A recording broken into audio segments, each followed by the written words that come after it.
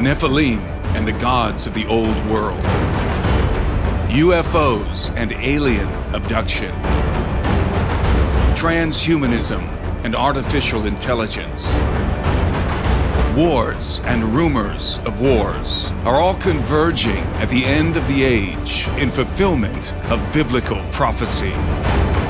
Join me and other engaging speakers in beautiful Bozeman, Montana for an epic event like no other. NephCon 2025. What began on Hermon ends at Armageddon.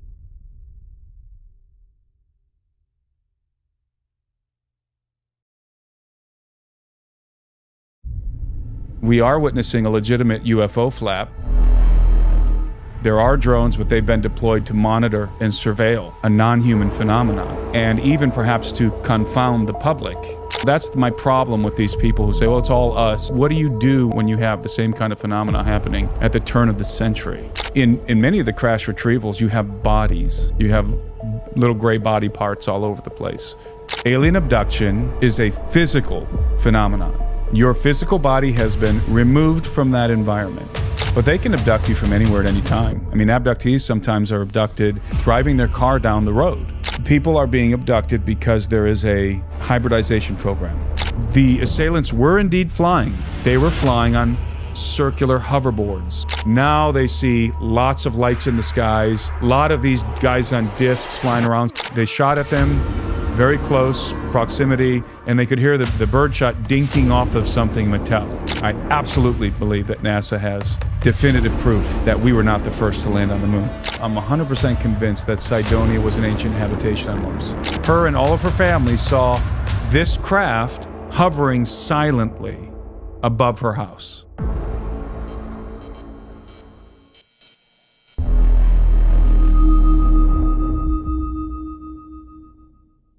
Talk to me about this New Jersey thing. Let's start there. Well, it's difficult to say anything conclusive about this drone situation because it's very confusing. There's a lot of information floating around on social media about it. Maybe by the time this podcast gets published, the whole thing will be resolved. Right. But as it stands today, nobody really knows what's going on. And in my mind, there's basically three alternatives, at least that I'm considering. And in the beginning of this phenomenon, whenever it started, 3 weeks ago, or a month ago, whatever it was, I was leaning in the direction that this was perhaps a foreign actor, an adversarial nation, probably China or Russia. If it was Iran, it would have been Iran backed by China, because Iran doesn't have the kind of technology that we're seeing deployed. I thought maybe these drones might have been carrying some kind of a payload, maybe even a nuke or pathogenic payload. You could, one of the dangers today in the modern warfare is drone swarms that can carry all manner of pathogens or nuclear devices, but especially pathogens. I mean, or dangerous chemical agents such as fentanyl, and aerosolized fentanyl over a city. I know that is a threat that Israel is currently deterring, this idea of a aerosolized fentanyl attack over a major city. I noticed that the drones appeared to have been and are probably still hovering over critical infrastructure, military installations, and other important strategic areas, such as Trump's property in New Jersey. It's kind of where it started, right? Yeah, I think. Well, certainly, they've definitely been hovering over Trump's property. Yeah, that was the first one I saw. In fact, Trump canceled a trip recently to his property, I believe in New Jersey, precisely because of the drone activity, and he's pretty upset about it, because there aren't any good answers right now.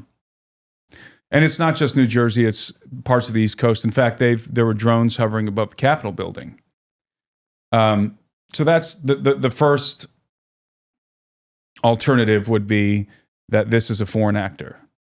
and that this is a threatening posture. We all remember the spy balloon situation that happened, I think it was last summer. And this kind of felt like that in the beginning. And the government, the Pentagon didn't take it down until it traversed the entire length of the country. And finally, they shot it down over the Atlantic Ocean. So even though they knew it was a Chinese spy balloon, they didn't take any action until days into the phenomenon. And that's what this felt like to me in the beginning. But I kind of have a different perspective now. That's still on the table. So the second alternative would be that these drones are ours. They belong to some agency within the United States government or its aerospace contractor partners. And this could be in response to a threat. And the threat could be some kind of a rogue nuke or dirty bomb that they know has entered the United States. They don't know where it is. It's somewhere on the East Coast. So they're deploying these drones to try and detect that device. I think that's very plausible. And that would explain why they're hovering over the critical infrastructure and Trump's properties, the Capitol building. Because if let's say that it's Iran, let's say Iran smuggled in a nuke, then they're gonna detonate it over something that they feel like is a strategic target. So that's one aspect of this alternative, but the other aspect would be perhaps we are witnessing a legitimate UFO flap, and the drones have been deployed. There are drones, but they've been deployed to monitor and surveil a non-human phenomenon, and even perhaps to confound the public in regard to that phenomenon. You can't stop. I always like to say that the government cannot control the UFO phenomenon. All they can do is attempt to control the narrative about it. So if you have a legitimate phenomenon, let's say maybe there was a lot of orbs in the sky above New Jersey, heightened UFO activity. If the government throws up a bunch of drones in the air, it confounds the situation. It conflates the situation. And then later on, they can come with the prosaic answer with some sort of a canned prosaic explanation for the phenomenon. That may be afoot as well. So it could be a combination of things here. And then the third alternative is just a legitimate UFO flap. That these are most of what we're seeing. Now, some of them are most certainly drones. That's for sure. In fact, there's been human-made drones. Yes. There is a particular drone, I can't remember what its designation is off the top of my head, that has been photographed during daylight hours. It's a Navy drone. It's large. It has rotors, but it also has the capacity to be fixed winged. The wings they fold in and out, and so it can take different configurations, and it can take a delta configuration, the wings. And when you look at this drone and the way that the rotors are positioned and the wings and the different positions that the wings can take, it really explains a lot of what people are seeing in regard to the lights. And this particular Navy drone is designed to be stable in very windy conditions. So it can change the configuration in mid-flight. And that's why some people have reported these drones look like the lights are changing, the shape is changing. Well, it is. This particular drone was literally designed to do that. It's been seen in the daytime now. So those drones are in play here, for sure. Whatever this phenomenon is, those drones are part of it. So we know there's drones, and they're human technology. At least some of this phenomenon, without question at this point, is us. It's conventional drone technology. Does that explain the whole phenomenon? I don't know. We may, and this is, again, the third alternative. Are we looking at a UFO flap where a lot of what people are seeing are legitimate UFOs? And are these UFOs engaging in something that ufologists have been aware of for a long time, the capacity that UFOs have to mimic conventional technology? Perhaps even with some kind of holographic projection, they can make it appear that what we're looking at is a drone when in reality it's something much more advanced. That has happened in the past. But I, at this point, am fairly convinced that what we're looking at is a surveillance operation being conducted by some agency within the government looking for a threat. They're looking for a rogue nuke, or they're looking for a dirty bomb. They know it's entered the country. They know it's on the East Coast. They don't know exactly where it is, and so they're surveilling the infrastructure and these strategic targets. That's what it feels like to me. I'm not 100% that that's the case. And who knows, again, when this podcast is released, maybe this whole thing will be resolved. I did hear, I didn't read the article, but I did glance at an article that some agency of the government announced that some nuclear material had been stolen from a container, a shipping container, something like that. I may have the details wrong. Again, I just glanced at it this morning. There it is, mystery as radioactive shipment goes missing in New Jersey amid drone invasion. I personally think that's a cover-up. I think that's a half-truth. I don't think they're looking for just a little bit of radioactive material. I think that they're looking for a nuke, a rogue nuke. That would be my assessment, because it seems excessive to be deploying all of these hundreds of drones, maybe thousands of drones all over the eastern seaboard and over the Capitol building just for a little piece of radioactive material. It feels like we're responding to a clear and present threat. Right. But again, who knows? I mean, who knows what it's going to turn out to be. When did that go missing? When did the nuclear material go missing? I think it was in the middle of the thing. So it wasn't at the beginning. Yeah, I don't really know, actually. I didn't read. I just glanced at the article. It says December 2nd? This sometime around December 2nd. So right at the beginning of this whole phenomenon. Yeah. But after the beginning. I mean, it started in November, like in the 25th of November. Yeah, I'm not exactly sure when it started, but and I think and we need to understand that there's hysteria at work now. Yeah. People go outside and every strange light in the sky they think is one of these drones. Right. A lot of people are just seeing airplanes. A lot of people are seeing helicopters. A lot of people are seeing just mundane aerial phenomena that they are attributing to this very specific drone situation. So social media is just ablaze with all kinds of theories and videos. And a lot of the videos that I've seen are not present. They're from years ago. Right. Or they're from China, where they're doing these. China does all kinds of stuff with drones all the time. And people are saying, well, this is happening all over the world. That's not necessarily true right now. I don't believe that this same phenomena that we're seeing in New Jersey and broadly speaking on the East Coast of the United States is happening in other places right now.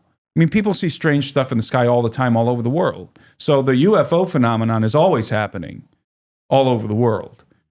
So I'm not sure it's accurate when people are claiming that, this is going on in other parts of the world concurrent with this very same phenomenon here in the United States. Right.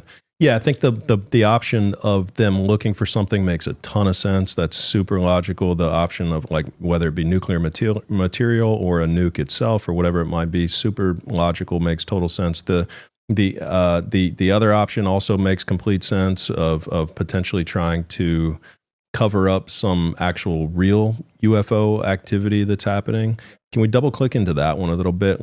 I'm curious to understand. So that's happened before. I think it's happened before. If you look at some of the reports about the Phoenix Lights, if you look at some of the reports about even the thing that was shot down last summer over Canada.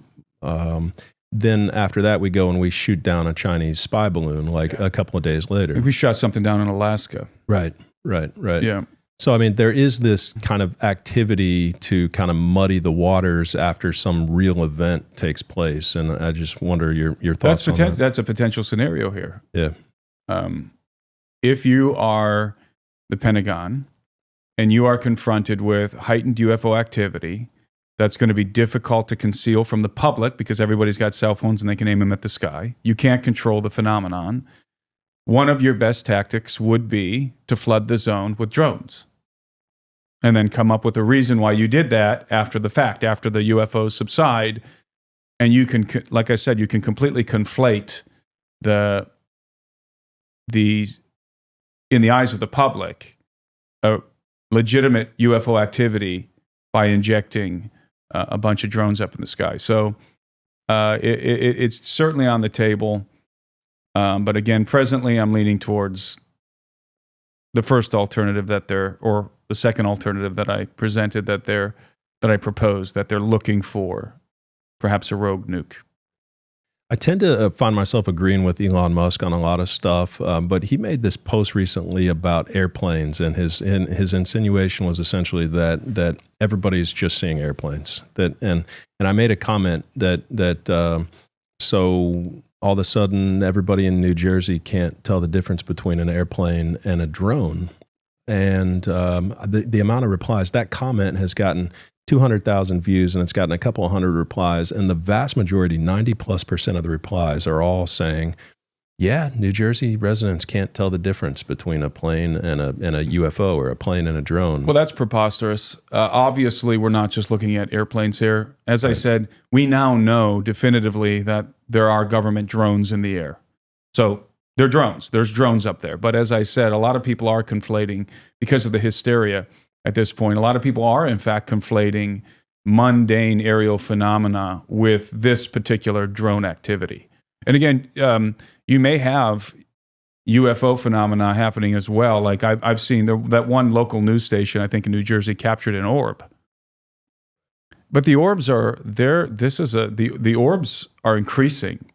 People are seeing orbs more and more. And I think the orbs, there's a faction of people out there who contend that we have orb technology. I personally don't think so. I think the orbs are reconnaissance for a non-human faction.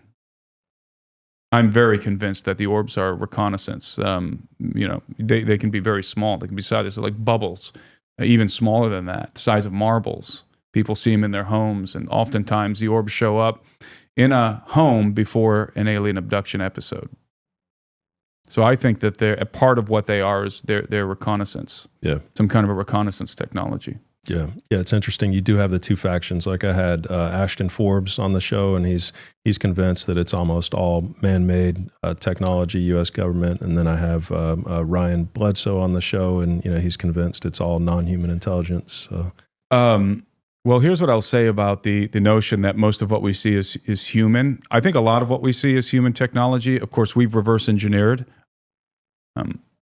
And I would say at this point that's conclusive. We have a legacy recover and reverse engineering program in which we recover alien technology and attempt to reverse engineer it. Now, how successful we've been in reverse engineering alien technology is up for debate.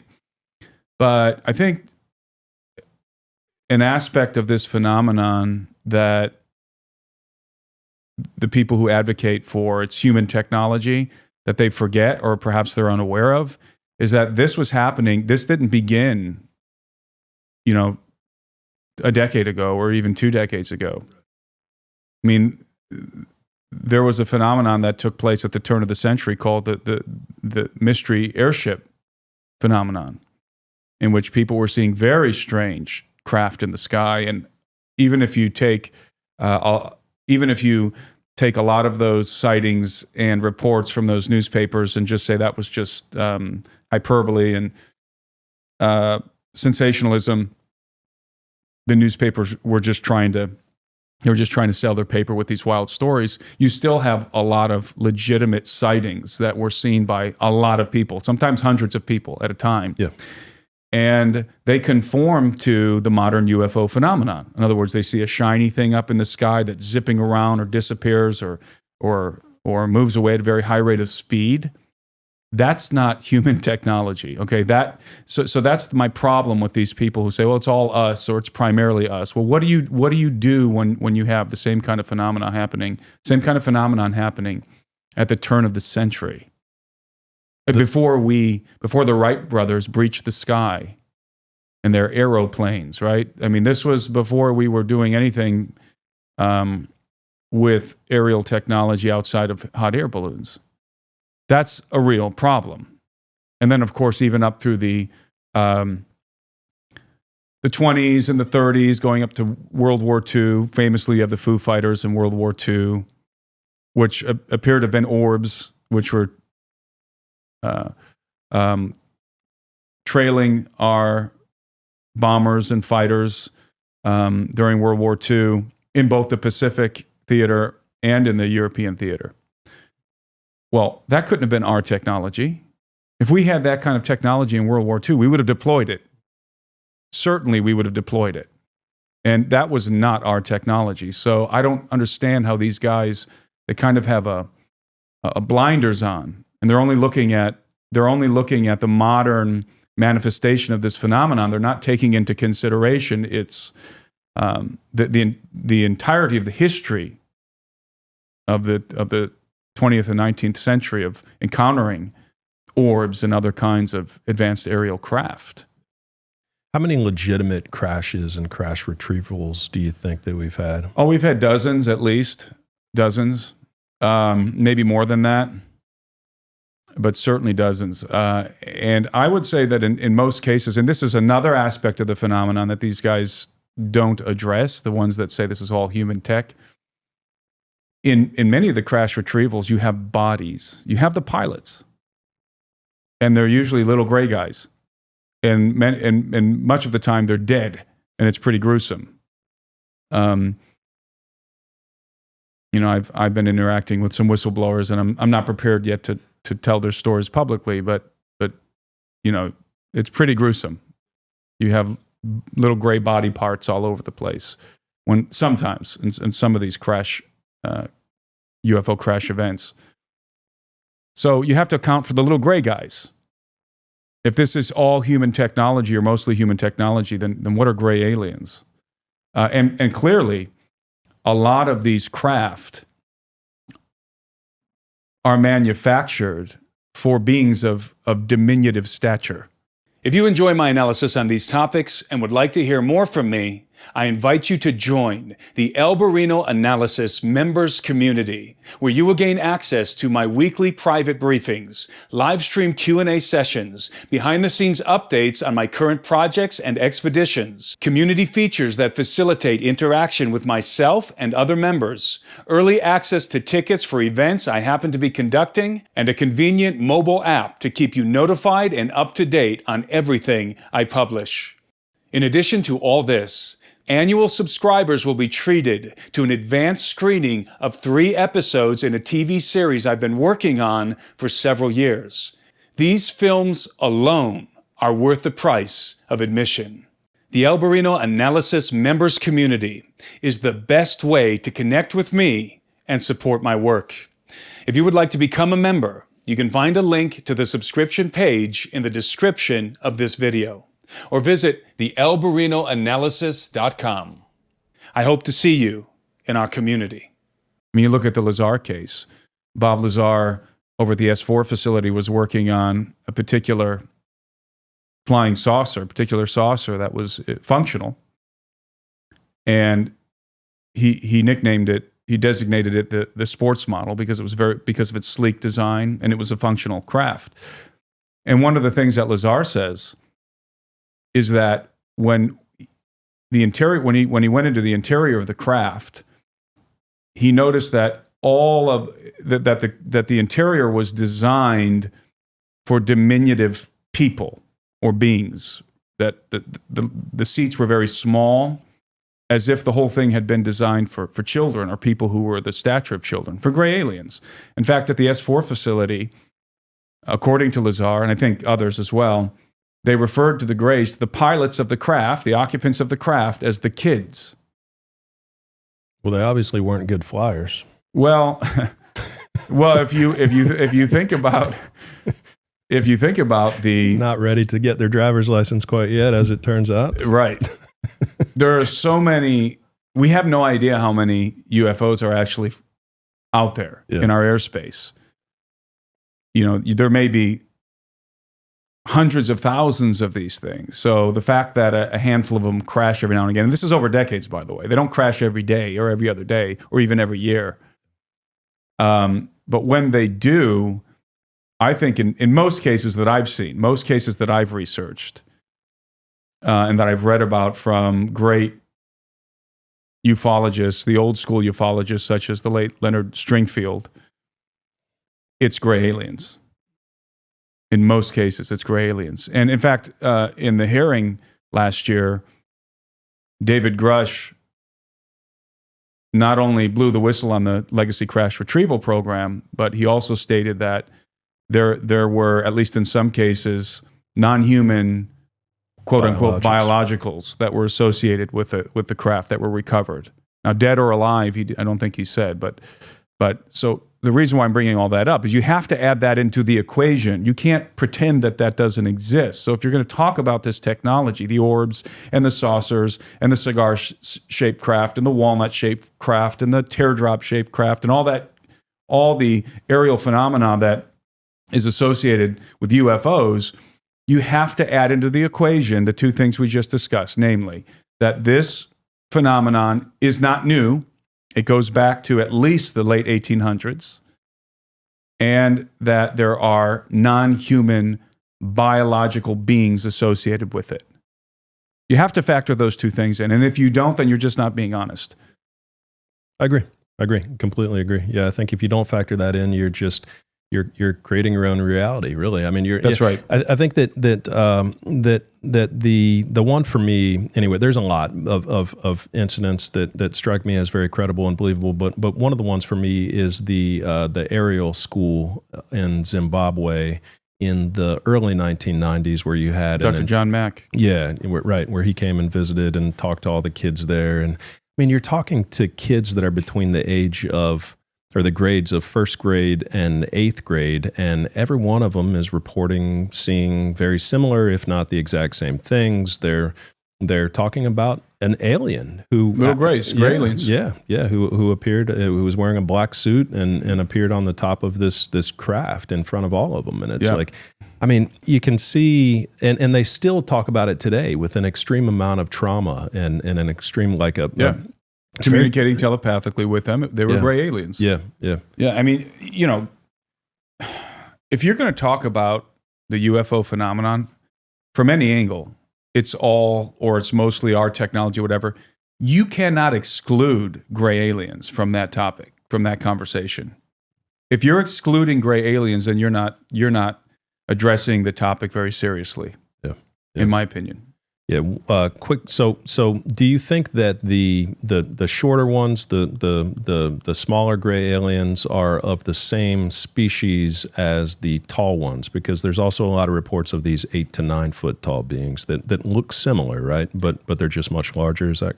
Well, when I say gray aliens, I'm specifically referring to the small 3 to 4.5 foot tall, typical grays, right, with the large bulbous heads and the jet black, almond-shaped eyes, the ones that are associated with the abduction phenomenon.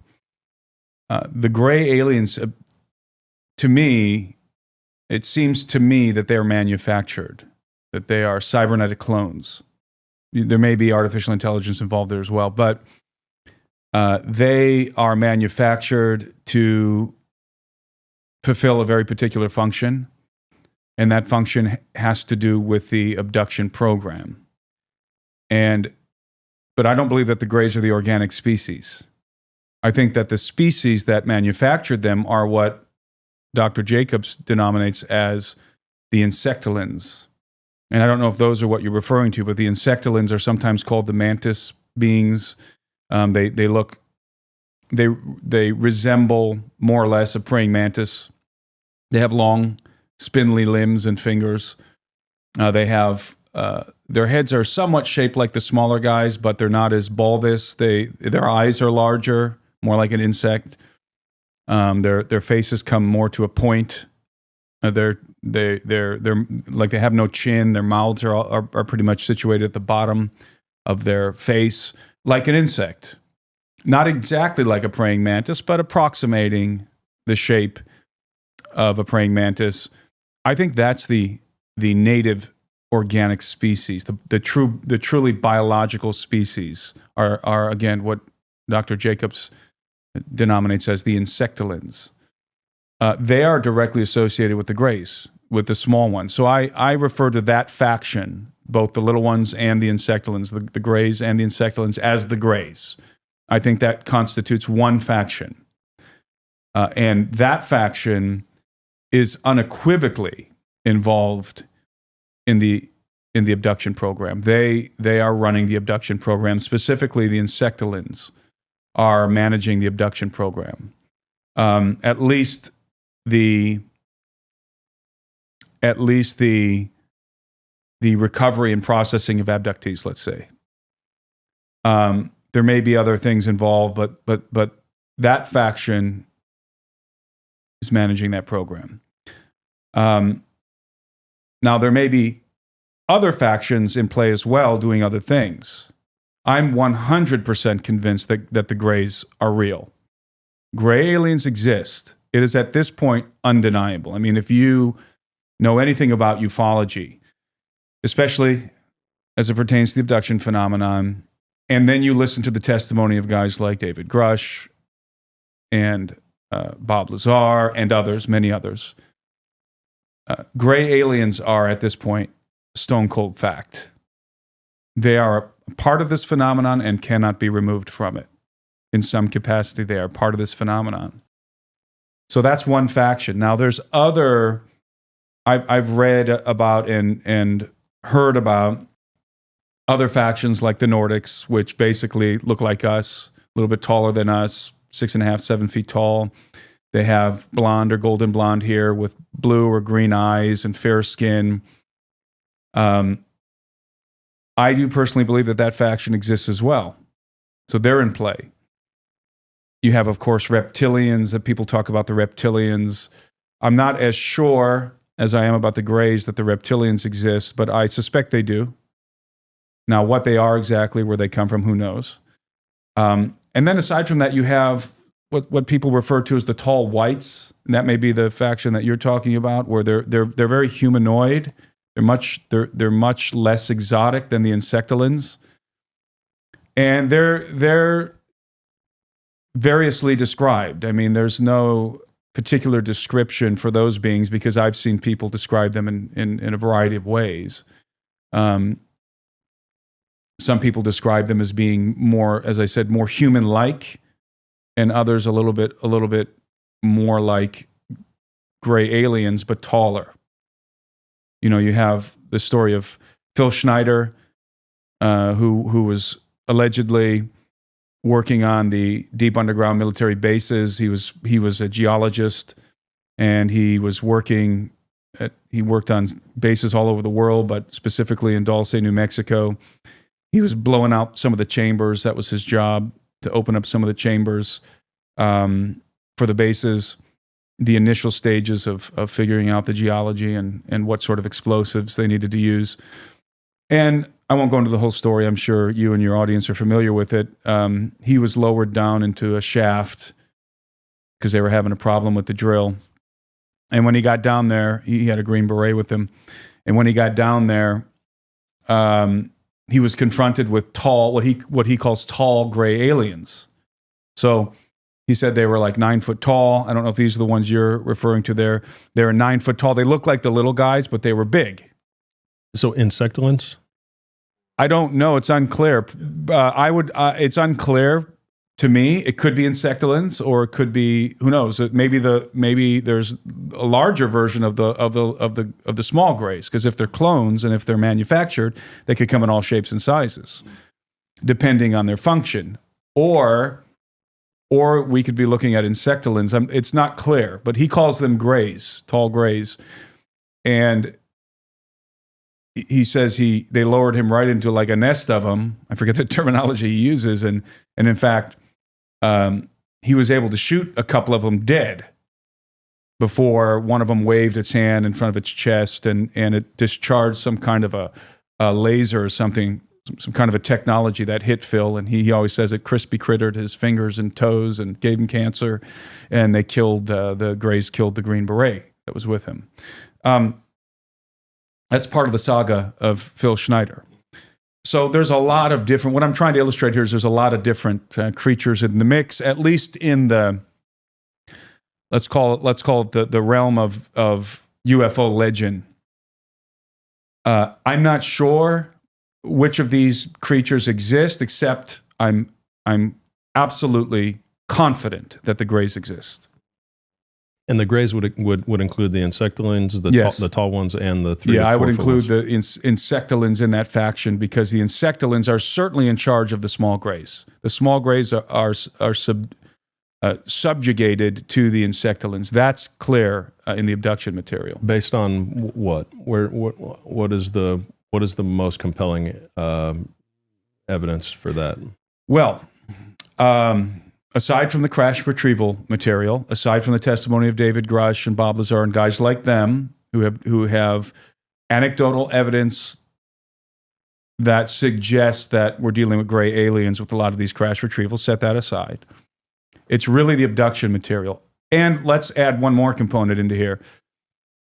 People have seen, there's a lot of testimony out there that's been accrued over decades by good ufologists where people have seen the craft land and gray aliens come out.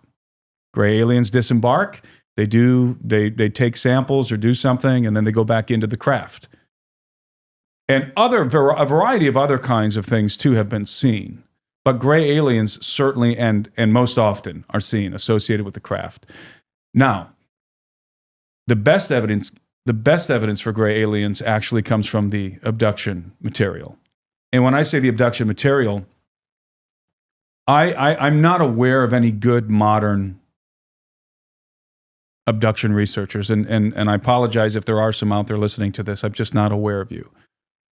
But I have studied the group that I believe has done the foundational work on abduction research. And I have a great deal of respect for these folks. Of course, we're talking about the late John Mack, who was involved in the Zimbabwe situation. John Mack was the head of the Department of Psychiatry at Harvard Medical School. Then you have Bud Hopkins, the late Bud Hopkins, who was a phenomenal field investigator. And then you have the late Carla Turner, Dr. Carla Turner, highly educated, and was also an excellent abduction researcher. She herself and her whole family were abductees. That's what drew her into into abduction research, because they were part of the phenomenon themselves. And then, of course, you have Dr. David Jacobs, who's still alive. He's the only one who's still alive from that group. And Jacobs, I think he probably has the most definitive material in regard to understanding the abduction phenomenon. Although all of the individuals I just named have contributed in their own ways. And when you read the abduction material, and so there's two things here. Read the abduction material from all those people and they all have a little bit of a different angle on it. John Mack was much more interested, being a psychiatrist, he was much more interested in the psychological aspects of the phenomenon. Whereas Bud Hopkins was very interested in doing field investigation and seeing if he could gather proof of the craft landing and so forth, and he did. He's one of the first guys to highlight the missing time phenomenon that's associated with abductees. Then you have Carla Turner, who was an abductee herself and was trying to figure out what was happening to her family. So that was her angle. And then you got David Jacobs, who was a trained historian. He was a historian, a professor of history at Temple University, a tenured professor. And he approached it from the perspective of a historian. So that's a very different group of highly educated people approaching the phenomenon from different angles. And all of them were basically gathering the same data. And you're talking about thousands, and between all of them, thousands of abductees who they worked with. And abductees from all walks of life, from all cultures, from all religious backgrounds, all over the world tell the same basic set of facts. They describe the same basic data points. And we're not talking about people who are inoculated with, UFO pop culture. Like today, we've seen so many UFOs in books and movies and TV shows. We're talking about going back into the 80s, 90s, 80s, and 70s, and even before that in some cases, where people on the other side of the world really were not yet inoculated with American pop culture in regard to UFOs. So people were having the same experiences.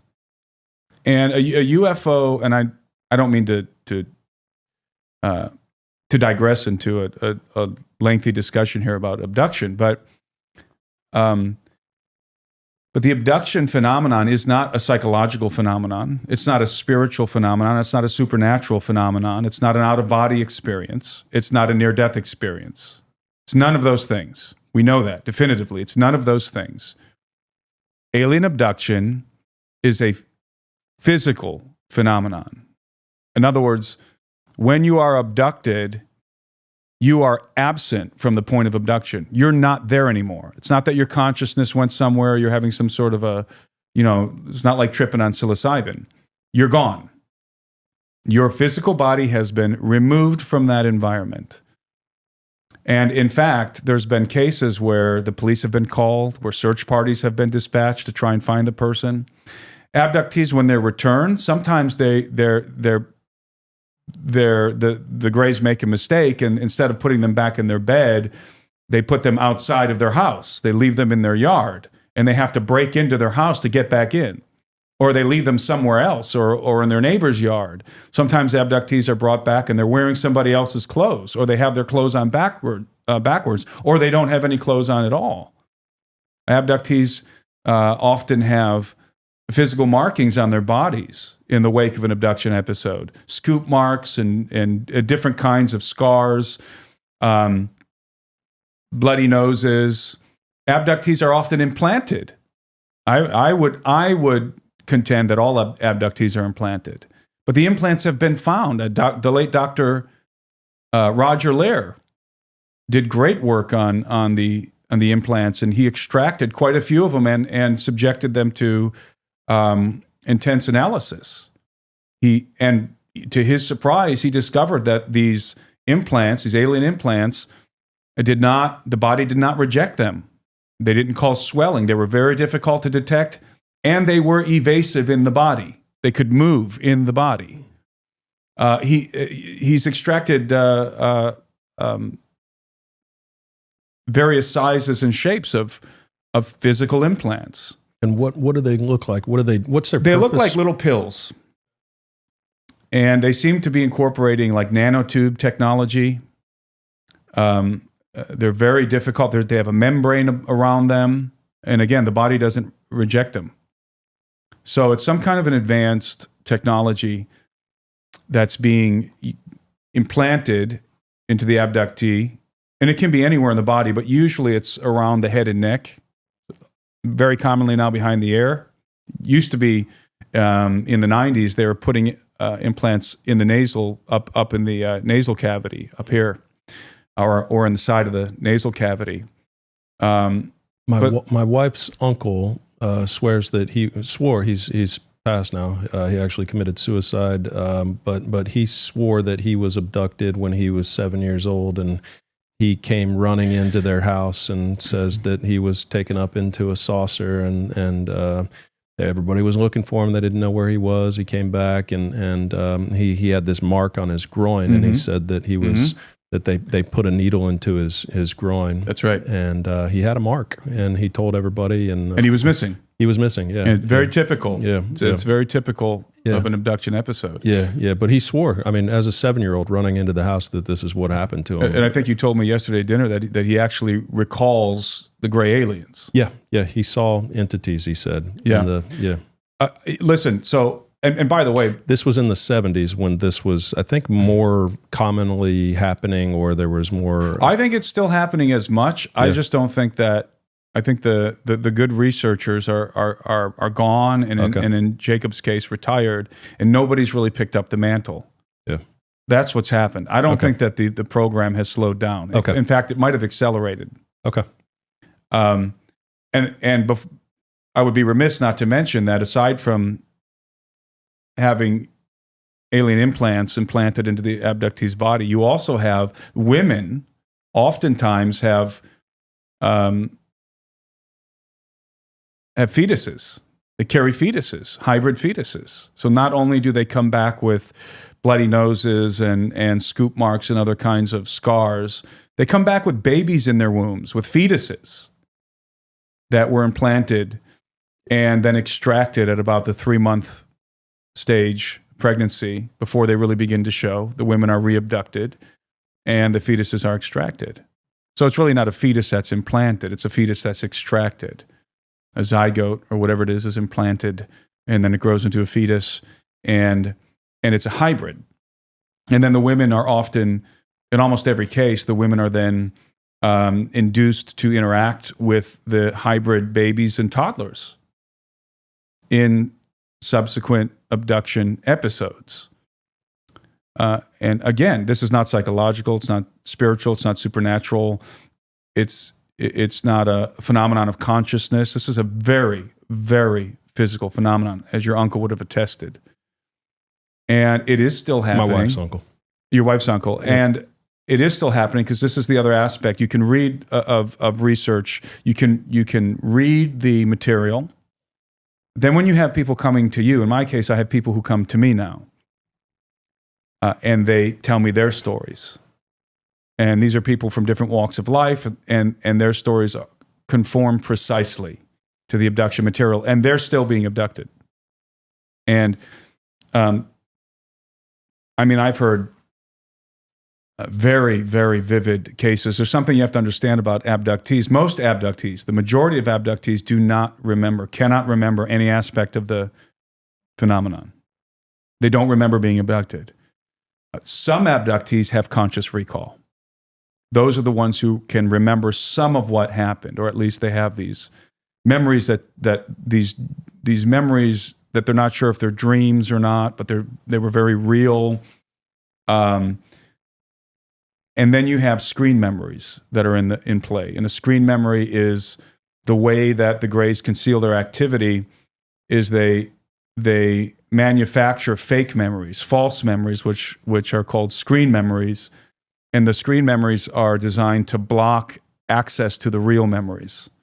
And a screen memory is a fabrication. And a screen memory is designed, it's based on your own psychological profile, your own background, your religious thought life. The screen memories can be anything. I mean, oftentimes screen memories involve it's been pretty common actually where an abductee will remember seeing an animal, either a deer or an owl or something like that. But the strange thing is that the owl would be communicating with them telepathically. And then they would feel like they were floating up through the ceiling or out through the window.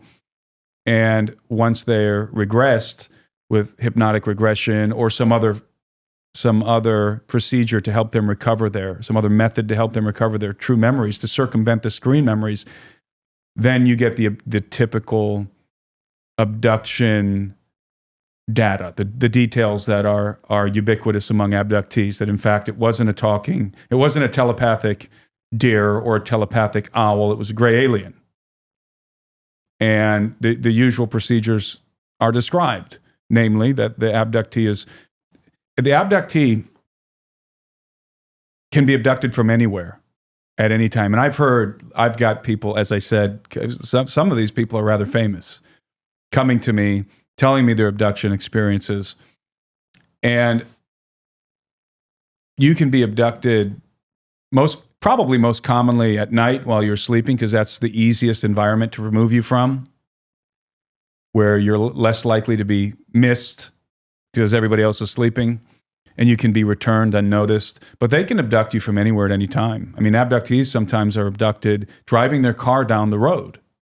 That's a fairly common situation. Abductees are taken as they're on road trips, but they can abduct you anywhere at any time.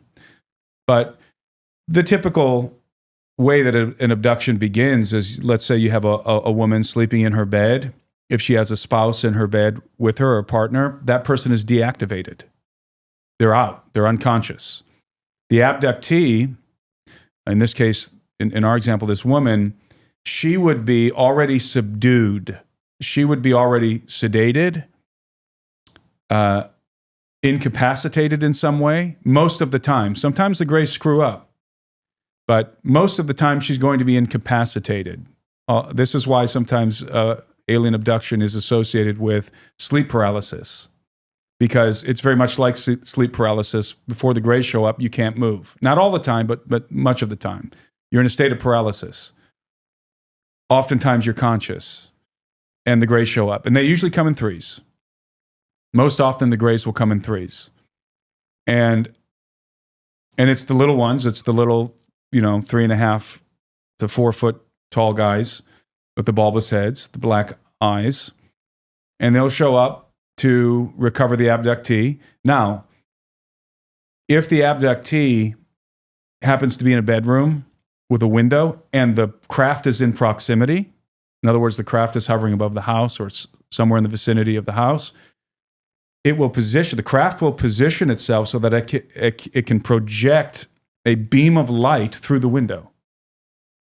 And it's usually described as like a bluish, shimmering beam of light. And when the craft does this, if it's positioned properly and in proximity to the house, it can beam the Greys into the house. And it can then extract the abductee through the beam of light, through the window. And they go right through a closed window if that beam is being projected into the room. Sometimes the Greys will come collect an abductee, and if there is no window, they will take either float the abductee through the house, and the abductee will be in a prone position, and they'll be floated through the house, or they'll walk the abductee holding their hand. That's why so many abductees have memories of like holding a little guy's hand, a little bald guy, walking around their house.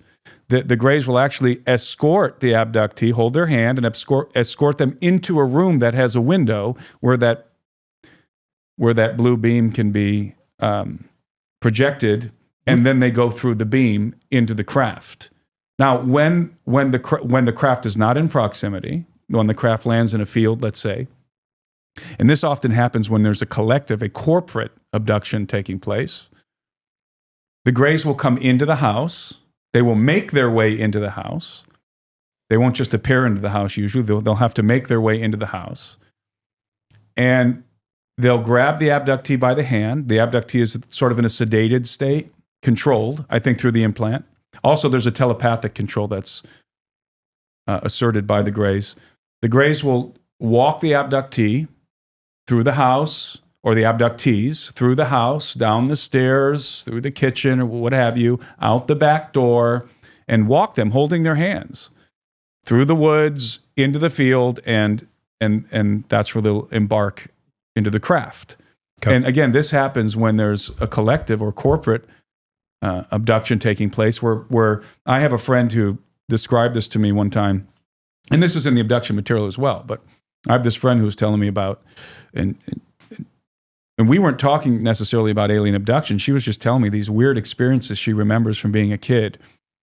And she remembers one time, she said she must have been around 5 years old, and she remembers a gray alien looking at her in the face and talking to her, like looking at her intently. His face was close to hers, and communicating telepathically with her, telling her it's okay, it's all right, you have to come with us. And he grabbed her by the hand and he started to walk her, I think, through her yard, and she looked over and she could see her neighbors being escorted by the Greys. And they were all going into the craft together. And all the abductees described the craft the same. Here's one very interesting thing, and Jacobs highlights this in his book, and I think they all do actually, this very particular detail. The abductees always describe the interior of the craft in the same way. There are no right angles inside of one of these craft. Everything is rounded. In fact, even the minor details are described the same. Being familiar with the abduction material, when I talk to an abductee who comes to me,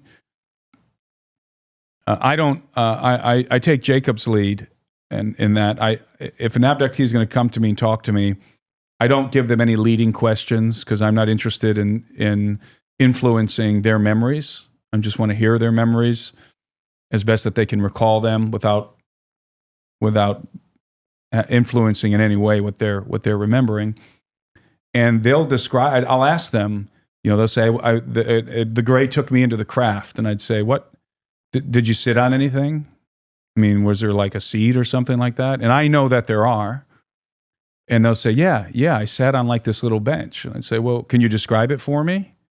And they always describe it in the same way. It wasn't like a chair. It was like a bench that was molded into the side of the craft. That one little detail is ubiquitous. Ubiquitous. And I'll ask them, they'll tell me often, then I was led into a room, they disrobed the abductee, like in this waiting room with the bench that's molded into the side of the craft. And then they'll be escorted into an examination room. And if you've read the abduction material, you can ask very interesting questions like, what was so you went into a room, well, what was the door like? And you're going to get the same kind of response from all abductees. Well, it was kind of weird because it was a door, but it was all round. There are no right angles.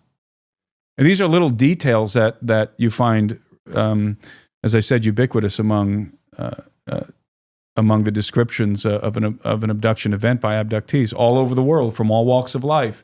And then, of course, all of the other details, they all conform. They may vary in particular aspects sometimes, and there are some outliers that don't show up as often, but the elements that show up often show up in almost every abductee. So anyway, I don't want to digress too much further down that path, but you asked me why I'm so confident with the gray aliens and where that comes from. Well, that's where it comes from. Primarily the abduction material, and then now abductees coming to me, telling me the same stories, and then you add in the crash retrieval testimony from guys like Bob Lazar and David Grush. And I think that at this point, we can say conclusively that gray aliens exist. Yeah. And I apologize for that long. No, it's good stuff. No, appreciate it. Circuitous path through abductions. Love it. And no, great detail there. And just a few questions of clarity, maybe just quick questions. Got some questions surrounding frequency, like how many abduction cases have you studied? You mean in regard to people who have come to me directly, or do you mean both? So both people that you've talked to directly and just like the material that you've looked at. Well, I've read some of John Mack's material. I've watched a lot of John Mack lectures and so forth. I've read everything that Bud Hopkins has written. I've read everything that Carla Turner has written. I've read everything that David Jacobs has written. So how many total would that? I have no idea. Each one of them, like Jacobs alone, I think, I'm pretty sure interviewed thousands of abductees. So did, or at least between him, at the very least between him and Hopkins, because they were colleagues. Okay. Interviewed thousands. I don't recall how many abductees Carla Turner interviewed, but certainly dozens, easily dozens, if not hundreds. And so collectively, Mack, Hopkins, Turner, and Jacobs have interviewed thousands of abductees. And then I've interviewed probably dozens, or at least a dozen different people. And I'm not out there looking for abductees. Yeah, they come to me. Right. And I'm not, I don't do hypnotic regression. I don't know how to do it. And by the way, neither did Dr. Jacobs. He didn't do hypnotic regression. He did what he describes as just a relaxation technique, really is not hypnosis. Carla Turner did do hypnotic regression. Hypnotic regression, it's not like hypnosis where you can be made to cluck like a chicken or something like that. You're fully aware of your environment. You're just in a very deeply relaxing state of mind. And it's very therapeutic for abductees. And the abduction researcher can learn to help the abductee get into that relaxed state. That's all it is. I mean, hypnotic regression is a little bit more than that, but not much. But I don't do that. People come to me and, I don't have them lay out on a couch and sit there and take notes. It's just casual conversations. And usually people don't come to me and say, I was abducted by aliens. They come to me and say, hey, I'd like to talk to you about this thing that happened to me when I was a kid. And then you find out it wasn't just happening when they were a kid. It was happening all through their life. In terms of the frequency, like, do you think that, like, how often do you think that they're taking place? Do you think it's like once a week? I mean, if these people have documented thousands in the abduction material, is this like a weekly thing, a daily thing, a monthly thing? What's the frequency? Abductees are abducted for the duration of their lives. Now, with varying frequency. So they can have periods of time where they're abducted quite a bit, and then periods of time where an abduction episode is a rarity. But they're abducted from the time that they're toddlers, at least, to the time that they're elderly. Most abductees, they'll be abducted hundreds, if not thousands of times, and only remember a handful of those episodes, or fragments of a handful of those episodes, because the Greys are very, very good at formulating those screen memories and hiding the memories deep into your subconscious. Okay. In fact, an abductee is internally dissuaded from accessing those memories. Most abductees are repulsed by anything that has to do with aliens. If there's a movie on with flying saucers, and they're repulsed by that. They have this internal inhibition that's sort of built into them, that's instilled in them by the Greys, that they're supposed to stay away from this topic. They're not supposed to talk about it. And even when they talk about it, they find it very difficult to talk about, not just because it's traumatizing, because it's trauma. They have what I call abduction, I call it post-traumatic abduction disorder. And it's a form of PTSD, but it's related directly to the abduction phenomenon. And they have this trauma that they've never really been able to identify. They're like a person who's experienced something very traumatizing, like people who've experienced a lot of death and violence in war, come back and they have a hard time processing what they saw, and they end up having post-traumatic stress. And abductees have the same thing, but they have no idea why. Right. And so it's very difficult for them to talk about it. There's a lot of emotions that go on, and that's why most abductees don't even attempt to remember. If they have little fragments of memories, they'd rather not. But I do find that abductees who remember and who walk through, like I've had a couple of experiences like this, I've helped them walk through their memories and recover some of their memories, and it is exceedingly liberating. It's like opening a valve, letting steam out, and it really helps them process the trauma. Why do you think people are being abducted? People are being abducted because there is a hybridization program. That's the answer. The Greys have been manufacturing hybrids, human-alien hybrids. And it's been an ongoing process, and Dr. Jacobs talks a lot about this in his latest book that he published some years ago, maybe I think back in 2012, I could be wrong. It was called Walking Among Us, and a series of books on the abduction phenomenon that he published.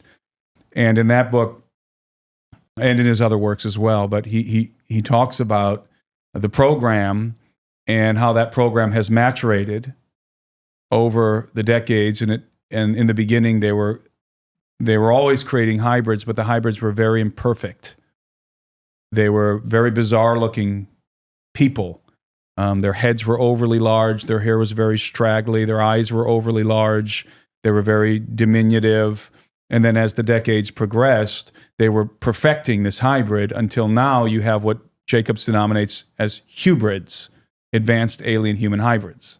And they are indistinguishable from us, except they're not fully human. They retain the extraordinary telepathic capabilities of the Greys. And they're very manipulative, and they can control a human perception. And according to Jacobs, and I absolutely believe him, they're walking among us now. And Jacobs' last assessment in his last book, again, which was written like a decade ago, he talked about how abductees were being assigned these hybrids and were having to teach them the rudimentary basics of civilian life, rudimentary procedures of civilian life, like how to interact with appliances in a house, what they're for, how to go to Walmart and shop and not look like a freak show, although you don't have to worry about that too much at Walmart. How to drive a car, how to do everyday things that we take for granted. According to Jacobs, this is what the hybrids were learning. How to interact in civilized society without drawing too much attention to yourself. So what's the ultimate goal of these advanced human-alien hybrids? Are they ultimately purposed to ascend the echelons of society in both the civilian and in the governmental realm? Are we looking at advanced human-alien hybrids who could one day become senators and generals and the president of the United States? Is that what the ultimate purpose is? I don't know, but I do believe, I concur with Jacob's assessment in regard to the end goal, the end game of the Greys. And he describes it as planetary acquisition. Planetary acquisition.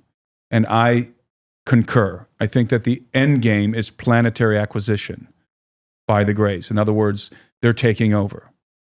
But they're doing it by stealth. This is a conquest of stealth, not of force. And everything that the Greys do is deceptive. Everything they do is deceptive. They are highly deceptive beings. And I think that ultimately they're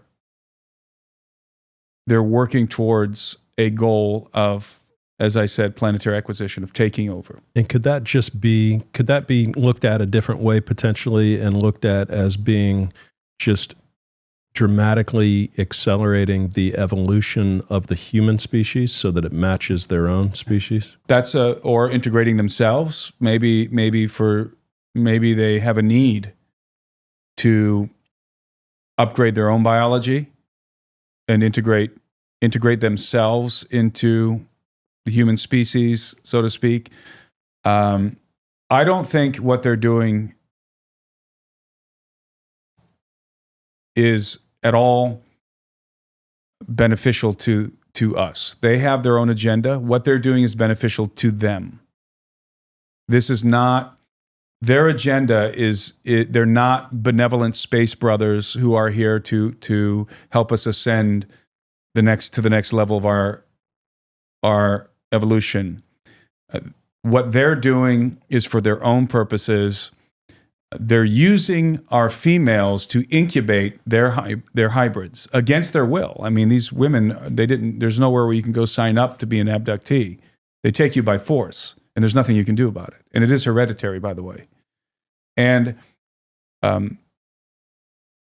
abductees that I've talked to wish that it wasn't happening to them. None of them are excited about this. This is not a positive factor in their lives. It's a very negative, dark thing in their lives that they would do anything to resolve this situation. In other words, to bring an end to it. So there's nothing beneficial about it to any abductee that I've ever talked to, and that's concurrent with the. That conforms to the abduction material as well. The abductees don't want to be abducted. It doesn't do anything positive for them in their life, and so it's hard for me to conceive of a situation in which the Greys are doing any of this for our benefit. But so if you're a gray, why play the long game? Like, why drag it out? If you could just wipe us out and just take over the earth tomorrow, right? Well, it's not just that they want the planet. They're integrating themselves into our species for whatever reason. I often liken the Greys to the Borg, but they're the antithesis of the Borg from Star Trek. The Borg are this cybernetic faction that travels around the universe and assimilates the civilizations that they encounter, forcibly assimilates this, whatever civilization they encounter, into their collective. Well, the gray aliens do the opposite. They forcibly assimilate themselves into your civilization, into your species, by creating hybrids and then integrating these hybrids into our culture. So what exactly they want, other than the general conclusion of planetary acquisition, I don't know. But it's clear to me that what they're doing is nefarious. That is clear. And I would say that these beings in general are nefarious. Okay. The Greys. So the cattle mutilation thing, how does that tie in? Is that because because that's our food source? This one's always like been interesting to me because it's like the 10,000 or 11,000 cases of cattle mutilation is my understanding, and we've never arrested one person for this. We've never found one suspect. There's never been, and the precision at which these animals are cut up and the blood is drained from them down to the last drop is just, I mean, it's very, very, this one has always been very, just very clear evidence that something's going on that we don't understand. Yeah, the cattle mutilation phenomenon is ongoing. For sure. Yeah. To this day. I mean, Yeah. I know people in Montana whose cattle are still being taken, and in Texas and all over the especially the western United States. I don't know why they're taking the cattle. I suspect it's the Greys. I don't know that for sure. I just suspect it's the Greys. I know what they're doing with the cattle. They're beaming them up onto the craft. They're, what's the word? Desanguinating them, I think is the word. They're removing all of the blood. They're taking, they're coring out different parts of the animals with great precision. So they'll core out the anus or the eyeballs or whatever. They'll make very precise cuts, and it's been determined by people who've looked at this forensically that they're so precise in the way that they mutilate these animals that they actually, in some cases, cut between the cells. So they have some kind of precision that's beyond anything we have in the medical field, at least. It's at the atomic level. Yeah. I mean, and so they suck the animal up, the cow up into the craft, they process it, drain all the blood, take the samples they want, and then they drop it. They literally drop it from the craft in some cases. And then the farmer or the cattleman will discover their cow drained of blood, and there'll be no sign of predation. In fact, animals will not eat on that corpse. right. They won't touch it. In all cattle mutilation cases, the animals don't go close to the corpse, Right.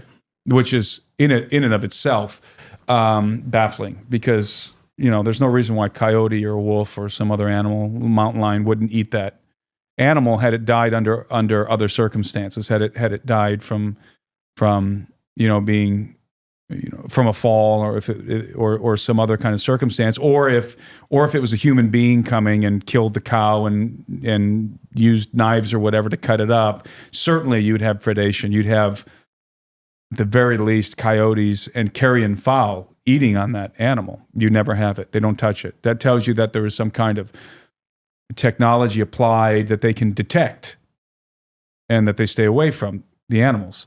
Now, what's really bizarre about the cattle mutilation phenomenon is that it happens often in a very short window of time. So I have a friend who told me he was out with his cattle and he walked away just for 10 minutes. He said it couldn't be more than 10 minutes. He came back, and the very cows that he had just been with, one of them was mutilated within the span of like 10 minutes. Wow. And people say, well, how can that happen? That's why people say it must be supernatural. It must be, well, something that I think people don't often think about when they're contemplating cattle mutilation is the technology involved. I believe that the craft, Bob Lazar's testimony, that the craft is using a matter-antimatter reaction to produce energy that they use to generate gravity waves. And so they can manipulate space-time with gravity waves. And if you manipulate space, you manipulate time.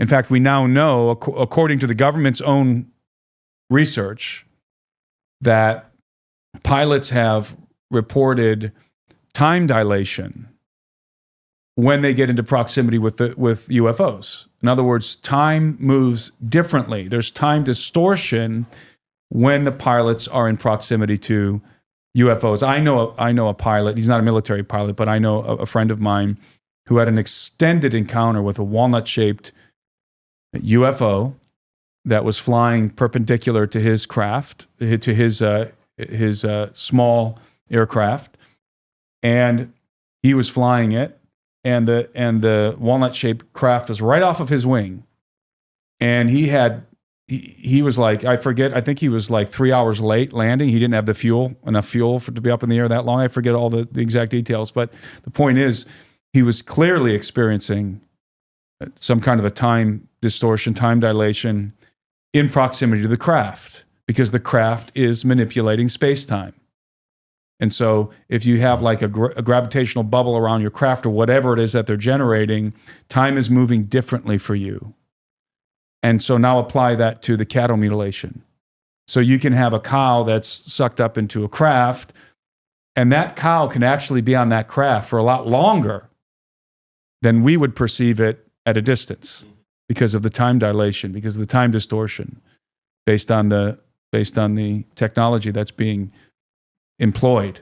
It's a way for them to extend their lives too. Then, that's certainly something that could be possible.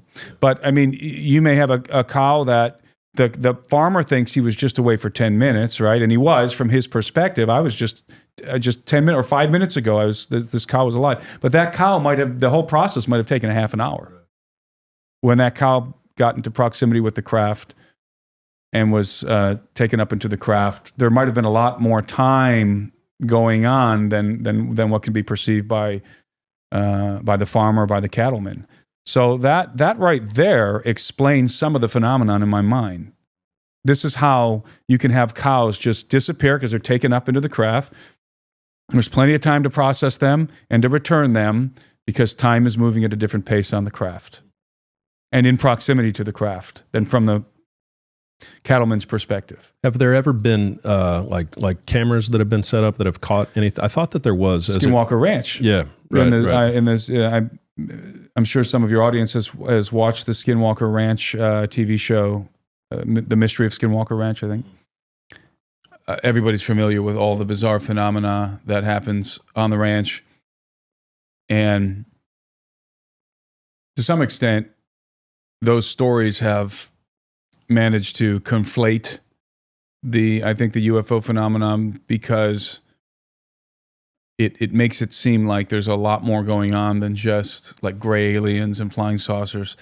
But I had an interesting conversation with Eric Bard.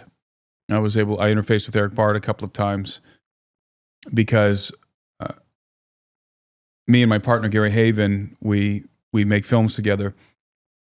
We have acquired a state-of-the-art ground-penetrating radar that operates off of a drone platform. And there was only when we purchased this unit, and it wasn't cheap, there was only a few of these things in existence. I think we had the third in existence. And this radar is very powerful. It can see 300 feet under the ground. There's a deep penetrating unit and a shallow penetrating unit. Deep penetrating radar, shallow penetrating radar. The deep penetrating radar can see 300 feet beneath the surface of the earth. The shallow penetrating radar can see about 20 feet, but at high resolution. So it's very powerful technology, and we use it to great effect in Peru. But I was talking to Eric about this technology and the possibility of going out there and deploying this technology on the ranch to help them in their research. Because you have the TV show, and then you have the off-screen research. You have the research that's done on the TV show, and then you have the research that's done off-screen that's always ongoing. And they have a really good team over there at Skinwalker. And Bard is the lead, Eric's the lead researcher and the lead investigator.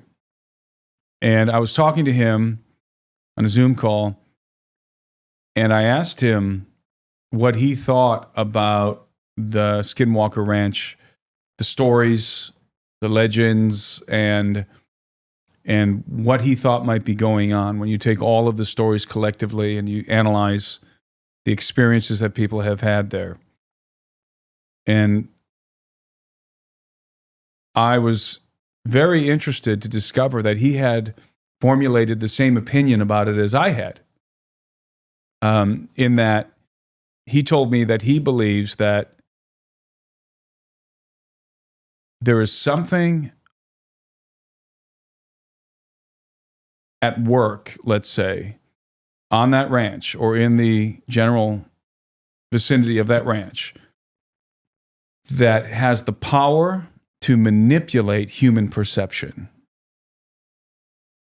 That's precisely what I had been thinking about for a long time in regard to the UFO phenomenon, but also even crossing over into the topic of Sasquatch. I had suspected that this phenomenon, to some extent, has the power to manipulate our own perception. In other words, the way that we see the world, not just philosophically speaking, but through our eyeballs, the way that we visually see the world.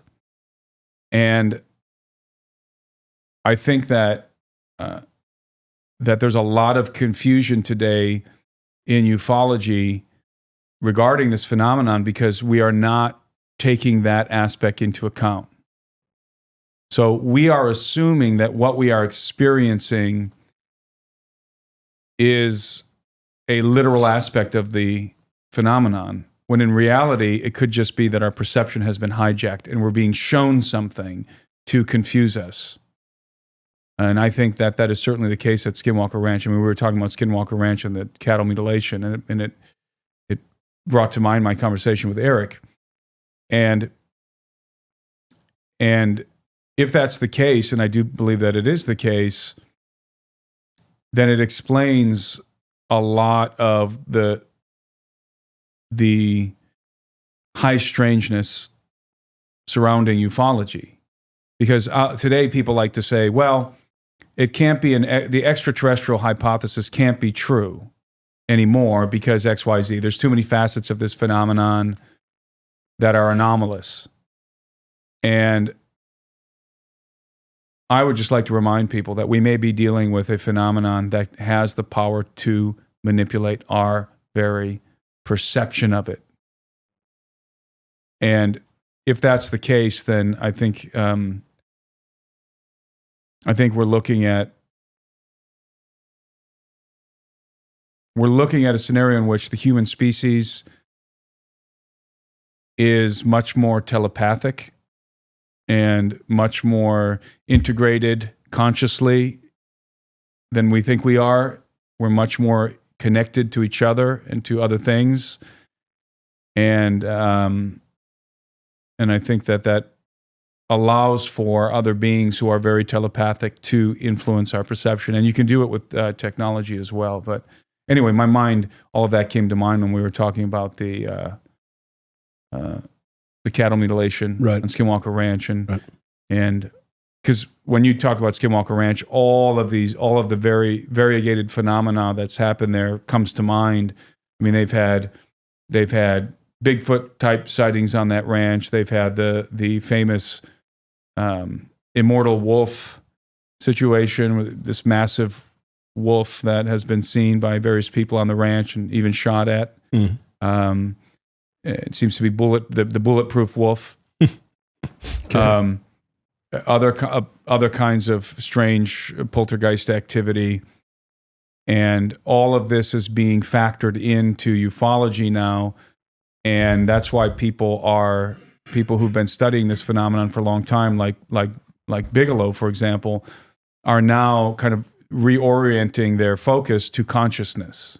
Mm-hmm. And to some extent, I think that's a good path. But at the same time, I feel like the deception is working, that we're being thrown off the trail. But I think that the old school ufologists were very much on track when they were thinking about physical beings in possession of exceedingly advanced technology, crash retrievals, and all of that kind of material that was very tangible and pragmatic. I feel like we've kind of gotten lost in the weeds today in ufology, and precisely because these beings are able to manipulate our perception of the phenomenon when we're in proximity to it. Mm-hmm. Yeah. Okay. Yeah. I don't know, for whatever that's worth. That's yeah, a thought I've been having. Yeah. No, it makes sense, and makes sense that they would be capable of that. Obviously. What about I want to go to Peru. You mentioned Peru. You spent 10 years in Peru, and I want to get to the ground penetrating radar and what you're able to see with that. But before we go there, maybe the disclosure movement, and actually the kind of the congressional hearings, and like that topic. What's your take on the congressional hearings and like what we've been able to accomplish? Where, like, what's going on there, and where's that going? Well, I think that the congressional hearings are a step in the right direction. The first one was more explosive than the second one. David Grush's testimony, the ramifications of his testimony were resonated much more profoundly, I think, not only in among UFO researchers, but in among the general public. This last one that we had, I think Elizondo had a lot to say, and I think he wanted to say a lot more than he did say, because he was asked some good questions, but I think there was he was waiting to be asked certain questions that he wasn't asked, so that he could divulge some more information. You trust Elizondo? I do. I trust Lou Elizondo. I don't know him, but see, I really trust David Grush. Again, I don't know Grush personally, but everything that he and Elizondo have been saying conforms perfectly to what ufologists have known for a long time. They're not saying anything that is contradictory to the material that I referenced earlier, that good research accrued over decades by competent ufologists, such as the late Leonard Stringfield, as it pertains to crash retrievals, for example. And everything they say, I think, just confirms, rather than contradicts, confirms what we've known. And why would I think that Lou Elizondo is some kind of a disinfo agent if he is confirming the reality of crash retrievals? If he's confirming the reality of these legacy programs, why would the government want us to believe, want the public to be aware of, to be thinking about legacy crash retrieval programs, reverse engineered technology? It doesn't seem logical to me. I mean, if he's so many people say they don't trust Lou Elizondo, he's a disinfo agent. Well, what's the disinformation that hasn't been forthcoming from anyone when I ask that question? What is the disinformation? What is it that he is saying that is misleading? Now, I know the answer to that question from a particular faction. If you would ask Dr. Stephen Greer that question, I think I know how he would respond. His response would be something along the lines of, the disinformation is that the aliens present a threat. That's the disinformation. I disagree. I think the aliens absolutely do present a threat. There is an alien threat. I just described it. The abduction program is a threat. Whatever the Greys are doing is a threat. And there's a contention that abductions are, just our military or something like that. That's preposterous on its face. If you know anything about the abduction, as we talked about already, the abduction procedures and the material, the abduction research material, it's preposterous to propose that the government is responsible or some other shadowy agency out there is responsible for all alien abduction. It's absolutely preposterous. Although there is a such thing as my labs, military abductions. Those do happen and were happening and do happen concurrent with alien abduction. However, the only disinfo, so getting back to the Elizondo, the only disinfo campaign that I suppose one could conceive of is precisely what I said. The aliens are a threat. Which, if that's disinformation, then that would mean that the reality is that the aliens are not a threat. And I don't believe that at all. I believe that, as I said, for sure the Greys are a threat, a real threat. I don't believe that the government wants the public to be talking about crash retrievals in alien bodies. I think that's the last thing they want us to be talking about. They're perfectly fine with us talking about mysterious lights in the sky. They're perfectly fine saying there are cases that they've not been able to resolve, and there's things that are still mysterious to them. None of that bothers the Pentagon. But when you start talking about reverse engineered alien technology, when you start talking about the actual biological creatures that have been recovered, dead or alive, that's not a conversation that the Pentagon wants to be having, certainly themselves. David Grush was threatened. There was a very aggressive attempt to silence him in the background. I know that for sure. I know of at least one member of Congress who was threatened in no uncertain terms, and he's at the center of this whole thing. I know that Bob Lazar was certainly threatened, and he had a whole, if you read his book, his phenomenal book, Dreamland, you see everything that he went through. And anybody who comes forward with a credible testimony as it pertains, not to lights in the sky, not to a strange object, that's all fine, as it pertains to a crash retrieval program, those guys get threatened. So that's the narrative that the government doesn't want us talking about. When we say the government, we're talking about the Pentagon, the Department of Defense. We're talking about the Pentagon, generally speaking, the Department of Defense, generally speaking. But people talk about the deep state. I refer to the dumb state. Okay. And when I talk about the dumb state, of course, it's play on words, but I'm referring to the deep underground military bases, because as you know, that's where a lot of this stuff is. That's where a lot of the reverse engineering is underway, where a lot of these black projects reside, is it precisely in these underground military installations that are spread out all over the United States, especially in the West, the desert Southwest, most prominently. And so I call it the dumb state, because this is really almost a para-governmental organization. And this is the struggle that Congress has right now. And I interface with a couple of the congressmen, with one of them in particular routinely, who's on the UAP committee and is a member of the UAP caucus. And their frustration, in fact, I did an interview with Congressman, I had a discussion on my YouTube channel with Congressman Eric Burleson and Tim Burchett the other week. And their frustration, part of the motivation here by these guys, and not just them, but also Nancy Mace and Anna Paulina Luna and the other congressmen who are very serious about this topic. The frustration is that they know that there's an element of the government that can almost be described as rogue. They're purposely, intentionally circumventing oversight by Congress. Yeah, it's illegal. It's completely illegal. Totally illegal. And in other words, if you're circumventing Congress, you're circumventing the will of the American people. Right. you are, in that sense, you're a rogue element of the government. And this faction is very powerful. I often talk about this with my colleague Richard Dolan, who's a good friend of mine and a ufologist who I have a great deal of respect for. And Richard refers to this as a factional war, and I absolutely agree with him that you have two different factions. You have what he calls a disclosure faction, and then you have a secrecy faction.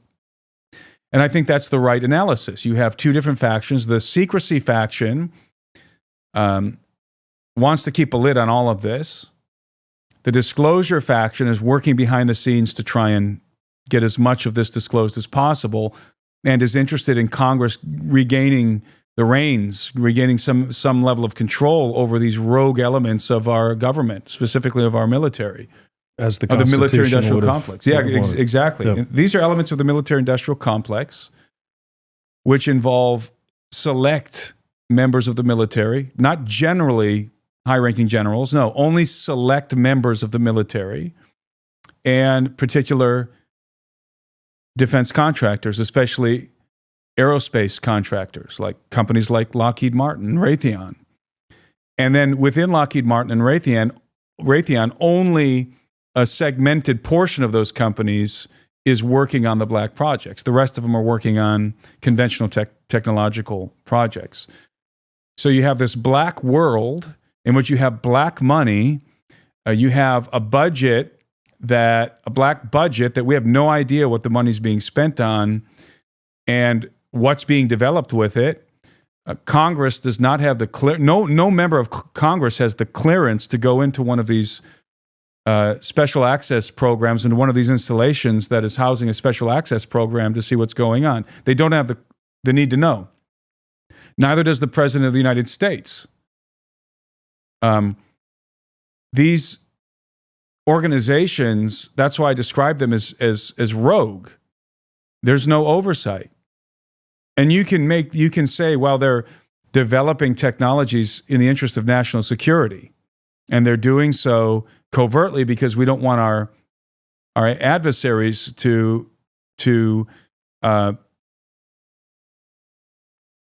know what we are, our capabilities, the full extent of our capabilities, or to steal the technology. Okay, that's fine, but I'm less worried about China and more worried about a rogue aspect of our military or our government, the dumb state, because they're using our money and we have no idea what they're doing with it. And they have other sources of money, by the way, that are very nefarious. And this involves, by the way, this community. It involves elements of the intelligence community. It involves elements of the various branches of the military. And it certainly involves, as I said, aerospace contractors, elements of Lockheed Martin, elements of Raytheon, and the others. Elements of Boeing are involved in this black community, in this black world community. And this is very troubling to the congressmen. They're very troubled by this because, again, if there's no oversight, then any kind of nefarious activity could be happening. Especially if, who knows what they're doing in these deep underground military bases. They could they're pretty much out of the jurisdiction of the United States at that point. They are, because nobody has access. It's so compartmentalized. There's probably not many people who have the full understanding, the full aerial perspective of everything that's being developed. There may even only be a handful of people in the United States who have a handle on everything that's being developed and all the pieces that are moving. That's kind of a scary scenario. And who is that? Who are those people? Those, you might think of them as the Majestic 12, MJ-12. I believe that organization existed, and likely some derivative of that organization still exists. Some iteration of Majestic 12 still exists today. I do believe that there was a committee put together that incorporated members of the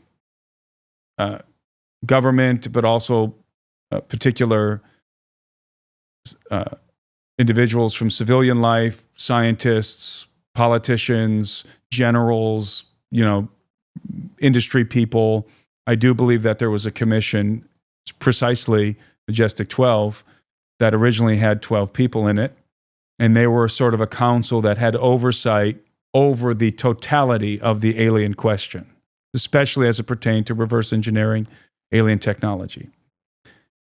I'm quite convinced that a body, at least some kind of iteration of MJ12 existed and exists today. But who knows? I mean, who knows what has been developed in secret and what they've done with that technology? And this, well, I don't know if we want to go there yet, but this sort of propels us into the face peeler stuff. Well, how many, how do we get past where we are today, stuck at this point where we're losing all this money, and it's our money, it's taxpayer money that's going to these black budget projects that there's no oversight for, that it's going to Lockheed Martin, it's going to Raytheon. Is it going to be fixed through this process of these congressional hearings? Is this the first step, or does there need to be another approach by the American people to get this thing fixed? And well, one of the issues was I had the opportunity to disclosure, I guess. How does disclosure happen? Well, I've had the opportunity to interface, as I said, with some of these congressmen, and one of the things that I suggested to them last year was that they need to draft legislation that protects whistleblowers. It has to be official legislation. Whistleblowers have, and specifically targeting whistleblowers from these aerospace contracting companies. Targeting those guys, drafting legislation that protects their pensions, that protects their lives and the lives of their extended family. Legislation that has teeth. There has to be some sort of an agency that takes charge of this, almost like a witness protection program. But the witnesses would be known because they would come forth with testimonies. That would be the difference. But an organization, a governmental organization that's well-funded, that creates an environment where whistleblowers feel like they're not going to ruin their lives or die, or which is one of the main concerns for these guys, is they don't want to cause any problems for their children. Yeah, sure. Or for their spouses should they be killed or die, and then all of this trouble comes down on their family because they spilled the beans, they blew the whistle. That's one of the major factors here. And so if you have an apparatus in place that assures that there's going to be protection for the family and for the pension, so that the person doesn't lose their livelihood, we will see more whistleblowers. In fact, I think the floodgates will open. And then this year, to his credit, Tim Burchett drafted such legislation, and it's phenomenal legislation. And he submitted it to Congress. And we don't know yet if it's going to be passed, but if it is passed, and let's all hope it gets passed, because if it gets passed, it's very robust, very well crafted. It's going to open the floodgates. And that's what we need. We need individuals who have had hands on the technology inside of the aerospace companies. I think that is right where we are in this process. We don't, I mean, I'm thankful for Graves and his testimony, and I'm thankful for Fravor, the guy who trapped the Tic Tac UFO. Yep. Tic Tac. That's the Tic Tac UFO, the Nimitz incident. Those guys, their testimony adds weight, but if we just get more pilots who said, yeah, I saw anomalous stuff in the sky, then we're not going anywhere. Right. We're not going anywhere. Right. We need more whistleblowers from the intelligence community, but primarily, we need whistleblowers from the aerospace companies. Yes, I worked on this aspect of the project. Yes, I saw the bodies. Yes, I can confirm that this technology was derived from XYZ, from this particular crash. right? That's the kind of material we need now. And if we don't get that, if we just continue to get secondary witness testimony, then the public is going to lose interest. And there's something else that I'm wary of right now. I'm very suspicious of something that's happening right now. I am beginning to suspect that some element of the Pentagon has been planning has been formulating a very carefully crafted narrative for a long time. What do I mean? Back in 2017, when all of this really began with that New York Times article and the Nimitz incident footage and all of that was it Braver and the Go Fest. Yeah, I want to say, is it, I know Blumenthal and Leslie. Oh, Leslie Neal. I forget her last name. I apologize to her. But those excellent journalists at the New York Times, they broke that story. I'm sure her name will pop into my head. But the New York Times, when they broke that story in 2017, it ignited a firestorm of congressional interest, which is almost unprecedented. Leslie Keane, that's right. And that's why we got the hearings. And what happened was they featured the Tic Tac video, and then the Pentagon came along, and I believe it was the Pentagon who released a couple of other videos, or a couple of other videos were leaked. I don't recall the details right now, but either the Pentagon released the videos or the videos were leaked subsequent to the Tic Tac video. And there were basically 3 videos floating out there that were leaked that the Pentagon confirmed were real videos. That's what they confirmed, that these videos are authentic. They didn't say exactly what they depicted, but they said they were authentic. And those 3 videos were the Tic Tac, which was the Nimitz incident, the gimbal incident, which was like the thing that looks like a flying saucer on its side, flying, by the way, in exactly the mode that Bob Lazar describes, right. And then the Go Fast incident, right? So now I'm beginning to suspect. And then what did they do? Then what did the Pentagon do? Then the Pentagon, it either knew these videos it knew that the Nimitz incident was going to get leaked. So rather than try and stop it, I think they did something much more crafty. I think that they implanted into the mix a video that they knew that they could debunk later on. So let's say you have a couple of real videos that depict legitimate UFO activity, namely Nimitz and gimbal. So the Pentagon perhaps inserted another video that they knew they would debunk. And which one was that? Go Fast.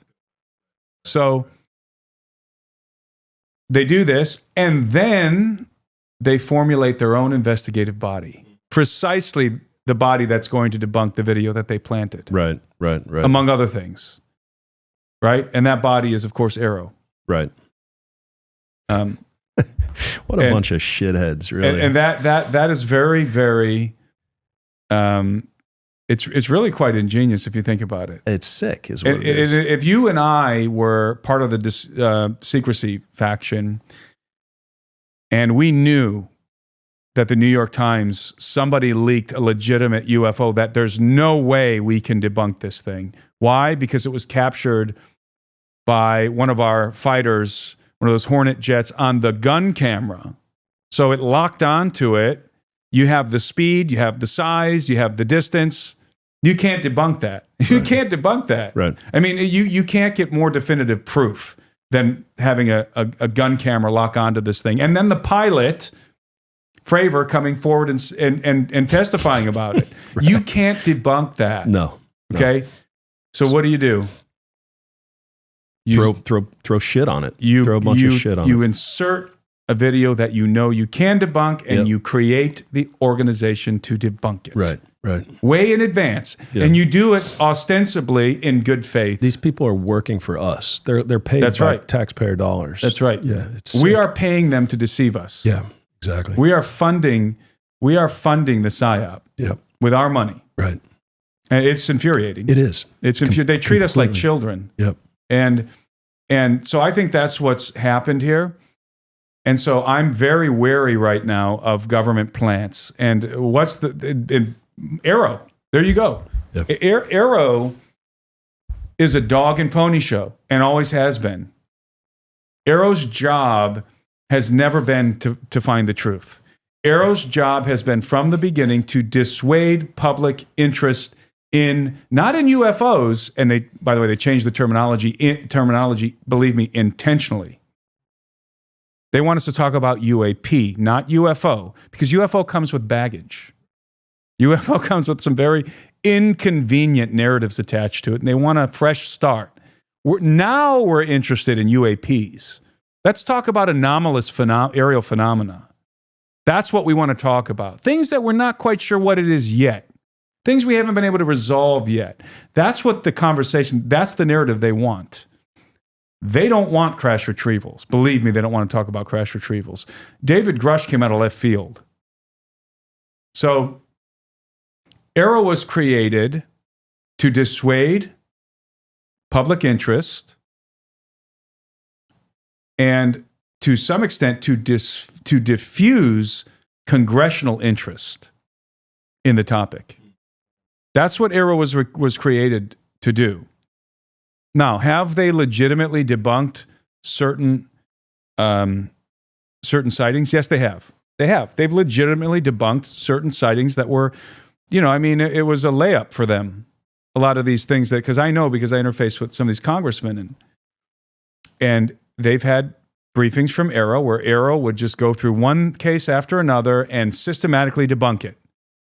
But they were all layups.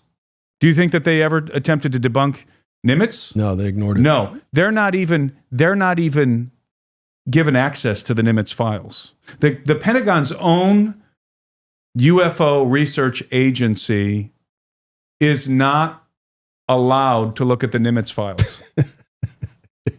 It's crazy. But they debunked Go Fast. So and that's what they were created to do, to debunk Go Fast and to debunk other UFO sightings. And so I think that there's ufologists out there who are being given, who have sources, who are being fed videos of alleged UFOs, and and unbeknownst to them, they're being given sightings so that they can publicize them, so that Aero can come and debunk them and make them look stupid, and make the congressmen who take them seriously look stupid, and make the public feel stupid.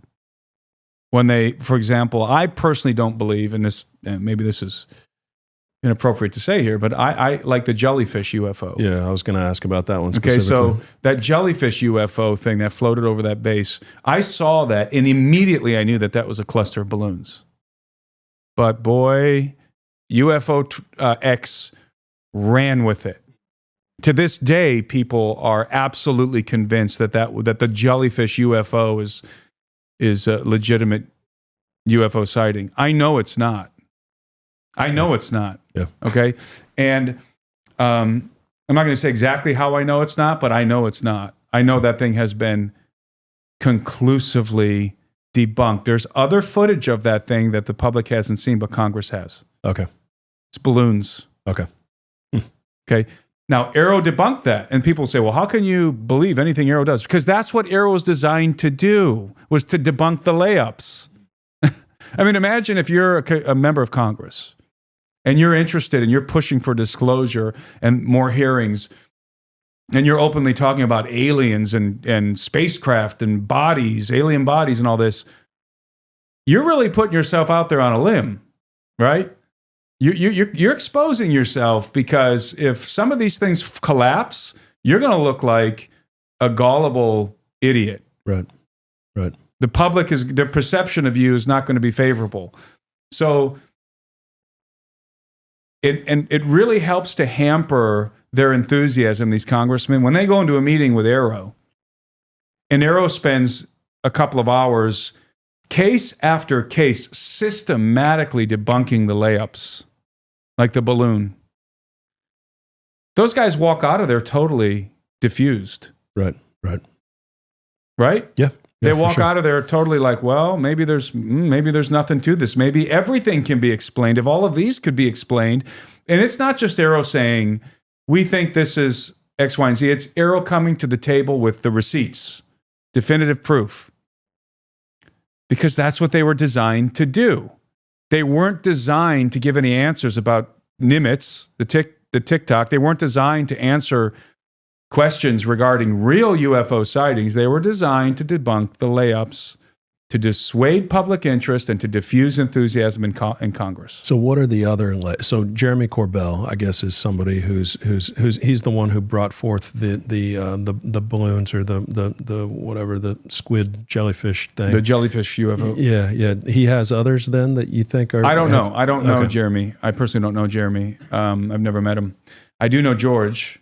I've met George and I've interfaced with George, and I have a very high degree of respect for George. Yeah, Knapp. me too. George Knapp is the man. I mean, that guy is... we wouldn't know about Bob Lazar, probably. Exactly. He's one of those old school ufologists that I refer to, the guys I trust. I trust George. Now, George isn't going to get everything right. I don't get nobody gets everything right. We all get caught. Yeah. I mean, they're very sophisticated. So he's working. I just watched his new documentary that just came out, and I forget what it's called, but I think it's on It is on Netflix. Yeah. And he's working with this guy that he brought in, who's an ex-CIA guy. It's like this young guy, and it's just another person that's deeply rooted in the CIA that's come out that he's like partnering with, and it's like, yeah, I don't know that guy. I'm sure if that is that, and I'm not sure if that was George's decision or Netflix's decision. I mean, I heard George talking about the show, and he didn't really have a whole lot of influence on the direction of the show and all that. He had some input, but not as much as he would have liked to have. So that makes sense. I absolutely respect George. I don't know what George thinks about the jellyfish UFO today. I don't know if he still thinks it's legitimate or not. But I have the utmost respect for George. I think George is a phenomenal researcher. Agree.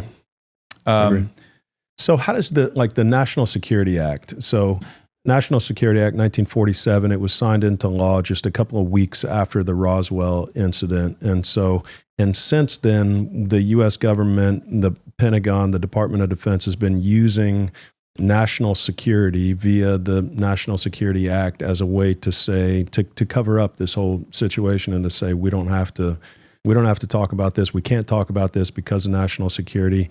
I mean, I just find it so coincidental that the National Security Act was created within such a short period of time after the Roswell thing and a crash a couple of years prior to that.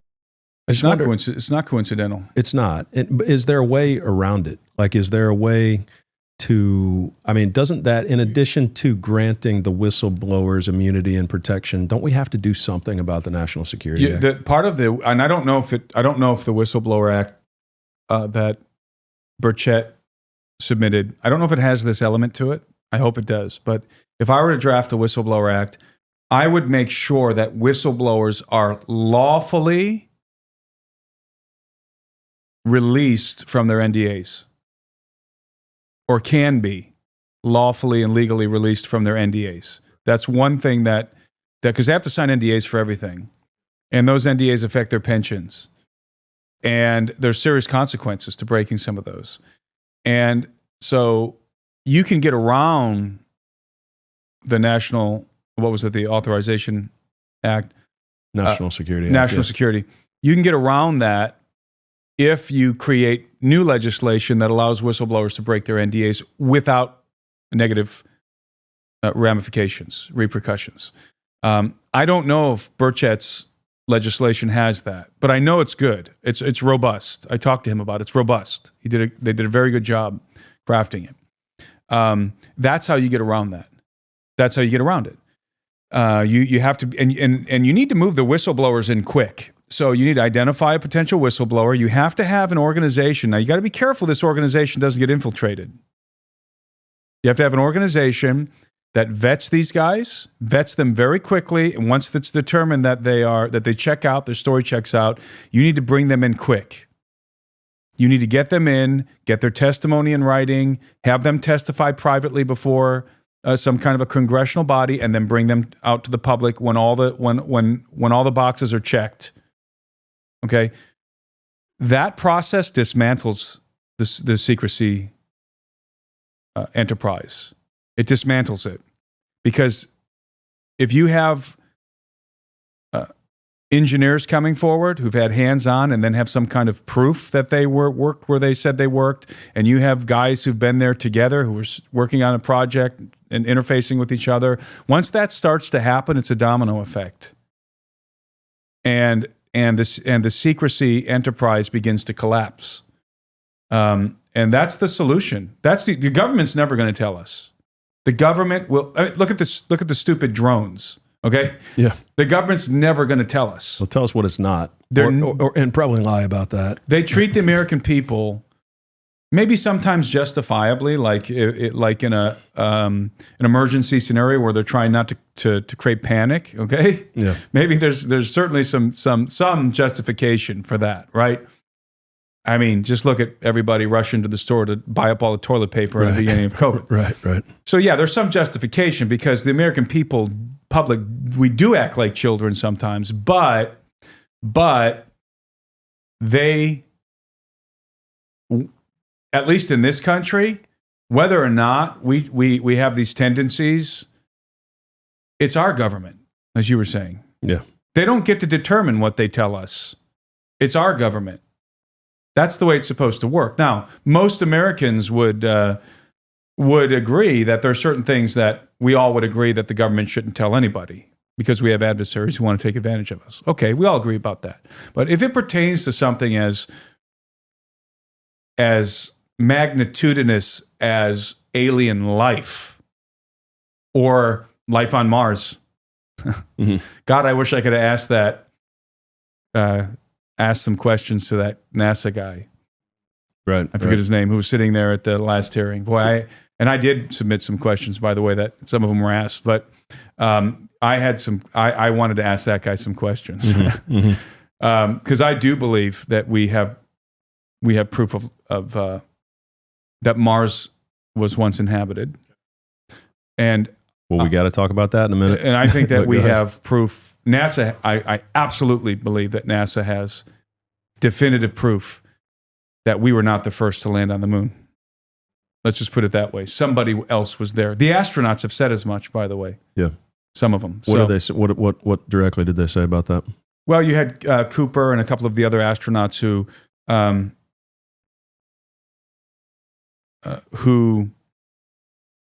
have talked about encountering UFOs in space. Right, the designation was Santa Claus for some of these UFOs. So if you have UFOs in space, okay, let's just reverse engineer this. And we know that's true. These guys were very open about this.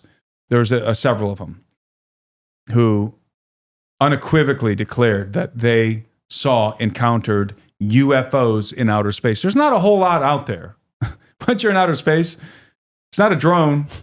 It's not an airplane. It's not swamp gas. I mean, when you're in outer space and you're an astronaut, highly intelligent, trained astronaut, you're more than an informed observer, and you're in the void of space. That's a really good witness to a UFO event. And there's a lot of things that are implied. If you've got UFOs in outer space, moving around with the same maneuvering capabilities as in our atmosphere, then there's no reason whatsoever to doubt that they're on the dark side of the moon. None. I mean, I think it should just be assumed at that point, right? And if they're in outer space, this is why it never makes sense to me, people who axiomatically discard the extraterrestrial hypothesis in favor of interdimensional or whatever. If UFOs are in outer space, and they're performing all of these extraordinary aerial maneuvers like they do in the atmosphere, Mars isn't that far away for them. I mean, certainly the moon. The moon is just that's just I think we can logically deduce that if we have UFOs operating in outer space, then they're on the moon, okay? But I think we can also assume that they have a base on Mars. At least I do, because they don't move in a linear fashion. They don't use conventional technology. They're jumping space. UFOs jump space. They do. How they do it, that can be debated. I personally believe Lazar is correct. They use a matter-antimatter reactor that requires a piece of exotic material, by the way, element 115, to function. Element 115, there are no stable isotopes of element 115 on planet Earth. Okay? That's exotic matter. It means it comes from somewhere else in the universe. That fact alone indicates that they're extraterrestrial. Just that fact alone. Or at least, even if they're cryptoterrestrial, they have the capability to go elsewhere in our solar system or maybe in the galaxy at large to harvest that material.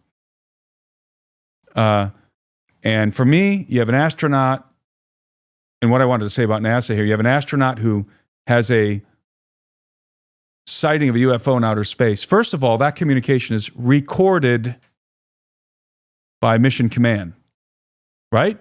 The visual, if he's having any visual, that visual is recorded by Mission Command, which means that NASA has proof that UFOs are real. Proof. No question about it.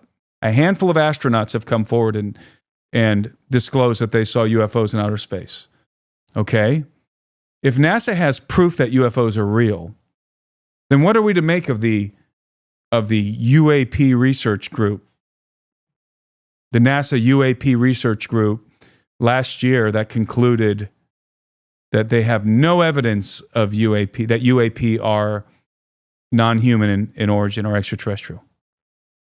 All we can conclude is that A, they're bold-faced liars, or B, they don't have access to the data. Now, it befuddles me. It's difficult to conceive of a high-level NASA executive like what was his name? I can't remember his name. Sitting there at the hearing. Basically, he was there to advertise for NASA and try and get more funding. That's all he was doing there. But it's hard for me to believe that individual is not aware that their own astronauts have seen UFOs in space and that those recordings exist. I'll tell you what, if I was sitting on that panel, if I was one of the congressmen who could ask some questions in that hearing, I would have asked that guy some very specific questions. Your astronauts have claimed to have seen UFOs, and I'd name the astronauts and what their claims were. Those conversations, that communication, the comms must have been recorded by Mission Command. Where are those comms? Is there any evidence? Is there any visual? Are there any visuals associated with those comms? So are you saying your astronauts are liars? Like put him in the hot seat, make him explain that, right? There's no question that UFOs are in outer space. You think that the moon is a naturally occurring object? I don't know. The Greeks have a myth about a group of ancient people, the Pelasgians, who, when they inhabited the world during their time, there was no moon in the sky. That's a Greek myth. Yeah. And I almost wonder sometimes if the moon is more of a recent feature rather than something that's always been there since the beginning. The moon is, it's bizarre for several reasons. It is, yeah. And there's a lot of people over the years who have postulated, who have speculated that the moon is not a natural body, that it's some kind of some people have said ship. And I don't know about that, but I wonder if there was a time in the deep past when the moon wasn't there and somebody recorded that it wasn't, somebody recorded the appearance of the moon. I mean, again, this is Greek myth, but What's your thoughts on so we've covered the moon on the channel on a handful of occasions, and we got so much to talk about that I feel like we should probably skip that one for sake of time. But Mars then, and the face on Mars, I've heard you talk about that. Cydonia. Yeah. I absolutely believe that Cydonia, despite NASA's debunking of the Cydonian features, right? The pyramid, the pentagonal pyramid, and the famous face on Mars, which would be a composite of a lion and a human face, which, by the way, is indicative of the aeon, the transitional aeon from Virgo to Leo. It's a timestamp, and the other apparent features of artificial features of that landscape. I absolutely believe that Cydonia is artificial. I don't believe that NASA has debunked it. We all know that NASA engages in airbrushing. We all know that you can take pictures of stuff and distort those pictures to make it look mundane and prosaic. But there's too many coincidental aspects to the. This is crazy. I mean, the amount of Photoshop that they did on that face is out of control. They realized that they went too far in 1998, and they went in and made it look in 2001 more like it did in 76, but somewhere kind of in between. I think that's correct, yeah. It's a joke what they do. I think that's correct. They're proven to Photoshop. I mean, photos. I've got photos that are Photoshopped from NASA, original photos, but they're all over the internet. I think AJ on the Y-Files did a great job of exposing a lot of this stuff. And, yeah. No, I absolutely believe, I'm 100% convinced that Cydonia was an ancient habitation on Mars. Okay. Ancient habitation on Mars. What's the timestamp from? I don't know. It could have been millions of years ago. Okay. So any of the cycles from Leo to from Virgo to Leo. Virgo to Leo. Yeah, that's a whole another conversation there. The cyclic cataclysm. Right. We've been doing a deep dive on cyclic cataclysm in my members community. Going through the work of David Flynn, the late David Flynn, with his brother Mark, who's in my community. And it is just, when you talk about cyclic cataclysm and the cataclysmic transition of aeons and Cydonia, it is really, really, really intriguing. Yeah. And I think that, as I've said, NASA did a really good job of getting everybody to stop thinking about the face on Mars and just sort of laugh about it. Oh, remember that time when people thought there was a face on Mars? Right. Remember those idiots who thought there was a pyramid on Mars? Look how successful they've been with that. Yeah. All they have to do is try to make people look stupid. That's it. Yeah. That's precisely it. They just have to make you look stupid and then feel stupid about discussing it. Cydonia was an ancient city on Mars. Okay. And what is the most convincing or compelling evidence or reason for that?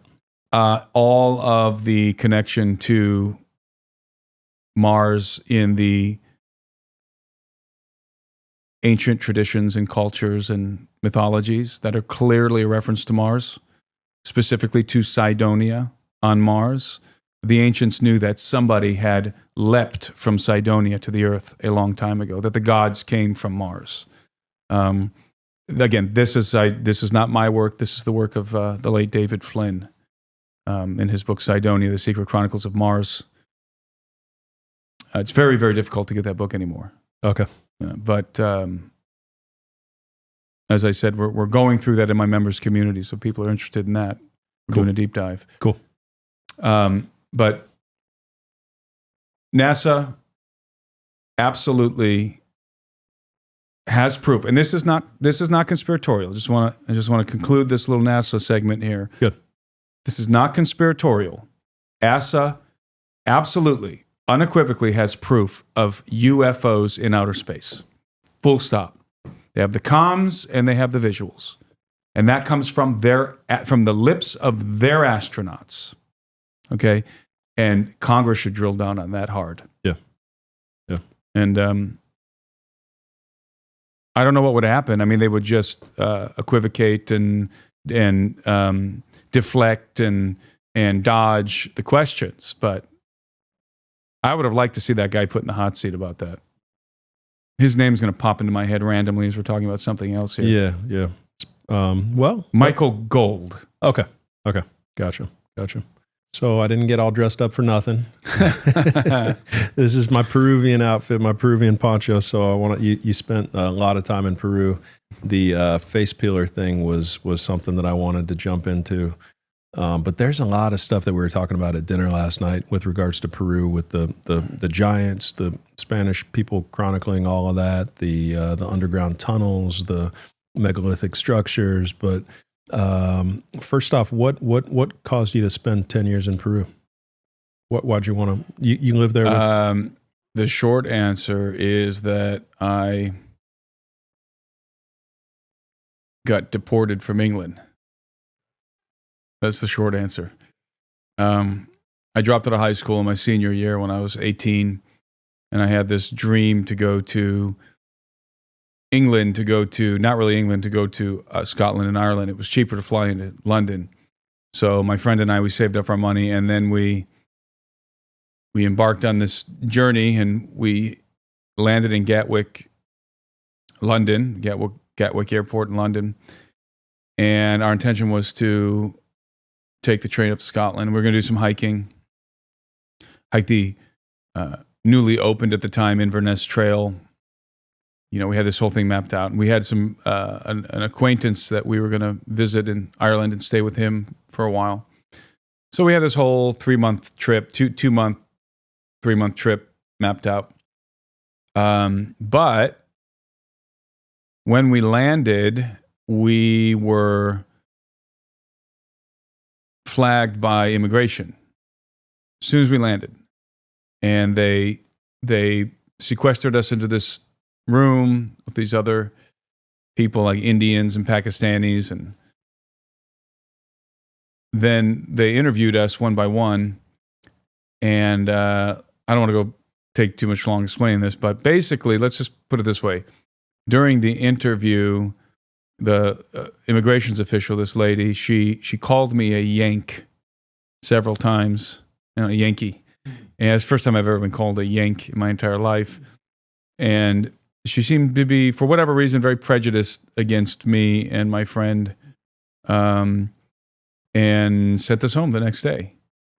But it was providential, because when I came home, my father was a pastor, and he had a gentleman, shortly after I returned, he had a gentleman named Alfonso Felix, who was a Mexican-American missionary to Peru.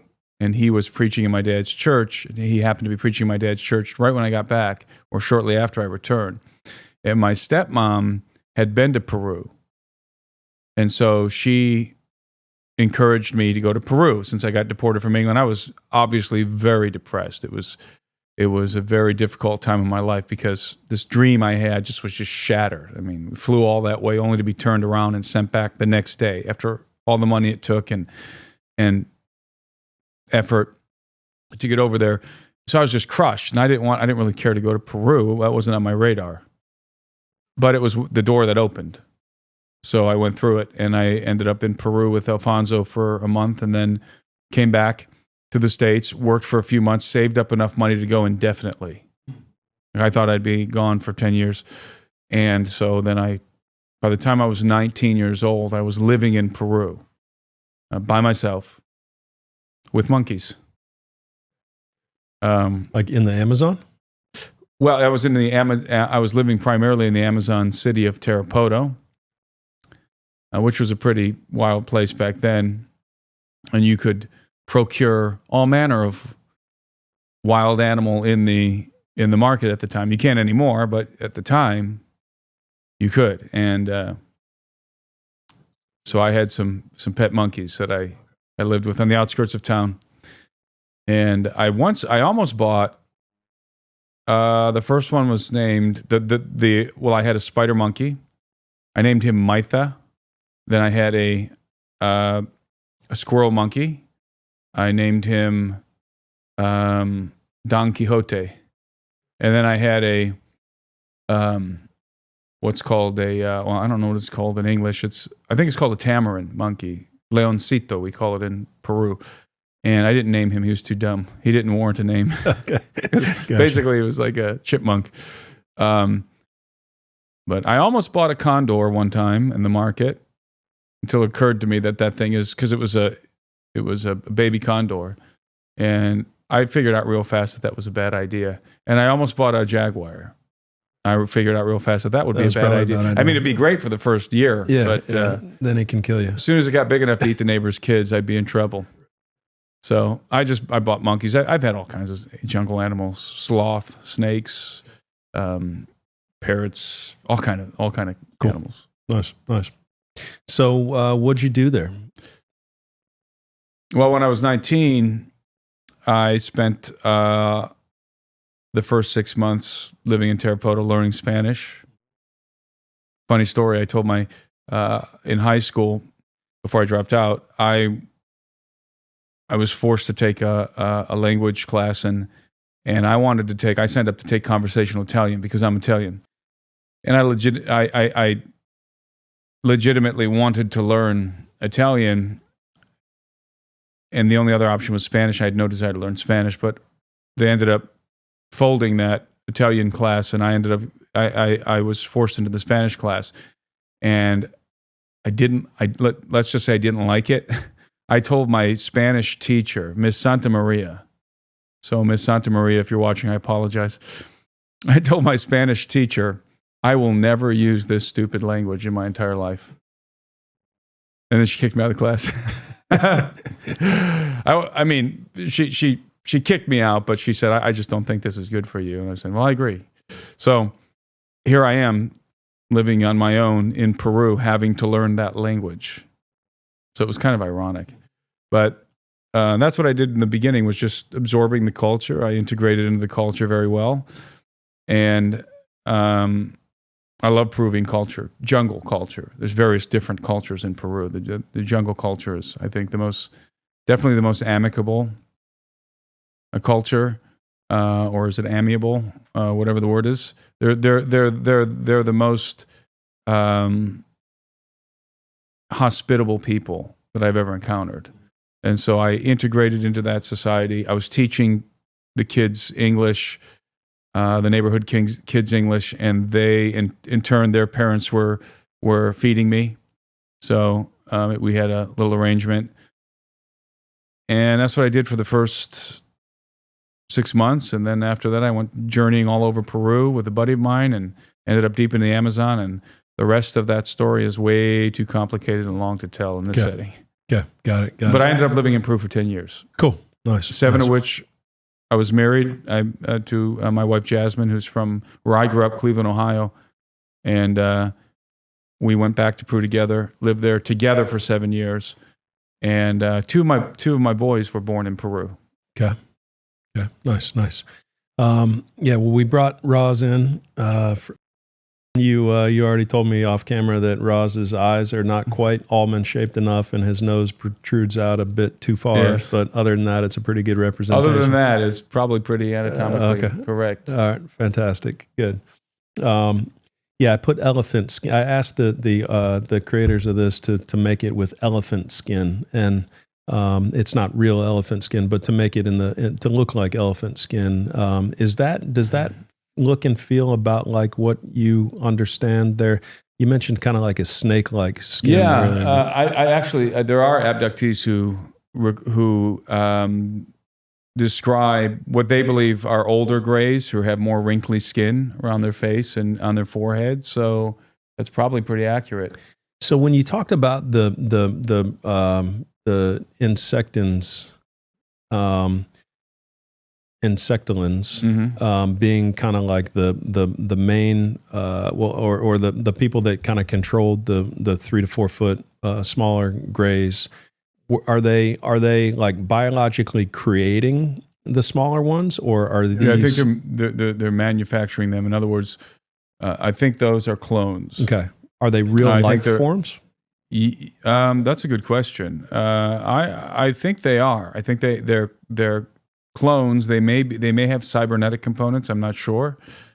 But certainly they have biology. I mean, they die, and it's pretty gruesome when they die.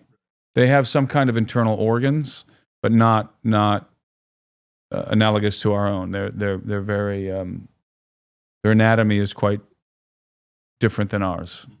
So potentially genetically created by, but life forms that are genetically created by the insectolins. Potentially by the insectolins.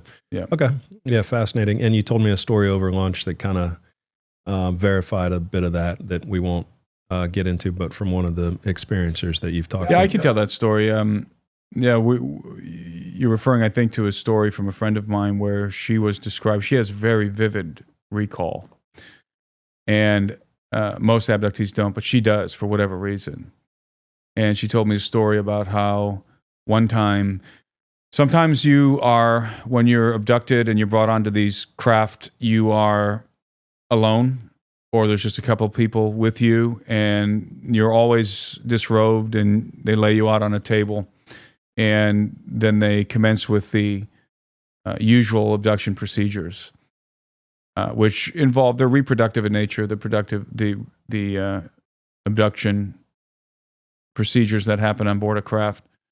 But there's a variety of things that happen. But in her case, on this one, she's had all kinds of different experiences. But in this one particular experience, she was on a craft, a very large craft. Like she was in a room the size of like a gymnasium. And there were lots of tables, like hundreds of tables. And there were hundreds of people on these tables laid out, everyone disrobed, everyone naked. And she doesn't remember, as far as I recall, she doesn't remember what led to this, but she was explaining that somehow they all began to, the Greys lost control of them. They all began to kind of come out of their stupor, because abductees are in a sedated, they're not entirely sedated, but they're sort of, generally speaking, in a sedated, subdued condition. And they were all almost like waking out of a dream or something together, and realizing what was going on. They can move.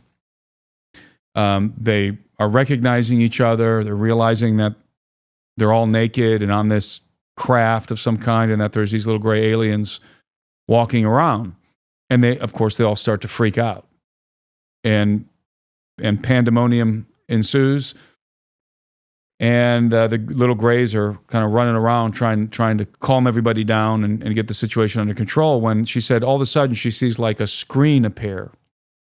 And on the screen there was this other thing, this other being that was communicating. He was speaking in her mind, and she knew that everybody heard him, but it wasn't moving its lips. It was, in other words, it was communicating telepathically. And she heard what it was saying, and everybody did. And it was commanding the Greys, the little guys, to get everybody under control. Like, get them under control. Get them under control. And I asked her, and she was not familiar with the abduction material or anything like that. I don't even think that she understood that a lot of other people were having these kinds of experiences as well. I mean, other than the ones that were on this ship with her in this particular episode. And I asked her, well, what did the other being look like? And essentially what she described was a creature that was more insect-like, thinner than the Greys, apparently taller. And she was trying to describe it, and she described it in praying mantis terms. So basically what she described was an insectolin. Not basically, I mean literally what she described was an insectolin. And, you know, one of the interesting things about the insectolins, and to finish that story before I go on this little tangent, eventually the Greys got everybody under control and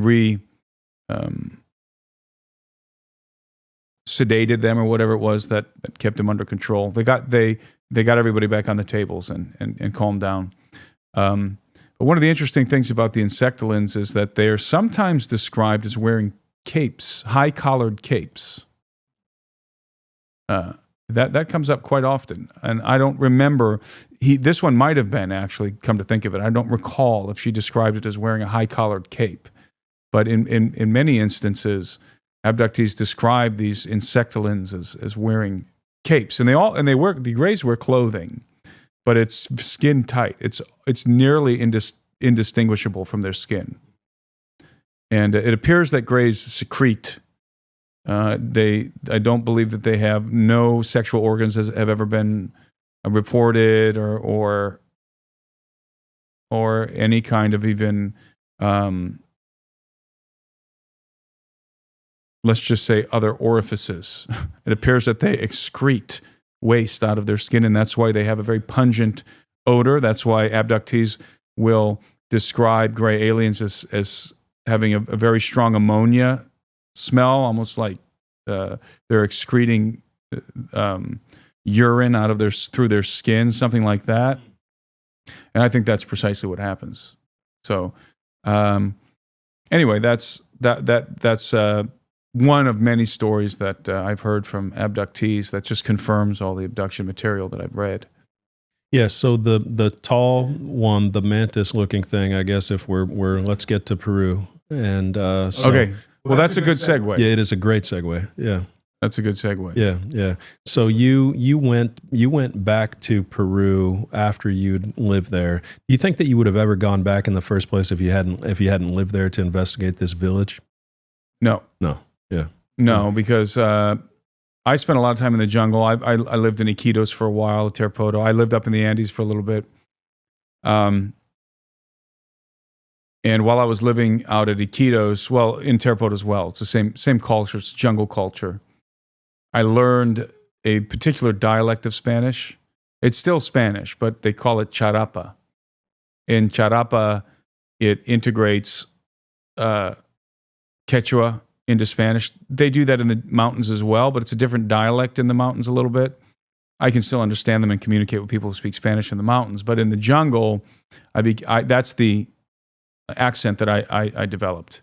So you can have somebody who speaks fluent Spanish, even somebody who's born in Puerto Rico or something, have a hard time understanding the people in the jungle. It's like, somebody flying over here from London and trying to communicate with people who live in the deep south.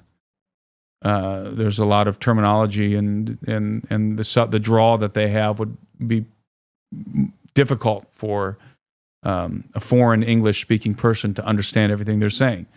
That's the way it is in Peru with that particular dialect, charapa. So that happens to be the dialect that I learned. That's how I learned Spanish. And I learned that culture. I learned jungle culture. I was kind of inoculated into jungle culture. And so when the whole face peeler thing broke out, which I remember vividly when that was happening for those several weeks that it was happening. I didn't know about you at the time. I didn't realize that you were going down there, that you were going to investigate, but you're like the only researcher that went down there, right? Well, as far as I know, when I went down there, and I went down there last October. 2023, October 2023. And I was accompanied by my friend Doug Thornton, who is infantry Marine, and he worked for the DHS, and he went down there with me. And when I went down there, we were the only investigators to actually go to the village. Other journalists had gone to Iquitos and interviewed some of the people from the village in Iquitos. But we were the first ones to go, independent investigators. Now, since I've gone, I don't know if anyone has gone, so I don't know. So you may see a video pop up or something, but we were the first ones to go at the time. Took you 3 days to get there by boat? So what I did was, first I made contact with the village, and I did so through a colleague of mine, Ronnie Vernet. He's a Brazilian ufologist, and he put me in contact with the young man who had captured the footage on his cell phone. And you'll recall that there was a particular video that was circulating. There's a couple of videos that were circulating back in July of 2023, from July through mid-August. So basically mid-July to mid-August, these videos were circulating almost like this drone thing. This drone thing has more exposure in the general public, like everybody knows about the drones. But a lot of people knew about the Peru alien attack at the time because it was just spreading like wildfire all over the internet.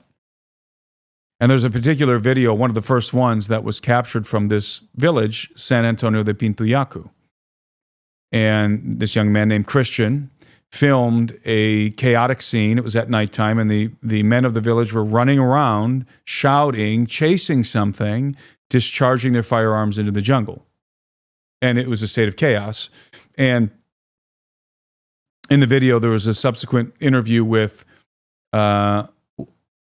a couple of the guys in the village, and one of them was the Apu, one of them was the chief of the village, and the other one was another young guy that had encountered the assailant, the thing they were chasing, face to face.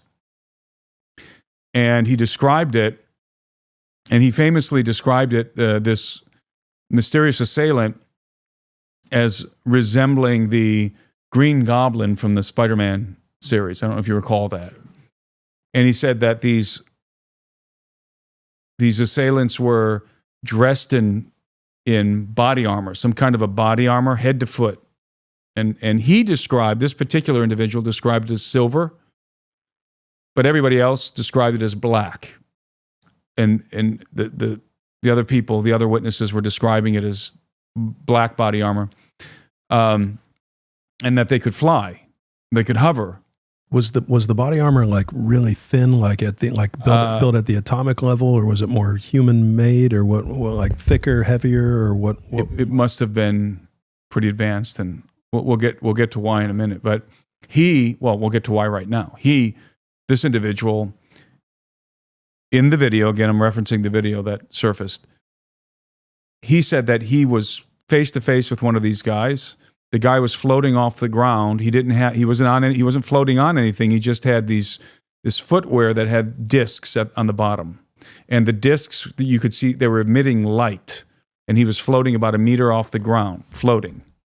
And this young guy from the village discharged his shotgun right at him to no effect. I mean, well, actually, it knocked him back, I found out later. Knocked the guy back, but he just popped right back up and hovered away.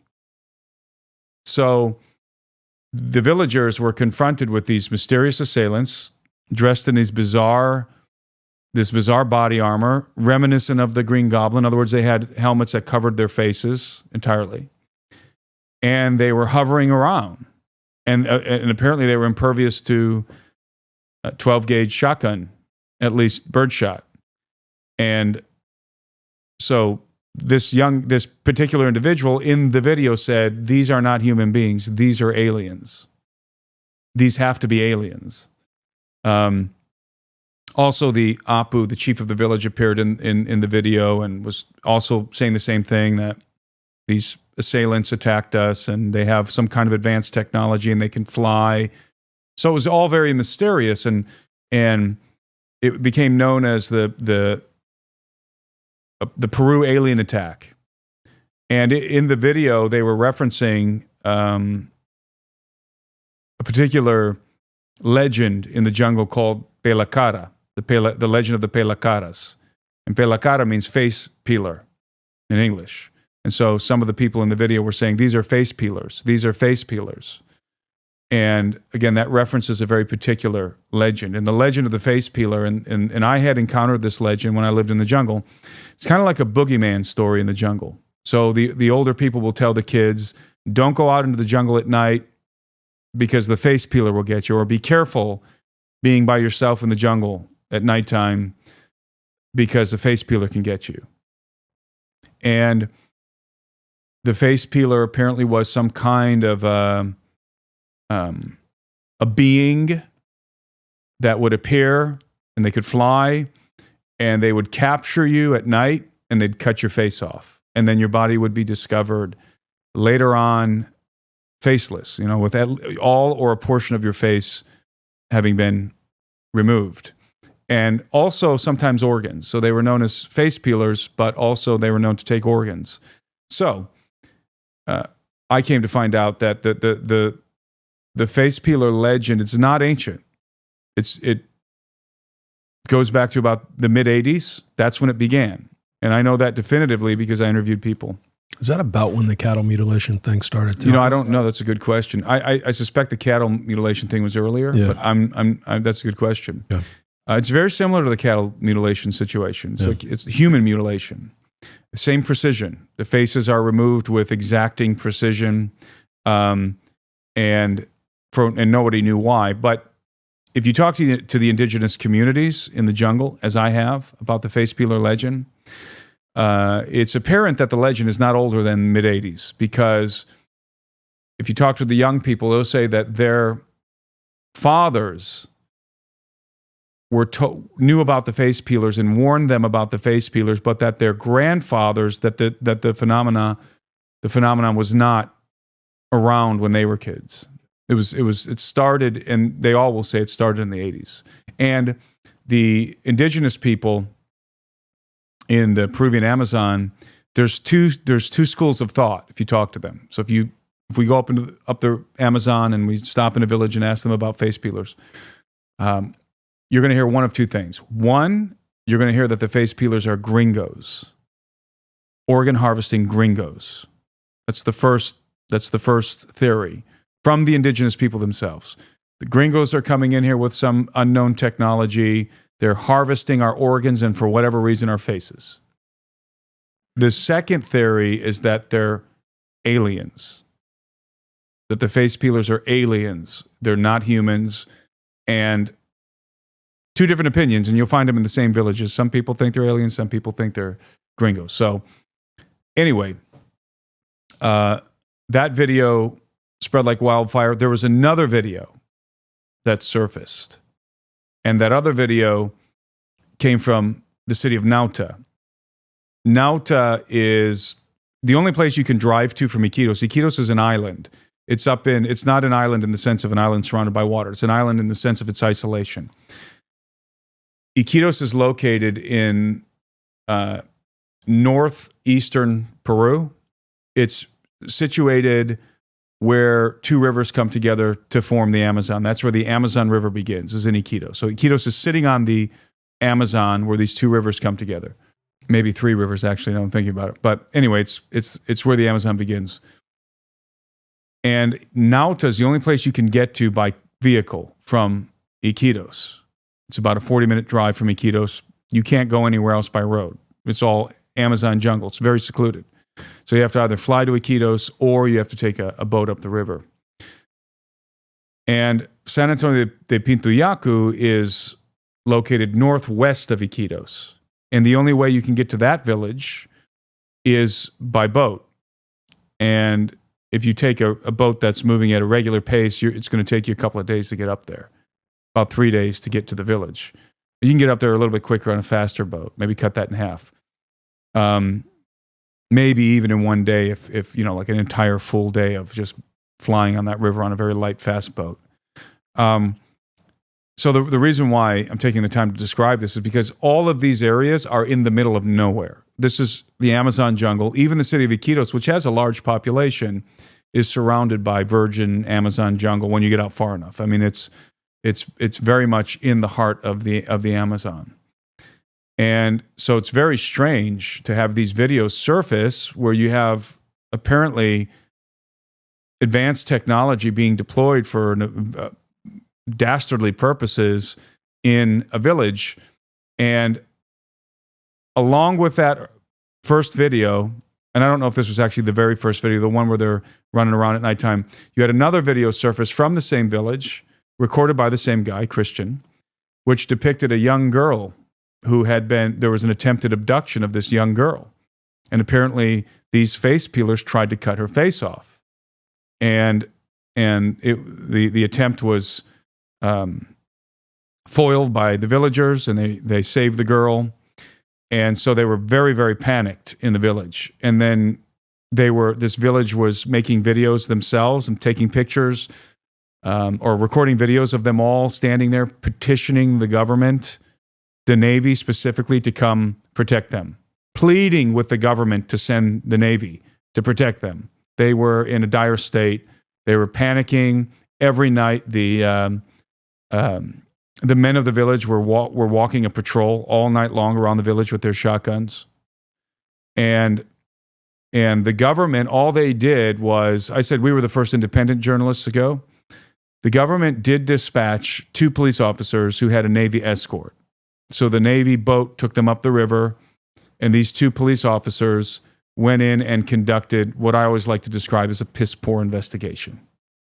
They went in for a few hours and conducted some interviews and left.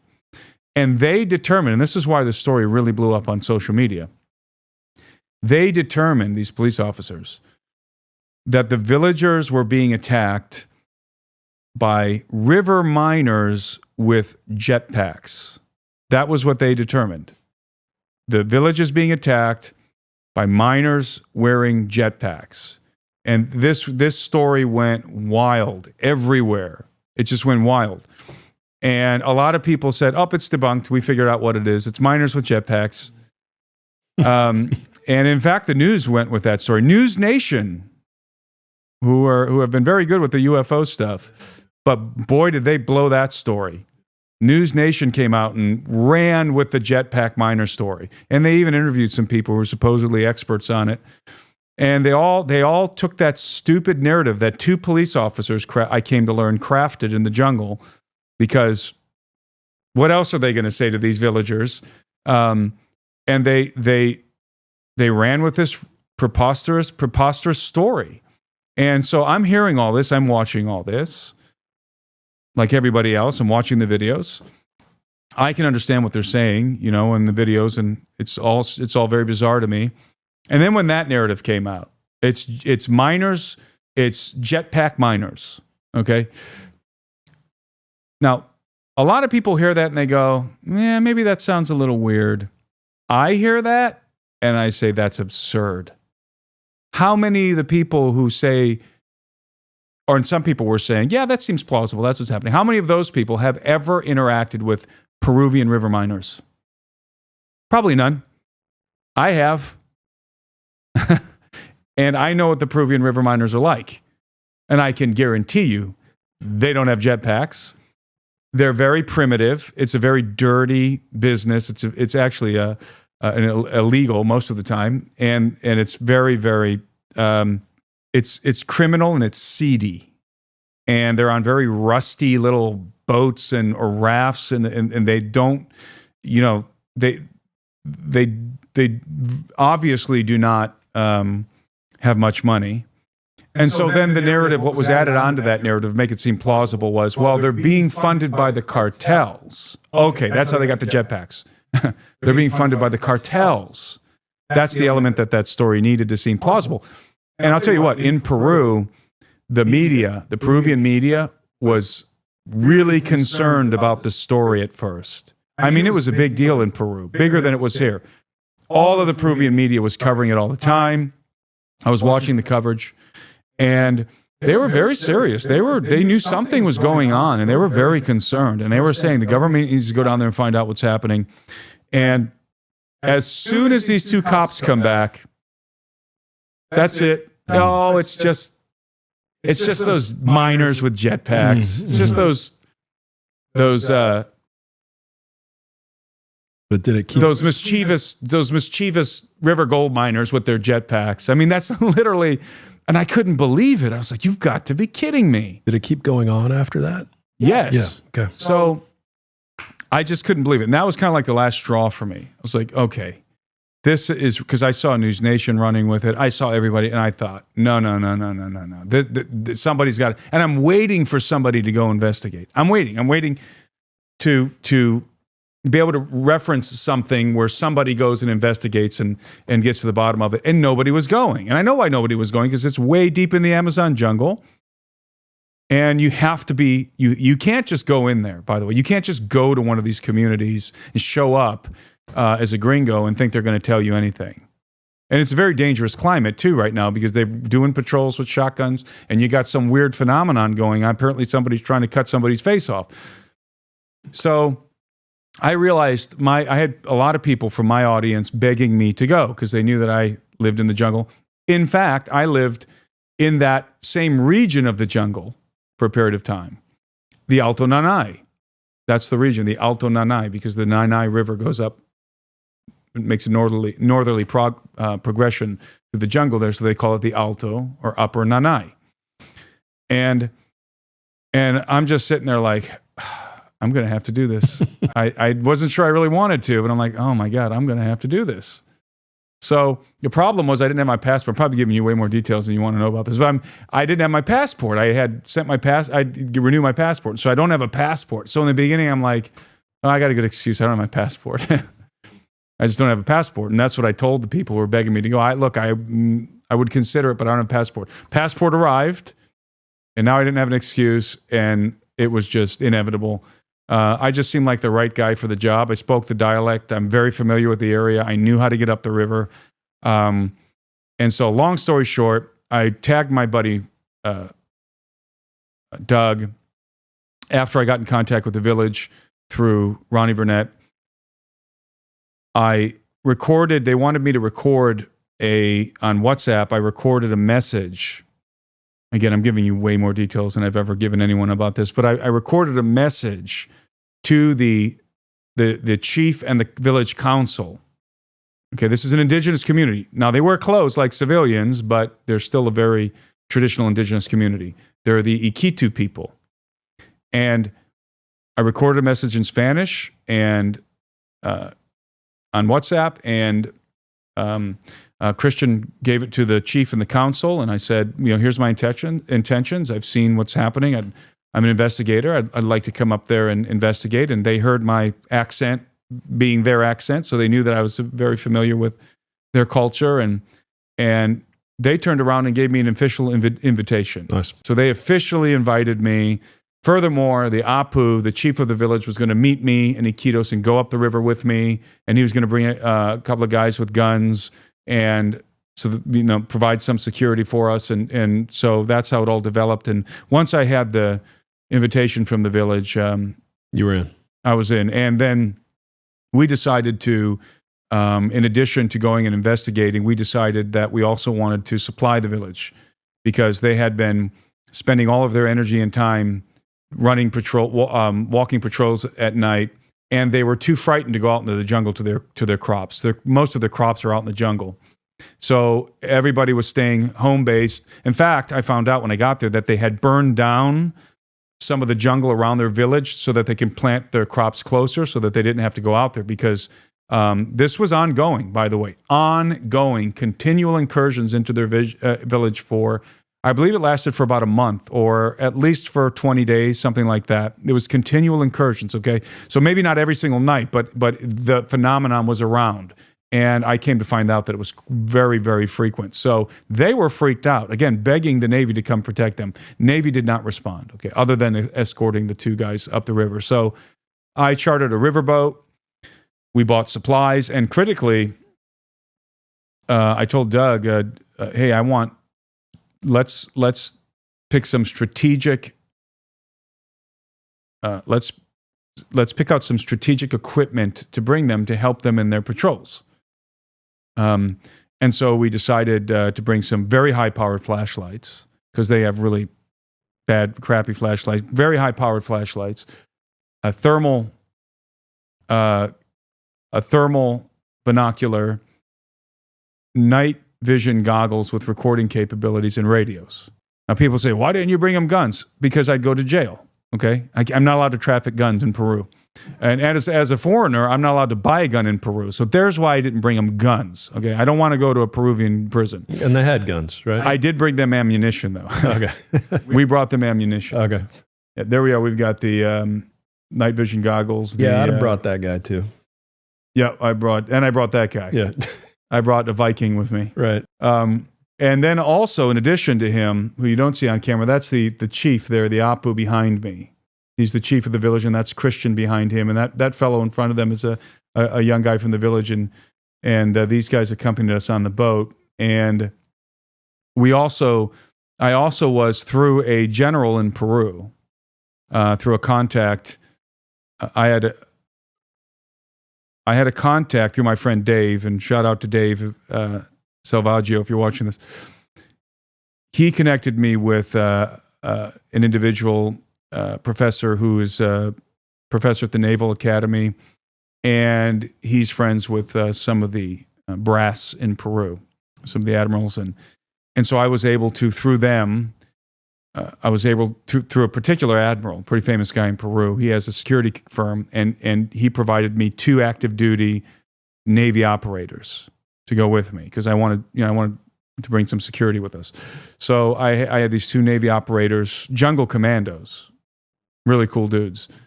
There they are right there.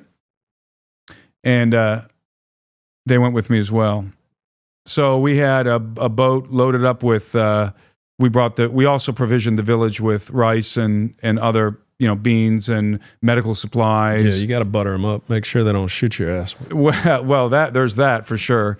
But also, they were legitimately having problems. I mean, they were not harvesting their crops. Nobody was helping them. Nobody.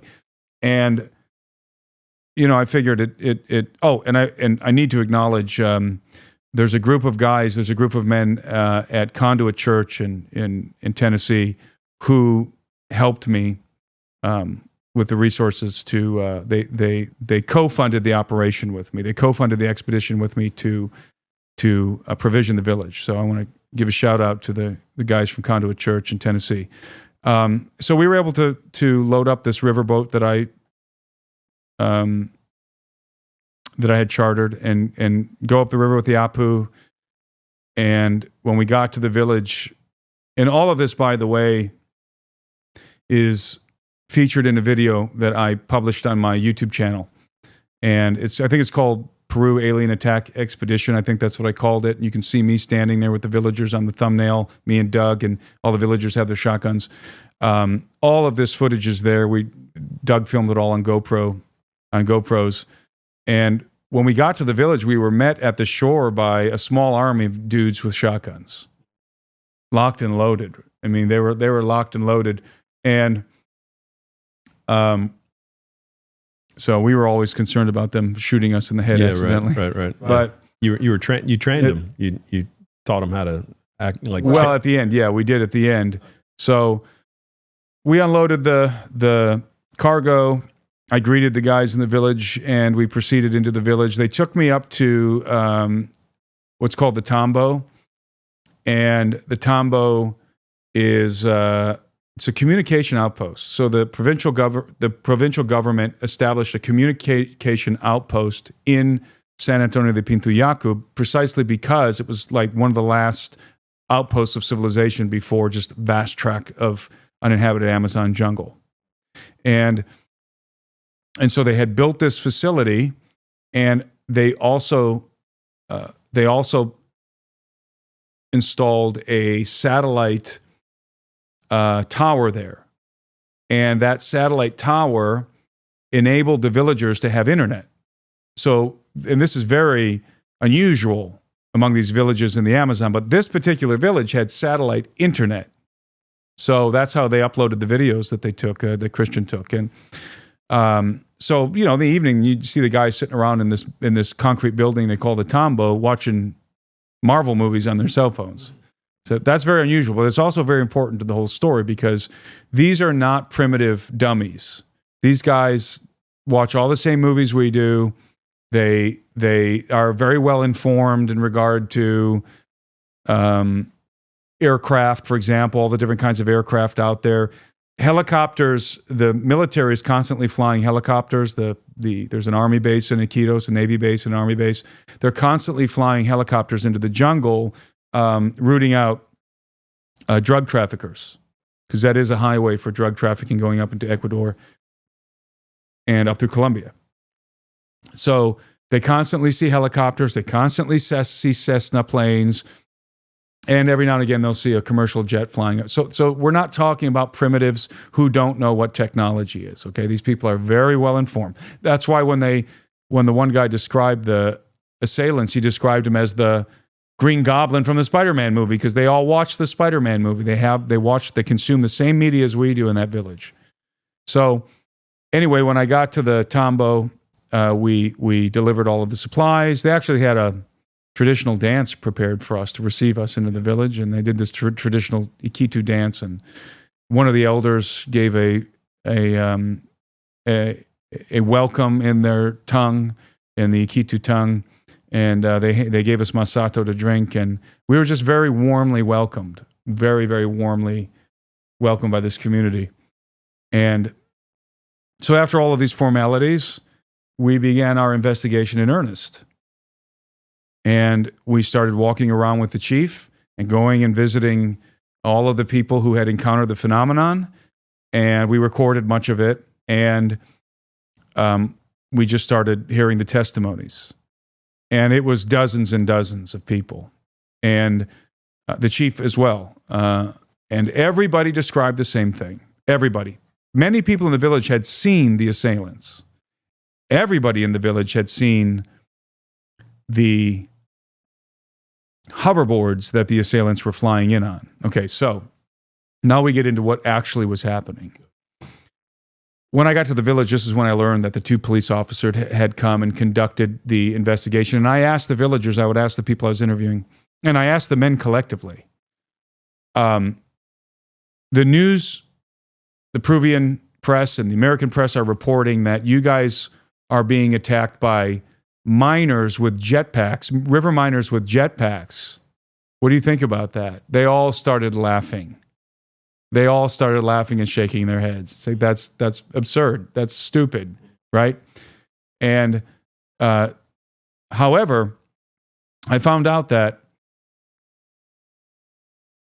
the assailants were indeed flying, but not with jetpacks. Rather, they were flying on circular hoverboards.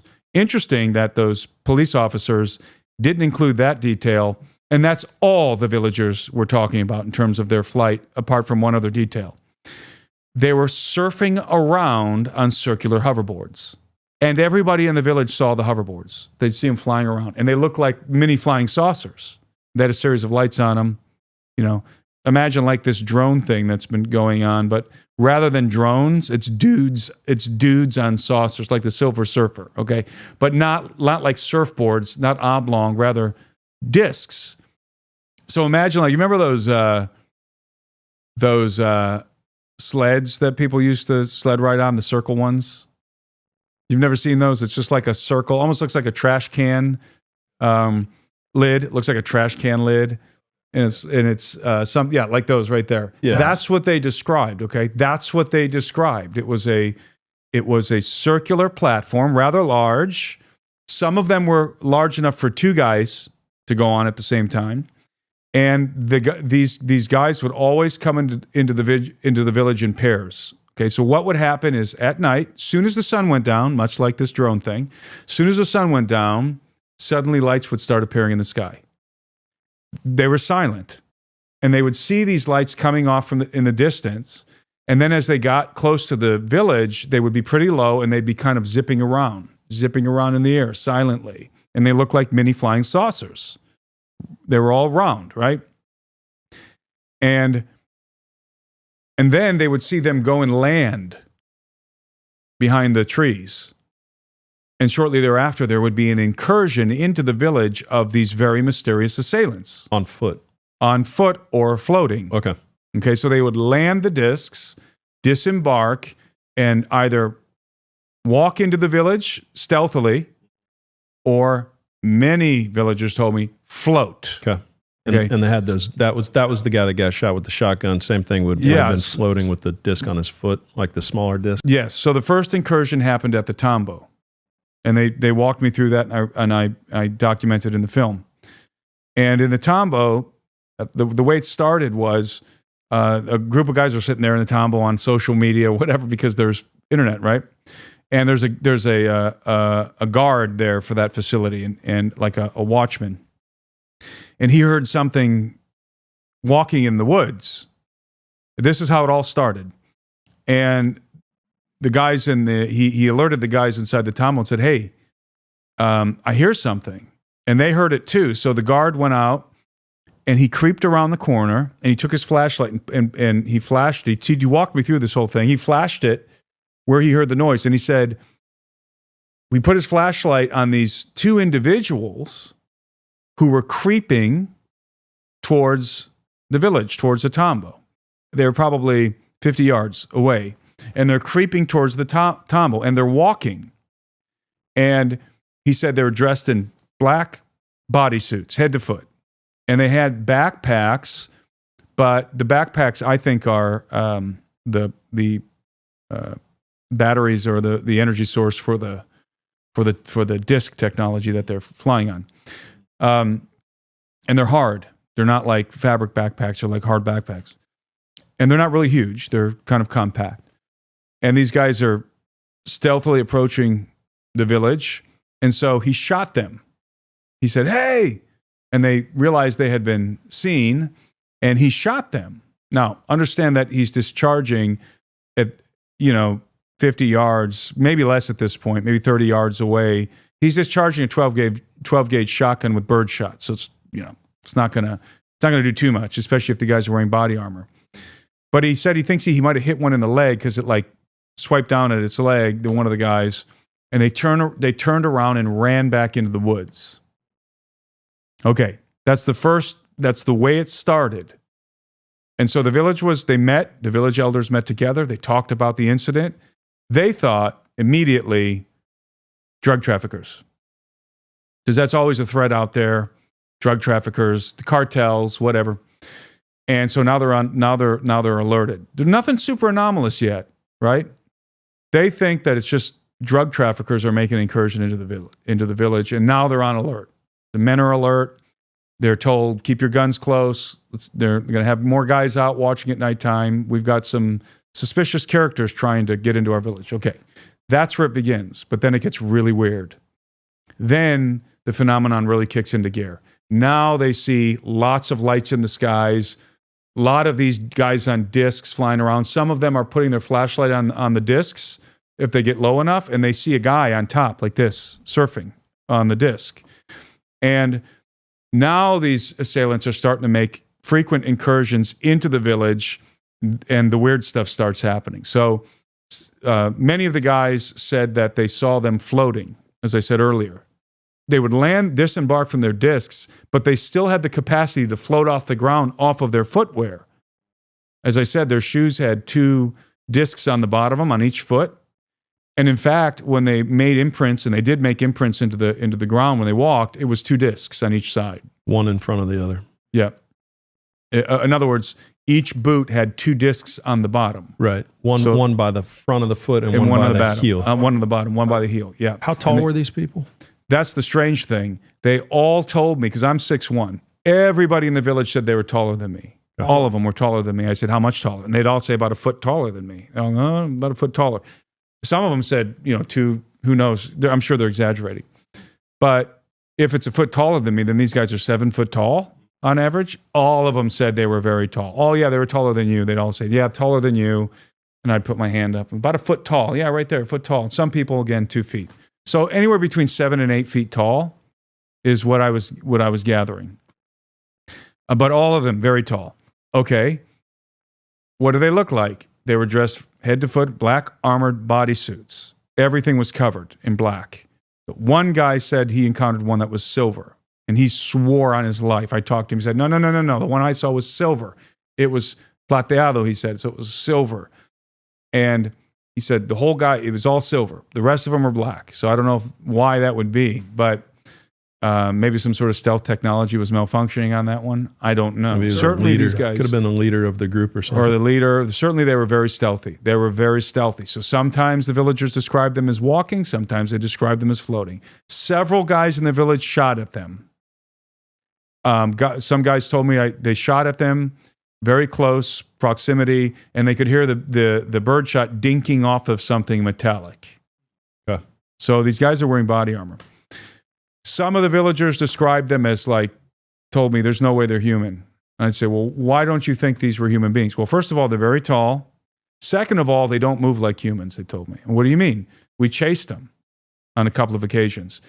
And they said they didn't move like us. They moved like they had an agility that was like superhuman. They had this superhuman agility. And some of the villagers insisted, no, these are not human beings. Humans don't move like this. Humans aren't this, this tall on average. They don't move like this. Very intelligent people. Now, we didn't know what we were just trying to gather information. I really didn't have any preconceived notions here. initially, we thought we had a real problem because initially we were convinced that this was cartels. For the first hour, we were convinced that this was cartels. It seemed very human and very nefarious. And it seemed to us that the cartel, some cartel, and there's some pretty nasty cartels in Peru, and also you have the Brazilian cartels and the Colombian cartels operating in Peru. So we thought this was a campaign of intimidation and fear. They were terrorizing, for whatever reason, they were terrorizing this village. It didn't make any sense to us otherwise. And so after the first hour or so, I said, we got to go back to the boat and we need to have a meeting with our security guys. We went back to the boat, we had a meeting, we said, hey, let's operate under the assumption that this is the cartel and that they're watching us right now. Okay. Was that also your assumption coming into Peru? No. I had no idea what it was. It could have been anything. I don't know. We were prepared for anything. It could have been miners with jetpacks for all I knew. I doubt it, but that's, whatever. But we were pretty nervous about this being the cartel because I thought if this is the cartel, they're watching us, and I was envisioning them surrounding our boat at nighttime, killing us and dumping our bodies in the water. So we went back to the riverboat. That's where we were staying on the riverboat. It was docked at the village. And we met, we talked to our security guys, the Navy guys, and the boat crew, and we said, we need a night watch. Somebody's got to be up with, and we gave them a couple of the powerful flashlights. And we cannot all be sleeping at the same time on this boat. We have to make sure that we put that into place, then we went back in the village, because now we're pretty convinced this is cartel. That didn't last for very long, because that's when we started hearing more stories about the extraordinary agility, the unconventional capabilities. We started hearing about, one lady told me, this was very bizarre. She said, the villagers were so frightened. She said all the families that lived in different parts were all huddling together in one house. So each family would all be huddled together. She said we all boarded up our doors. I mean, it was much more serious than anyone had even reported. They were scared to death. She said our family would have our doors boarded up at night. Everything would be locked down. We would all be huddled together in the house at night, and with the dad pointing the shotgun at the door. That's how frightened they were. And she said not everybody's got shotguns, so some families were just sitting there with a machete or a bow and arrow or something like that. And I didn't realize that they were that terrorized. They were. And even the men, I mean, everyone was they were all just huddling together and trying to protect their families, because these guys would sometimes come into the village. Usually they came 2 by 2, but it seems to me that sometimes there were events where they would come, more of them together, and they would be banging on the side of the houses. I still, to this day, what were they trying to do? I don't know. They're banging on the side of the houses, and they're pulling at the boards like as if they're going to rip them off. And she would tell me how they would all start screaming and their hair, and she said that she saw, they came outside with their flashlight and they saw one of these guys dressed in a full-bodied armored suit, right? They saw him leap over their house. I said, what do you mean? She said, he jumped over the house. And I mean, make of that what you will, but Doug and I were just kind of looking at each other like, what in the world is he? I mean, if you've got shoes that can fly. Yeah, right. But he bounded over the house, she said. I said, did he fly away? No. He just jumped over to the other side.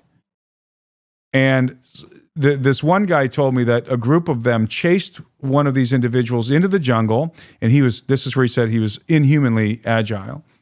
And he said he jumped into the river, swam across the river, and jumped out of the river and evaded them. And he said, this was like no person that I've ever pursued. I mean, that I've ever seen. It's not just like some guy running through the woods. He said whoever these people are, they're inhumanly agile.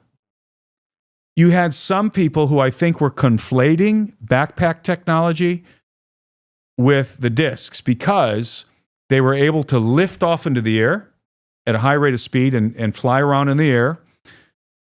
but they were doing it on disc, but they did have backpacks on. So I think people were just thinking they must be using jetpacks, but we really drilled down on the jetpack thing, and we're pretty convinced that the jetpacks were the battery source or whatever. I don't know, mini reactor. Who knows what they're using, right? But the jetpack seemed to us to be not a jetpack, a battery pack, because, and this becomes very apparent in the most vivid case here. So, in the midst of this strange phenomenon going on, you have a really terrifying incident in which the 15-year-old girl is nearly abducted. And this is where the phenomenon became really high resolution for us. Because we're hearing all these different stories. All the stories correlate. Everybody's saying the same thing. So many people saw them. It wasn't just like one or two guys. Village-wide phenomenon, okay? Everybody was clearly traumatized. How many people in the village approximately? 200. So maybe 150, 200 people. Okay. So I, as part of our mission there, I wanted to interview Talia, was her name, the 15-year-old girl who got abducted. So we spent three, I forget if it was three, I think 3 days in the village. I can't remember how many days we spent in the village, 2 or 3 days in the village. And one of the evenings, we walked into the village center where everybody's in Peru. Everywhere you go, in the evening, they play volleyball. The women play volleyball. The men play soccer. So in the plaza of this village of Pintuyacu, there you have everybody's just sort of engaged in recreational activity. And I asked the chief, I said, hey, I would like to speak with Talia. And he said, okay, I'll take you to her. So we're walking down the road, and he pointed her out. He said, there she is there. And she was sitting up against a hut on a bench, with a smile on her face, watching the guys play soccer. And he told me, he said, now she's been very emotionally impacted by this. So he said she may or may not want to talk. And we're just sitting there talking to the chief and looking over at her. And she happened to look over at us. And she looks at us, and instantly she freezes. Her eyes get really big, and she starts to tremble. It was an instant reaction. She just, trauma response, trembling. She started to hide her face from us. She took her hair and moved it over the side of her face so we couldn't see her face. She put her hand over her face, and she kind of got in a fetal position, and she was shaking. So right away we knew this young girl has been deeply traumatized. She's got severe PTSD. So the chief went over and got her father, and her father comes over, and we talked to her and said, look, we just would like to interview her, but obviously she's very, very shooken up. So he went over to talk to her to see if she'd come talk to us, and she just refused. And he came over and he said, I'm sorry, she just does not want, she thinks she's associating you with her attackers, she told us.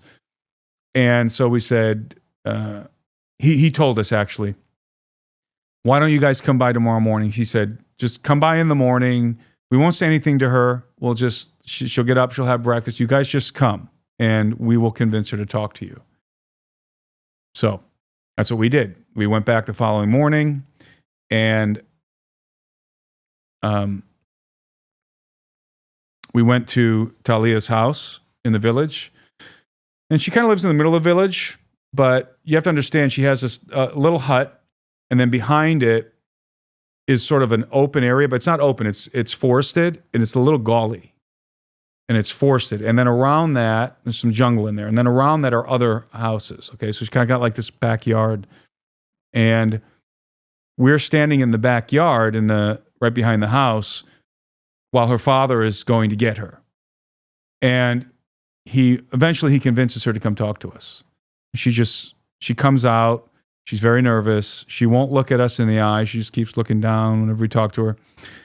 And eventually I was able to convince her that we weren't bad guys and that we just wanted to hear her story. We were there to help. We were investigating. We're trying to figure out what's going on. And she eventually opened up to me. And she told me the story. And as she told me the story, she was shaking and very, very nervous, obviously very, very traumatized. She said that one evening she was picking fruit in her backyard with a stick. She was knocking fruit out of this tree, and it was just before dark. So while she was doing it, it was getting dark. The sun was going down. She's picking fruit out of the tree. The fruit falls to the ground. The rest of her family is on the porch in the front, or the patio, on the patio in the front of the house. She's in the back by herself. The fruit falls to the ground. She reaches down to pick it up, and suddenly she feels a breeze hit her, like a wind. And she said all the dry leaves just sort of were rustling, and she thought, that's weird. She looks over to see where the wind's coming from, and she sees a man, well, who she assumes is a man, dressed all in black, surfing on a disc. And she went like this. She says, surfing on a disc, and he came up to her like, that's where the gust of wind was. There's a little hill there that goes down into a gully. He came up that little hill very, very rapidly, very dexterous on this thing, and landed right behind her, really fast, landed right behind her and grabbed her from behind. Put his hand over her mouth and grabbed her body from behind. And then she said she saw another one come up behind him, surfing on the platform, landed in front of her and grabbed her legs. So they landed the discs. They were not using jetpacks. They landed the discs. The one had her legs, the one had her mouth, and then they both reached down and touched something on the side of their boots that lifted the discs off the ground, like energized the discs. And now they've got her. Her mouth is covered. Now they're holding her together, floating. And they float down into the gully or down into the backyard behind this chicken coop that's back there. Then they land again. It's dark now. And there must have been enough light for Talia to see all of this, but it was remember, it was getting dark, so it's getting dark. And they, first of all, before I go any further, Talia says they were both tall. One was taller than the other. The taller one she calls the gringo. That's how she referred to him, the gringo. She said it was like you. He was like you, pointing at me, but a little taller, she said. The shorter one was at least as tall as me, she said, but the taller one was taller than me. And she said that she calls him the gringo. I said, well, why do you call him the gringo? Because he had an accent like you, she said, like a gringo. And like speaking English? Speaking Spanish with an accent. Okay. And I said, well, what about the smaller one? She said, no, he sounded just like us, like a Peruvian. She says, so she calls him the Peruvian and the gringo. And she said that when they had her down behind the chicken coop, the gringo has her he's covering her mouth, right? So he's got her mouth covered. And one of them, I don't recall which, takes out a vial of some kind of a cream, like a Vaseline type substance, and they start to apply it to her face. Actually, it's a tube of something. They start to apply it to her face. And as they're doing this, they're rubbing it all over her face very quickly. The Peruvian says to the gringo, because I think the gringo's got her like this, and he's smearing it on her face. And the other one's still got her legs, right? And so the Peruvian says to the gringo assailant, and remember, they're fully covered in masks. And by the way, I forgot to say that they have face masks with almond-shaped eye lenses. Almond-shaped eye lenses. And the eye lenses, some people said they glowed green. Others said they glowed yellow. Okay, so that's who's got her right now, totally covered. And the Peruvian guy says to the gringo, be careful, don't put too much on. You're going to ruin the flesh. That's what he said to him. And she then explained to me, Talia then explained to me what they were saying, because they were arguing about this for a minute. She said what they were saying was that if you apply too much of this cream, it's going to make it more difficult to cut the face off, to remove the skin from the tissue beneath.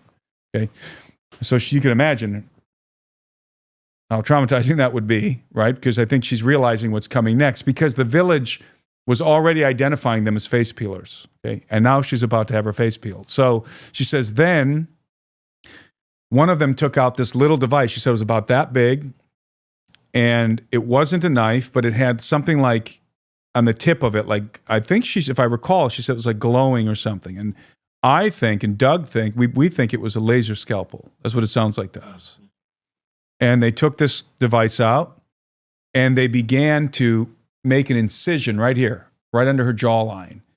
And she began to wiggle, obviously. And by the way, that cream that they put on her face, I skipped something here. I'm remembering details as I'm going. Let me back up for a minute. So before they applied the cream to her face, it's important for me to mention that they took out a syringe, a nasal syringe, and shot a solution up her nose. That's the first thing they did. That was a sedative of some kind. It was some kind of a sedative. That's what we're very convinced that the first thing they did was give her a sedative. Then they put the cream on her face. Then they take the scalpel out, which we think is a laser scalpel, and they begin to make an incision. And she starts to move, and they had to readjust. So she had a cut here, and then they went higher. And as she's saying this, she's showing me her scars. She had 2 scars here. So then they start to cut right under the jawline, which is where they wanted to cut, right? They start to make the incision. And as they're doing this, she realizes what's happening, and she starts to panic. And what she said she started to do was she was able to wiggle her arm loose, and she got under the helmet of the guy behind her and started to push the helmet up. And he freaked out for a second because his face was about to be seen. And when she's doing this, he's starting to freak out. The guy in front of her slaps her in the face. He slapped her in the face, and in this little struggle, they dropped her. And in that moment that they dropped her, she screamed at the top of her lungs. The only time she screams at the top of her lungs. They momentarily lose control of her, just as they're cutting into her jawline. And remember, the villagers are already in a state of vigilance, right? They already know these incursions are happening. So they're in a state of vigilance. They got their shotguns. They got their flashlights. They hear the scream. They come running, including her brother, who's on the patio. The villagers are on the scene in a matter of seconds with shotguns and flashlights. And by the time they get there, so this is where Talia's experience, her recollection ends, because the last thing she remembers is, the last thing Talia remembers is being dragged by the hair. And she said that she heard them say, as they're dragging her by the hair, she heard them say, one of them say, let's go, we got to get out of here. And the other one said, no, we can't just leave her here. So one of them was attempting to drag her up into hold on to her hair, drag her up the hill, and I guess fly away with her or something. They're literally dragging her by her hair. And then I think she passed out. Right after she screamed. This is after she screamed. Screams. They realize they got a problem now. Yeah. So the one wants to leave her there. The other one says, no, we can't just leave her here. Grabs her by the hair, starts dragging her up the hill on the other side of the property. And this is where the villagers descend on them. Her brother saw them dragging her by the hair. And by the time he gets over there, they let her go. And she's just laying there unconscious. Several villagers are on the scene now with flashlights. They put the lights on the assailants, and these guys are surfing. They're surfing right now on their boards. And they're very, as I keep saying, they're very agile, very dexterous on these things. And the backyard is forested, okay? There's some room between the trees, but not a lot. So these guys are weaving. They're just kind of like, this is not like your commercial grade hoverboard drone technology that people always send me and say, this is what they were using. No, that's not what they were using. Whatever this was, it's way advanced to that, okay? Even if it's conventional technology, this is really remarkable stuff. These guys are surfing on these things, weaving between the trees, and then when the villagers are on scene, they shoot up into the sky, straight up through the trees. Multiple witnesses Everyone describes the same thing. Talia's laying on the ground, bloody from her neck, unconscious. They grab her. They bring her into the house. They end up bringing her down the river to a medical post at a different village because they didn't have a good one. They get her to the medical post. She's unconscious. I have video of this in my video as well. She's got the lacerations to her neck. They're not deep. They didn't really they just got going on her neck, maybe an inch. So they're probably going to go a lot deeper to cut the skin off. Not an inch deep, but an inch long? An inch long, yeah. Right. But they probably were going to go, obviously, deep enough to remove the skin. So they were just getting the incision going when she struggled. Thank God, or she would have bled out. And she's unconscious. And the cream that they put on her face, and you can see the incision there. It's already... This is her after, I think, a day or so. The cream that they put on her face... It caused her face to become inflamed and swollen for a week. So her face is, you can see they're cutting on the neck under the jawline, a little bit lower than right under the jawline, on the neck, basically, under the jaw. And her face is inflamed here. She's unconscious, and it took her a while to recover from this. And she had not recovered psychologically. So that was the event that really, really terrified the village. The other stuff was scary. Now after this, the village is very, very frightened. Did they lose anyone? Any kids or any people? No, but this wasn't the only village being attacked. A couple of the villagers told me about their family members who live in other villages who were experiencing the very same phenomenon, same thing. And there was a young man who had his face peeled off. So I know of one for sure who had his face peeled off and he was found dead. Then there was another one where there was an attempted peeling of his face, and that was gruesome. I saw that on the news, Peruvian news, and we can talk about that in a minute. But lived. That guy lived. That kid lived. This other guy, young man. I came upon this before I went to the village. I didn't actually see this. I saw the video of it. And then I got confirmation of it in the village. There's a video that I did a video with Doug early on before we went to Peru, and we were just talking on my YouTube channel about this. And in that video, we presented a video that came from Peru of a man being pulled up a shoreline of the river, and half of his face is gone. And in the video, you can clearly see that the face was removed with a high degree of precision. It was not predation. It was not piranhas. I mean, people who say, oh, that's just a piranha. His face was dipping in the water. They don't know anything about piranhas. They've never seen piranhas eat anything. Piranhas do not leave a clean, precision, laser-like contour around a cut. Okay? And they nick the bone. The bone is all nicked up and distorted after piranhas get at something.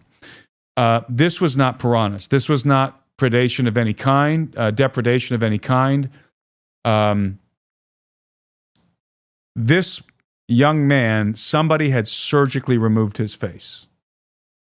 And they're carrying the body up the shore, and you can see it. It's very gruesome.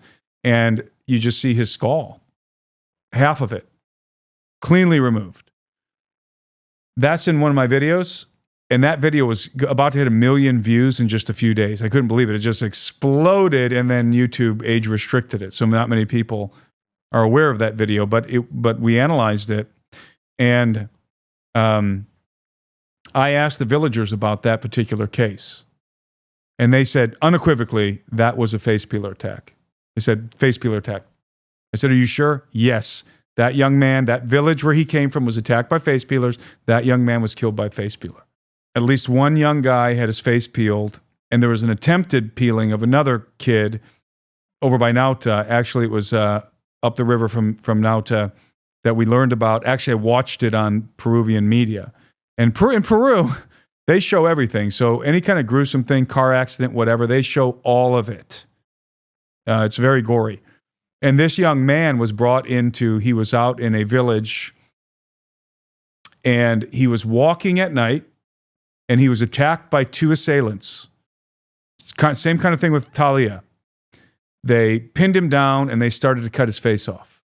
Same thing, right here, right where they were making the incision, under the jawline on the neck. Same place they were making the incision with Talia. Somehow, and I don't have this clear, and nobody really knew how, somebody came on the scene, interrupted, and the guys fled. They interrupted the procedure, and the guys dropped the boy and fled. Very similar to Talia's situation. But this boy was less fortunate. They had already made deep incisions. And this kid, it looked like they cut fish gills into his neck. I mean, it was very gruesome, just skin flapping here, blood pouring out. And I think it was on both sides. I don't remember. But this poor kid, he was probably 11 years old or something. They filleted him open like a fish. And they rushed him to the hospital, and somehow they saved his life. He almost died. It was very touch and go in the hospital. That I know. That they told me the boy was in the hospital for a week or a couple weeks, and they sewed him up, and they were able to give him enough blood, saved his life. But that kid, that would have been Talia's fate, surely. But in both instances, they were interrupted, and we can talk about that at the end, why that may be. But the point is, this is a very physical, violent phenomenon, a very serious one, in which people are being assaulted. And so if all that isn't strange enough, there's one more additional element to this that makes it even more bizarre.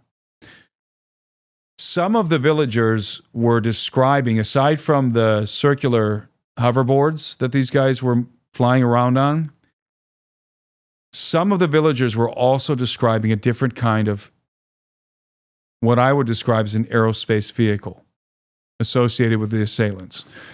I had maybe 4 or 5, maybe more than that, guys described to me with the very same detail, the very same craft. Some of them, a couple of them drew it in the dirt for me, and they all drew the same thing. One guy drew it on an acrylic chalkboard.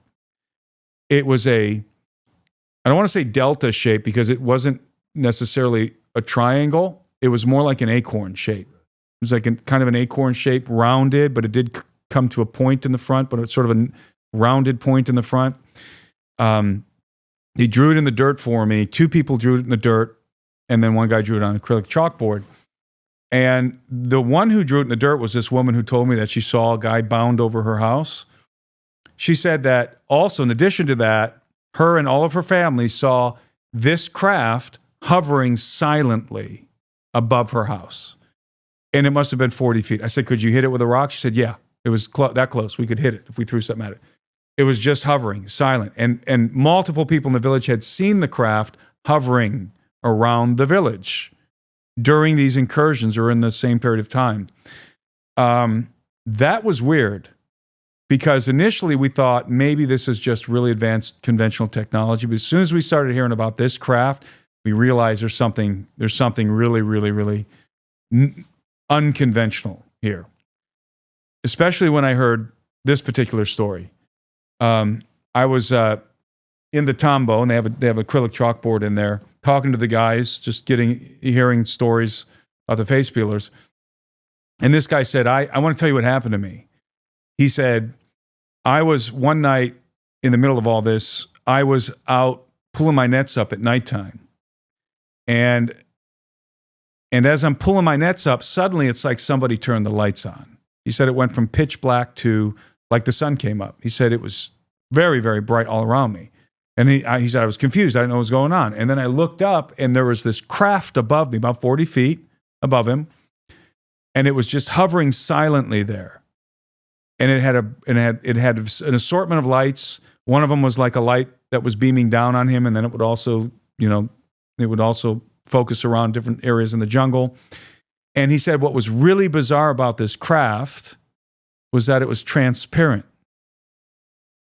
And I said, what do you mean transparent? He said I said, so it was just like, well, if it was transparent, how did you see anything? He said, no, it was like mesh, like screening. That's what he means. Like you could see it had some kind of a fuselage, but you could see through it, like a screen. And he said you could see 2 people sitting inside of it. One was up in front, one was kind of in the body of the craft.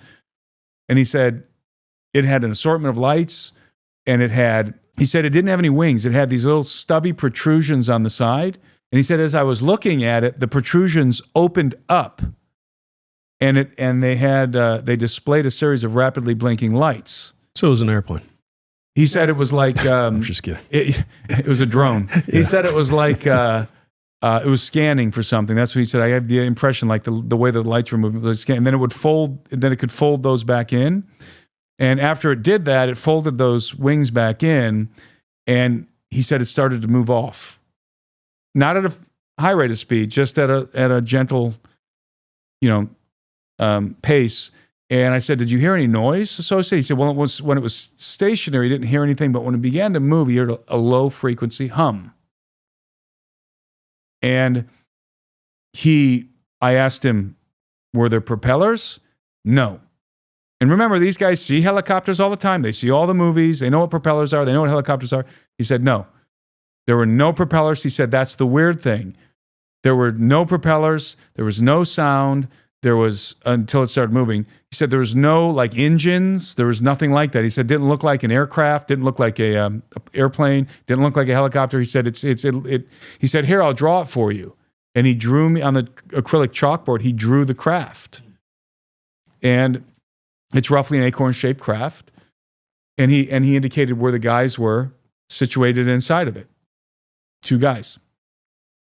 So now into this already very strange scenario, you have these mysterious aerial vehicles. So we're way outside the realm of the cartel here at this point. There's something else going on. By the time we concluded our investigation, we knew we were not dealing with the cartel. So did our... But are you dealing with humans? Okay, so that's not the end of the story, but we know we're not dealing with the cartel anymore. We know that this is beyond cartel, okay? Humans, we're pretty sure these are human beings, based on Talia's testimony. But is she the only one who heard them speak? She's the only one who heard them speak. So we were sophisticated enough in our thinking to understand that Talia could have been confabulating, especially since they shot something up her nose. Okay, she could have been in a quasi-sedated condition. She could have been confabulating or delusional, or she might have been what's the word? Having we call it when you're delusional and you see things that aren't there. Hallucinations. Yeah. That's what I'm reaching for. She could have been hallucinating. I mean, she was exposed to something, to some kind of chemical that could have easily done that. So we wonder if she was, because she knew that the face peelers are here, right? And remember, some of the people already believed they were gringos. So if you're a 15-year-old girl, you know the face peelers are lurking around your village, and you believe they're gringos, and this traumatic thing happens to you, when you're recalling it later on, you might be confabulating some of the details. Now, we know that the main details are true because the other villagers saw it. They saw her laying there at the face peelers, these guys hovering, right? So we know that had happened and that all of that was true. But did she actually hear them speak? Did she actually hear them say, with the cream, hey, don't put too much on, you're going to ruin the flesh? Or is that confabulation? I don't know. I'm not saying I disbelieve her. I'm just saying she may, because of the trauma, because of the preconceived notions, she may be confabulating. And for those who don't know, confabulation is when you artificially fill in the gaps of your memory. So you have a gap in your memory and your brain doesn't like that, so it fills it in with a contrived piece of data, right? To like a puzzle piece that's missing, it will fill that piece in to make sense of the story. So there's a possibility she was confabulating. That's on the table. And I don't know whether or not that's the case. Did she say anything about their hands? What was on their hands? People ask that a lot. They had gloves on. Okay. But as far as I know, the hands were hands. Okay. But they did have gloves on. Okay. Now, whether they removed the glove to apply the paste, I don't know, but they did have gloves on. Yeah. for all intents and purposes, they were men. Just tall men. I mean, who knows? Now, if they're men, I tend to believe they are, I think that they have exosuits. I think they have some kind of exosuit technology on. Not like big robotic suits, but exosuit components built into their bodysuits. Oh, she did describe their body armor. She described how they had a chest piece. She described their helmets. She described they had some, like a shin guard, a thigh guard. It sounds like it was tight-fitting fabric with body armor around it. Maybe the fabric was like some kind of Kelvar, right? And the body armor was, it was all bulletproof, probably, most certainly. And but I think that built into this body armor were exosuit components that enabled them to do the things that everyone described, to move with inhuman agility. So advanced human technology. That's what I would say. Now, there's another piece to this puzzle. So remember, we referenced those videos in the beginning. A couple of those videos came from San Antonio de Pintuyacu. One of the videos, the one I was really interested in, came from Nauta. And the one in Nauta seemed to depict something that they captured on camera. It looks like, and I don't know if Mantis or whatever, right? If we can bring that up on the screen, but it looks like an insectolant. Yeah. Whether it is or not, I don't know. It might just be an artifact of light. It's hard to make out, but you have to take a good look at it. And I have stills of it. Even in this video, if you keep fast forwarding, you'll see I have stills further on. See, you can almost see like the eyes on the side. You see that? Yeah. I don't know if you can see it's hard to see on this screen a little bit. But I've seen this video. Yeah. I know what you're talking. We'll show it when we do the live. Yeah. So I'm thinking, okay, that's interesting. What is that?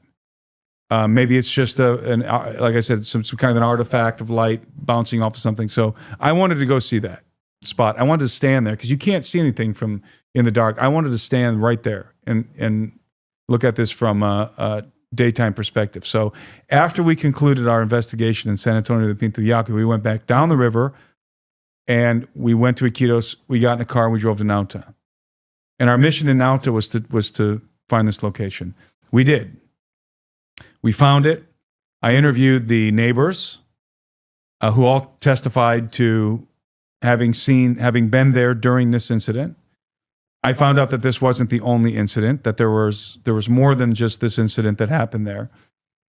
And I came to find out that the same phenomenon that was happening in these little villages, remote villages in the jungle, was happening in Nauta.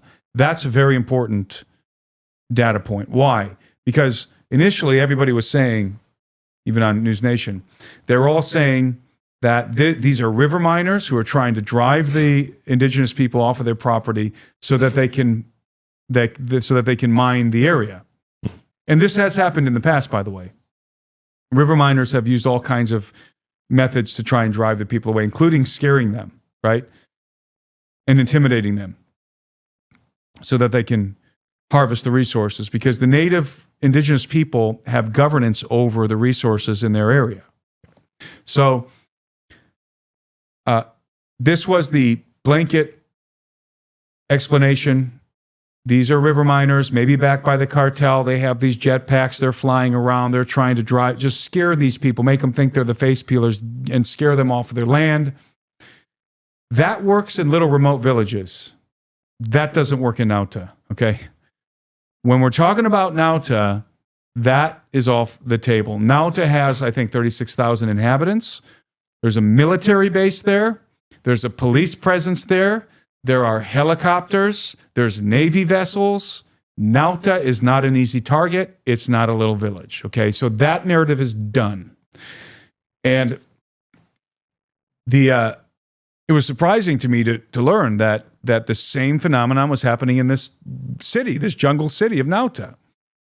Same thing. They were experiencing on the outskirts of town, they were experiencing they were seeing guys floating on the same assailants, black armored bodysuits, floating around on these hoverboards on the outskirts of town. They weren't coming into the middle of town, but on the outskirts of town, they were being seen. People were discharging their firearms at them. Same kind of situation, but just on the outer limits of town. However, in this case, in the case of Nauta, the villagers, they're not really villagers in Nauta. The residents of Nauta were also seeing flying saucers. So here's another component. And this lady told me, one of the neighbor who lives in front of that house, I went there, and in the footage on my YouTube channel, you can see us standing there during the day. We learned some very interesting things standing there because we realized that the trees that you see at night in the background are way back there. They're not, we thought they were right there above the house. They're not, they're in the background. So let's just, if that creature is an alien, if that is in fact a insectilin, it's 10 foot tall. Okay? It would have to be. It would have to be massive. So we don't know what that was. It could have been just an artifact of light. I don't know to this day. There's some very compelling stills I have in that video, though, that make you wonder. But anyway, this lady told me that there had been, during this period of time, there had been several instances in which they saw very strange things in the sky. Over Nauta, they saw the mini UFOs, in other words, the mini flying saucers, in other words, the guys on the discs. They saw them flying around. They didn't know what they were, like in the village. They were probably staying pretty high over Nauta, but they did see those zipping around. They were encountering them on the outskirts of the village. But they also saw saucers, flying, large saucer-shaped craft. And she said, even above that tree right there in that video, she said, we saw one hovering right there. And all the neighbors attested to it. It was right there. It was hovering. It was this saucer. And it projected a light down. And she drew it in the dirt for us, and she just drew a saucer, and typical flying saucer. So now you got flying saucers in the mix. It's all very, very bizarre. So in summation, okay, there's another facet of this too that I failed to mention. It just so happens that during this period of time, mid-July to beginning of August, let's say all of July pretty much, because they were probably staging for the operation at the beginning of July and then executing it sometime in mid-July. But during this period of time, there was a joint military training operation happening in Peru. And I always forget the name of it. It's got a really cool name. I think it's something Guardian. I can't remember the name of it. I always forget the name of it. It might come to me as I'm talking here. There was this joint military operation. I talk about it in the film. And Resolution Sentinel. I was close. Resolution Sentinel, 2023. It was a joint military training exercise held in Peru. And reading off the website here, it says that the exercise focused on improving interoperability between the U.S. military and partner nations in the region, including Peru, through joint defense training, engineering projects, and knowledge exchanges. This project involved not only the United States, but it involved in Peru, but it involved Brazil. It involved Uruguay. It involved the United Kingdom. I believe it involved Ecuador and several other countries. It involved not only did it involve the United States Air Force and Navy, it involved Space Force and the equivalent of those from the United Kingdom. It involved all military aspects of Peru. In other words, their Navy. There were Navy vessels on the Amazon River as part of this project. Coincidentally, right when the face peeler thing was happening. So I have a theory. Okay, I have a couple of theories here.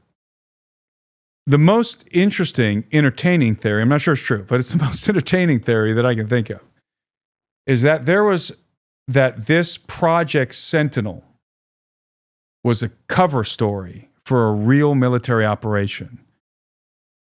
Think the movie Predator. There's something in the jungle that they need to confront, dislodge, combat. So they did a joint operation with this Project Sentinel as the cover. And that gave them the excuse to bring all the assets to Peru. Battleships and all kinds of aircraft. I mean, you need an excuse if you're going to do that. And they did. I mean, Brazil was involved. It was a very extensive training, quote unquote, training operation. That makes a really good cover for a real operation. Is it possible? I'm not saying this is what happened. I'm just throwing this out there as one of the more entertaining ideas. Is it possible that either A, some rogue human faction in possession of advanced technology needed to be confronted, or B, a non-human faction, maybe a human faction operating with non-humans, or C, just a non-human faction? Was there some kind of threat in the Amazon that was known, and they assembled this, what amounts to be an army, international, with assets from all these different countries to support this operation? Like an Operation High Jump, but in the Amazon. So think Operation High Jump, but it's the Amazon jungle. Was there some kind of a battle that took place out there? Did they deploy assets to try and uproot something? That's a very entertaining thought. Or, this is a different idea, were they doing a training exercise with Black Project stuff in which they were experimenting with their technology in these villages? This is a popular idea. This is a popular speculation that maybe the military was testing hardware and was using the face peeler legend as cover. Okay, why do I say that? Because it's hard for me to believe that you're going to have all this technology down there, that you're going to have the ability to hover around on these hoverboards, fly around on these advanced aerospace vehicles, and be really bad at harvesting faces. I can't square that circle. It feels like if they wanted to take faces, they could have taken them by the dozens. Right? So it feels to me like they didn't really want to take faces, but they had to do one or two or make a couple of attempts in order to strike fear into the people in these villages and use the face peeler narrative as a cover for something else. So that everyone would assume that they're face peelers. Give this 11-year-old kid gills in order to reinforce the idea that this is the face peeler phenomenon. Because something else was going on out there. Now, what that something else might have been, I have no idea. So what I that's what I think. I think the face peeler thing was a cover for something else that doesn't make any sense otherwise. They're banging on the boards of the house, because the houses are usually boards, rough-hewn boards with the thatch roofing. And so they're banging on the boards, they're pulling them like they're going to get in, they're terrorizing the people, but they're not actually doing anything. They're not killing anybody except for one girl that there's an attempted abduction. They probably would have peeled her face and left her to be found by the villagers just to reinforce the terror and the face peeler narrative. That's what it feels like to me. Now, is it entirely human? I don't know. I tend to think it sounds very human to me. And are we dealing with a situation that is it is a situation reminiscent of Michael Herrera's testimony? Right. He's coming on the show in a couple months. And most people are probably familiar with his story. And just to encapsulate it, he was out in Indonesia after a hurricane, doing humanitarian work with the Marines. I believe it was the Marines. And he had a platoon out there. And long story short, they encountered a large flying disc that was just hovering in place in the jungle, in an opening, in a clearing in the jungle. And they encountered human operators associated with the disc who were better armed than they were and were very aggressive toward them. Right. And he later added into the story, he later said that he believed that it was a human trafficking operation. And that seems very plausible to me. Why? Because if you're going to go harvest a bunch of human beings and you don't want to notice them in a time when they wouldn't be noticed missing, you do it after after a natural disaster. Sure. Yeah. Because everybody would assume that they died in the hurricane. Right. And that is a really terrifying thought. So to me, the two things, Michael Herrera's testimony, the technology that was deployed there, the human component, and the face peeler, to me, they feel the same. Almost as if they're directly associated. In other words, it's the same group. Mm-hmm. That's what it feels like to me. Feels like it's the same group, or at least the same nefarious goals or objectives are at play here. The same level of unconventional technology, hovering saucers, the acorn-shaped craft, the hoverboard discs. This all seems very reminiscent to me. So I think we're looking at I keep using the word because I can't think of anything more appropriate, an exceedingly nefarious group of human beings who are in possession of unconventional advanced technology, who are using it to do the worst things imaginable. In that case, human traffic. In this case, to my knowledge, no one disappeared. So I don't think they were trying to traffic human beings in this one. There's something else going on. But who knows? But who knows what they're doing? Yeah. I mean, if they were there to harvest who knows faces, who knows who could have gone missing and got taken? That's true. Yeah. But all I know is if they were there, if their mission with all these technological assets, if they were there to harvest faces, they would have harvested faces. They had every opportunity to do it. They could have easily gotten away with it. Yeah, in Talia's case, they dropped her, but they could have easily made another incursion and grabbed somebody else. They could have gone to a different village, which they did, by the way. But it seems the same procedures everywhere. They're menacing. They're always menacing, but rarely actually doing anything besides menacing. That's my analysis of the situation. Now, is there an alien component? There may be an alien component. That's pure speculation. I don't know. Were the people inside these black armored bodysuits actually human beings?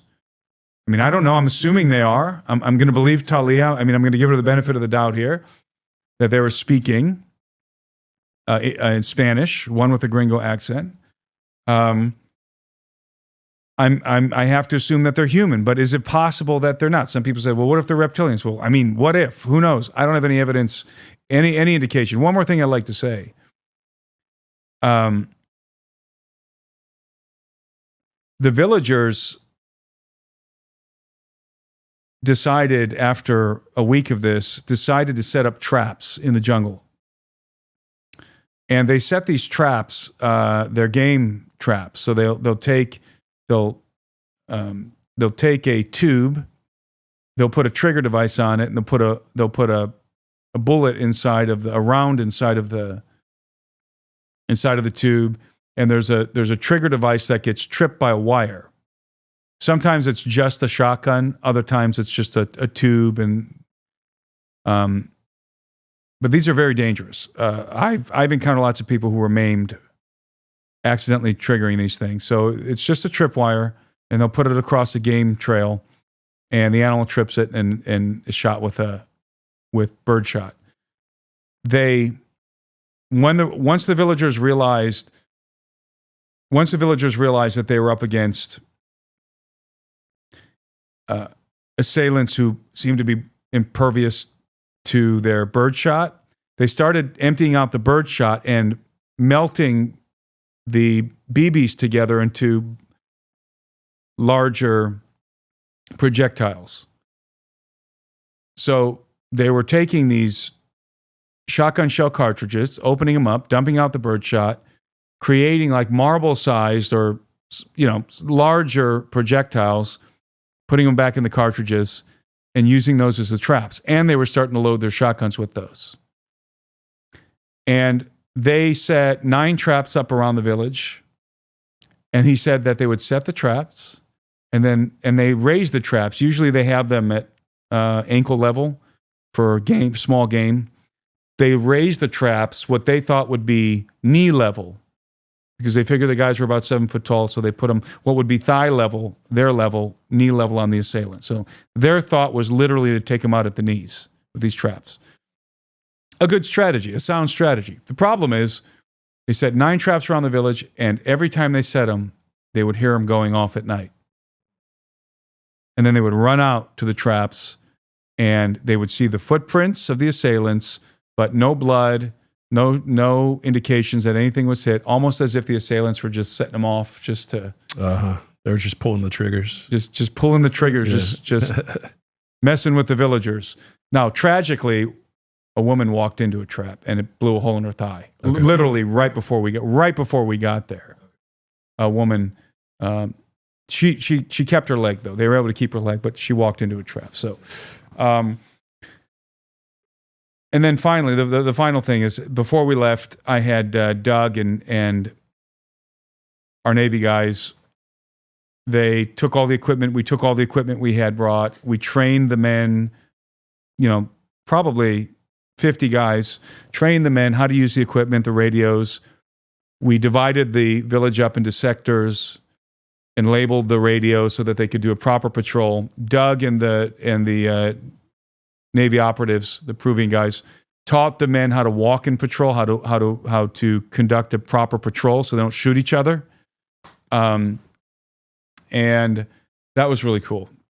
That by the time we left, we had those guys marching in patrol, and they were a formidable force. They were they were communicating, and we would listen to them at nighttime.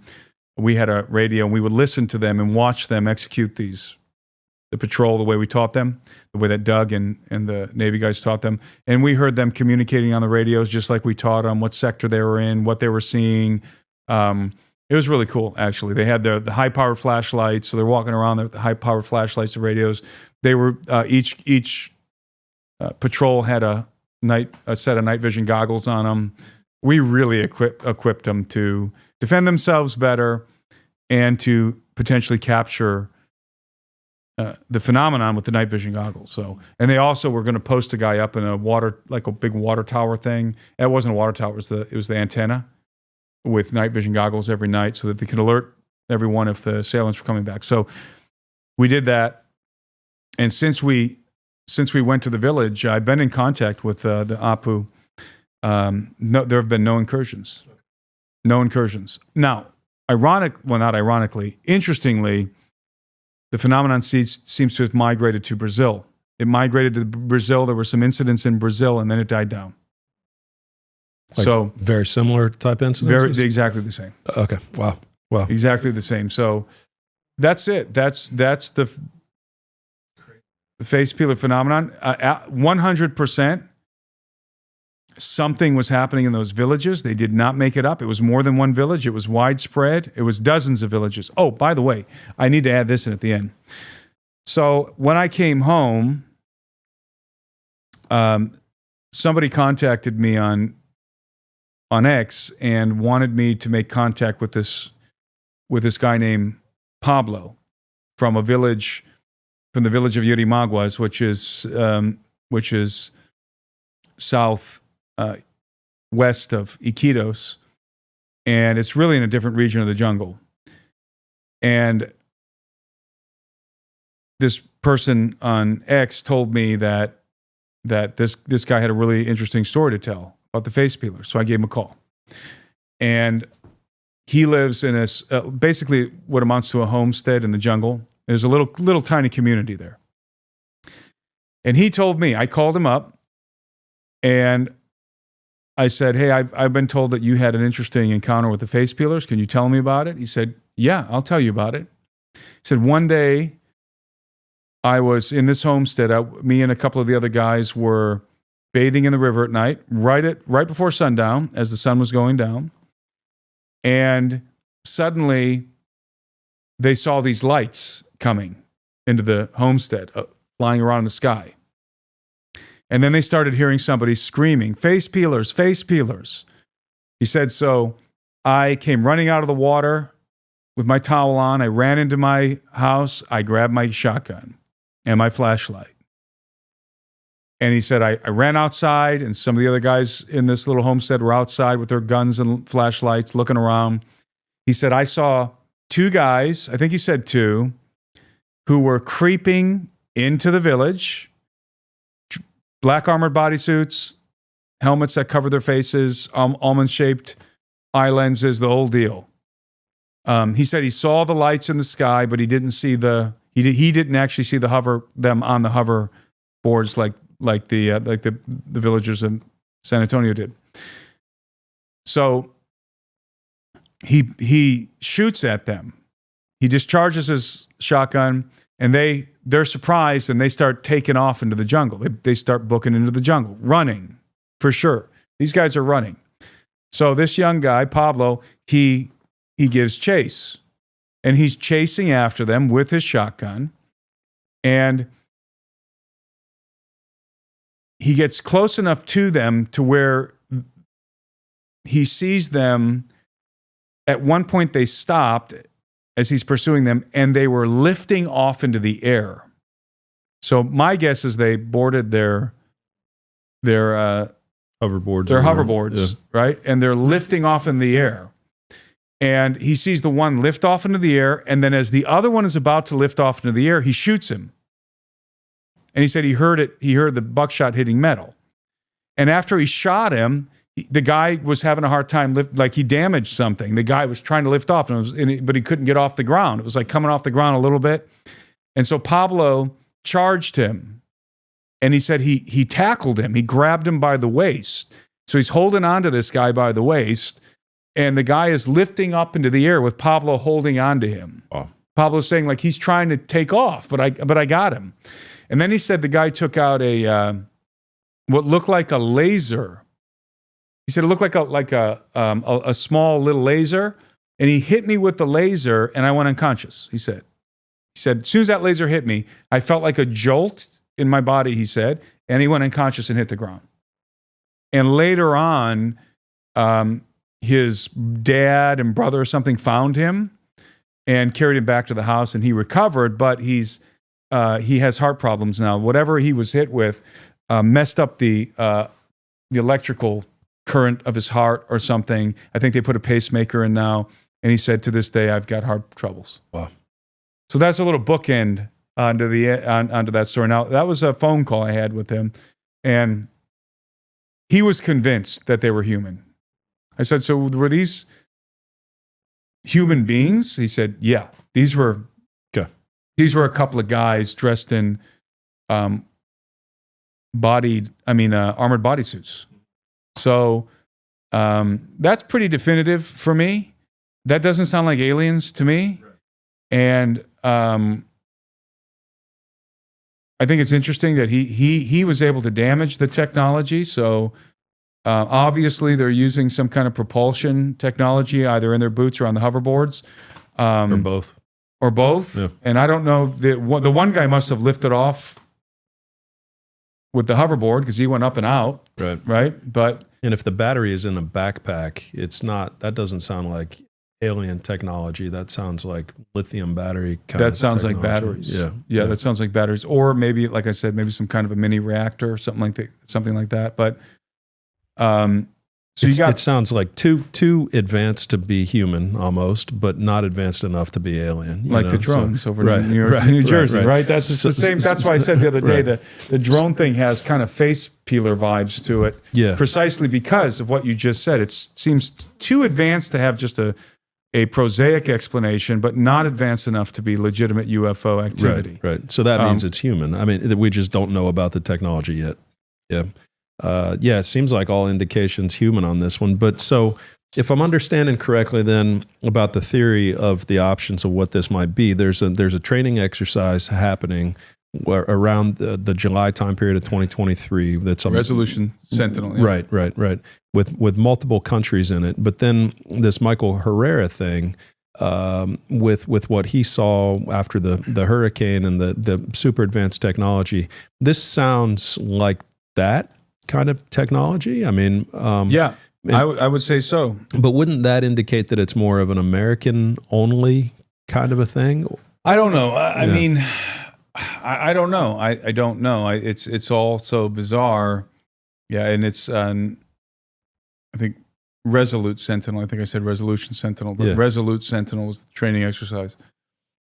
Again, I'm not sure if it was the operators themselves, maybe black operators who were experimenting with technology, and they were picking a remote place and seeing if they could stealthily enter these villages, whatever, whatever. If that's what was happening, then these are some pretty evil dudes. Why would you ever do that to these indigenous people? That's pretty heinous, it's pretty right? Messed up. Yeah, it's just criminal. Yeah, that's hard for me to believe. That I find. So the narrative there would be that they're testing out some stealth technologies, and they gotta.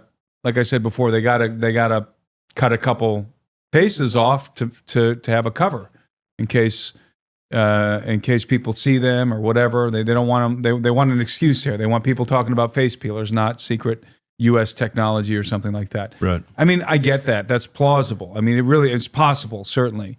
I'm not sure that's what's going on. I feel like this is a independent faction of some kind. I feel like it's the guys that Michael Herrera ran into in Indonesia. I feel like it's them. It's that faction. And if it's not exactly that faction, it's another faction like that, which in my mind would be paramilitary, maybe an aerospace company that's engaged in some very nefarious activities with who knows who. I mean, it could be anything. It really could be anything.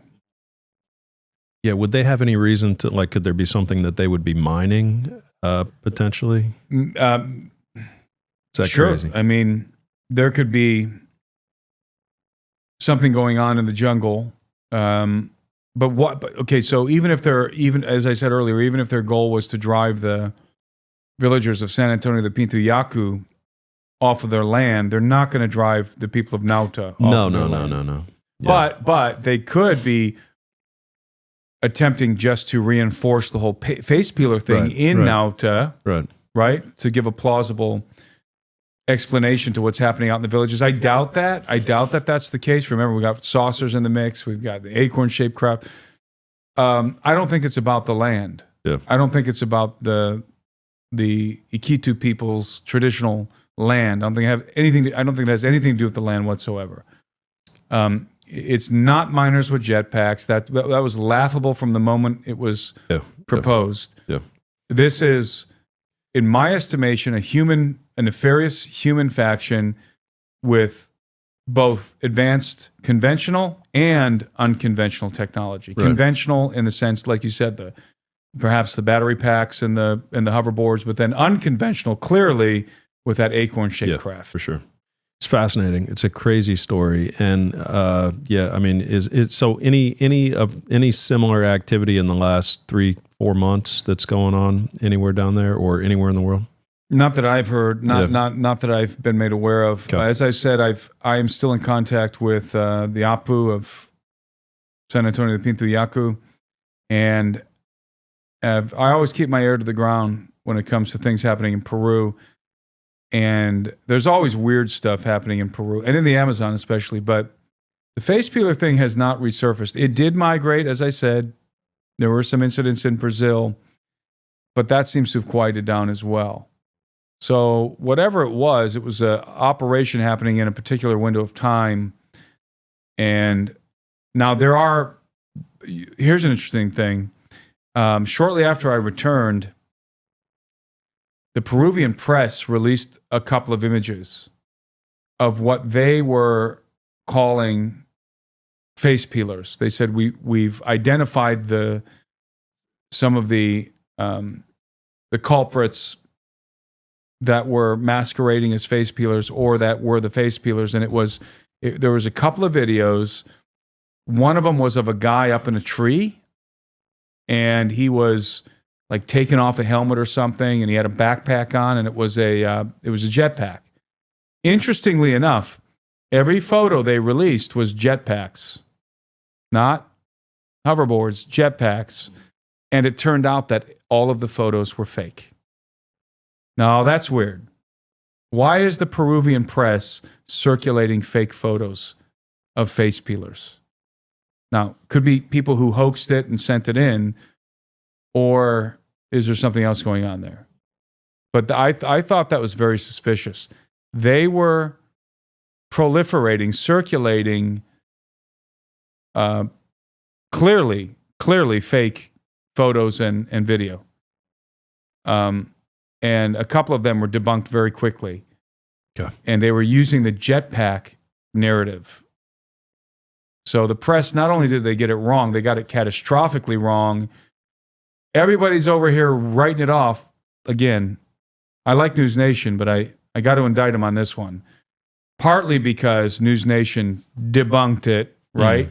They debunked it, and their experts are over there. They didn't call me. They brought in their experts on the situation, and I'm out there in the jungle actually getting the data, and no one ever cared to talk to me about it. Yeah. Miners with jetpacks. Right.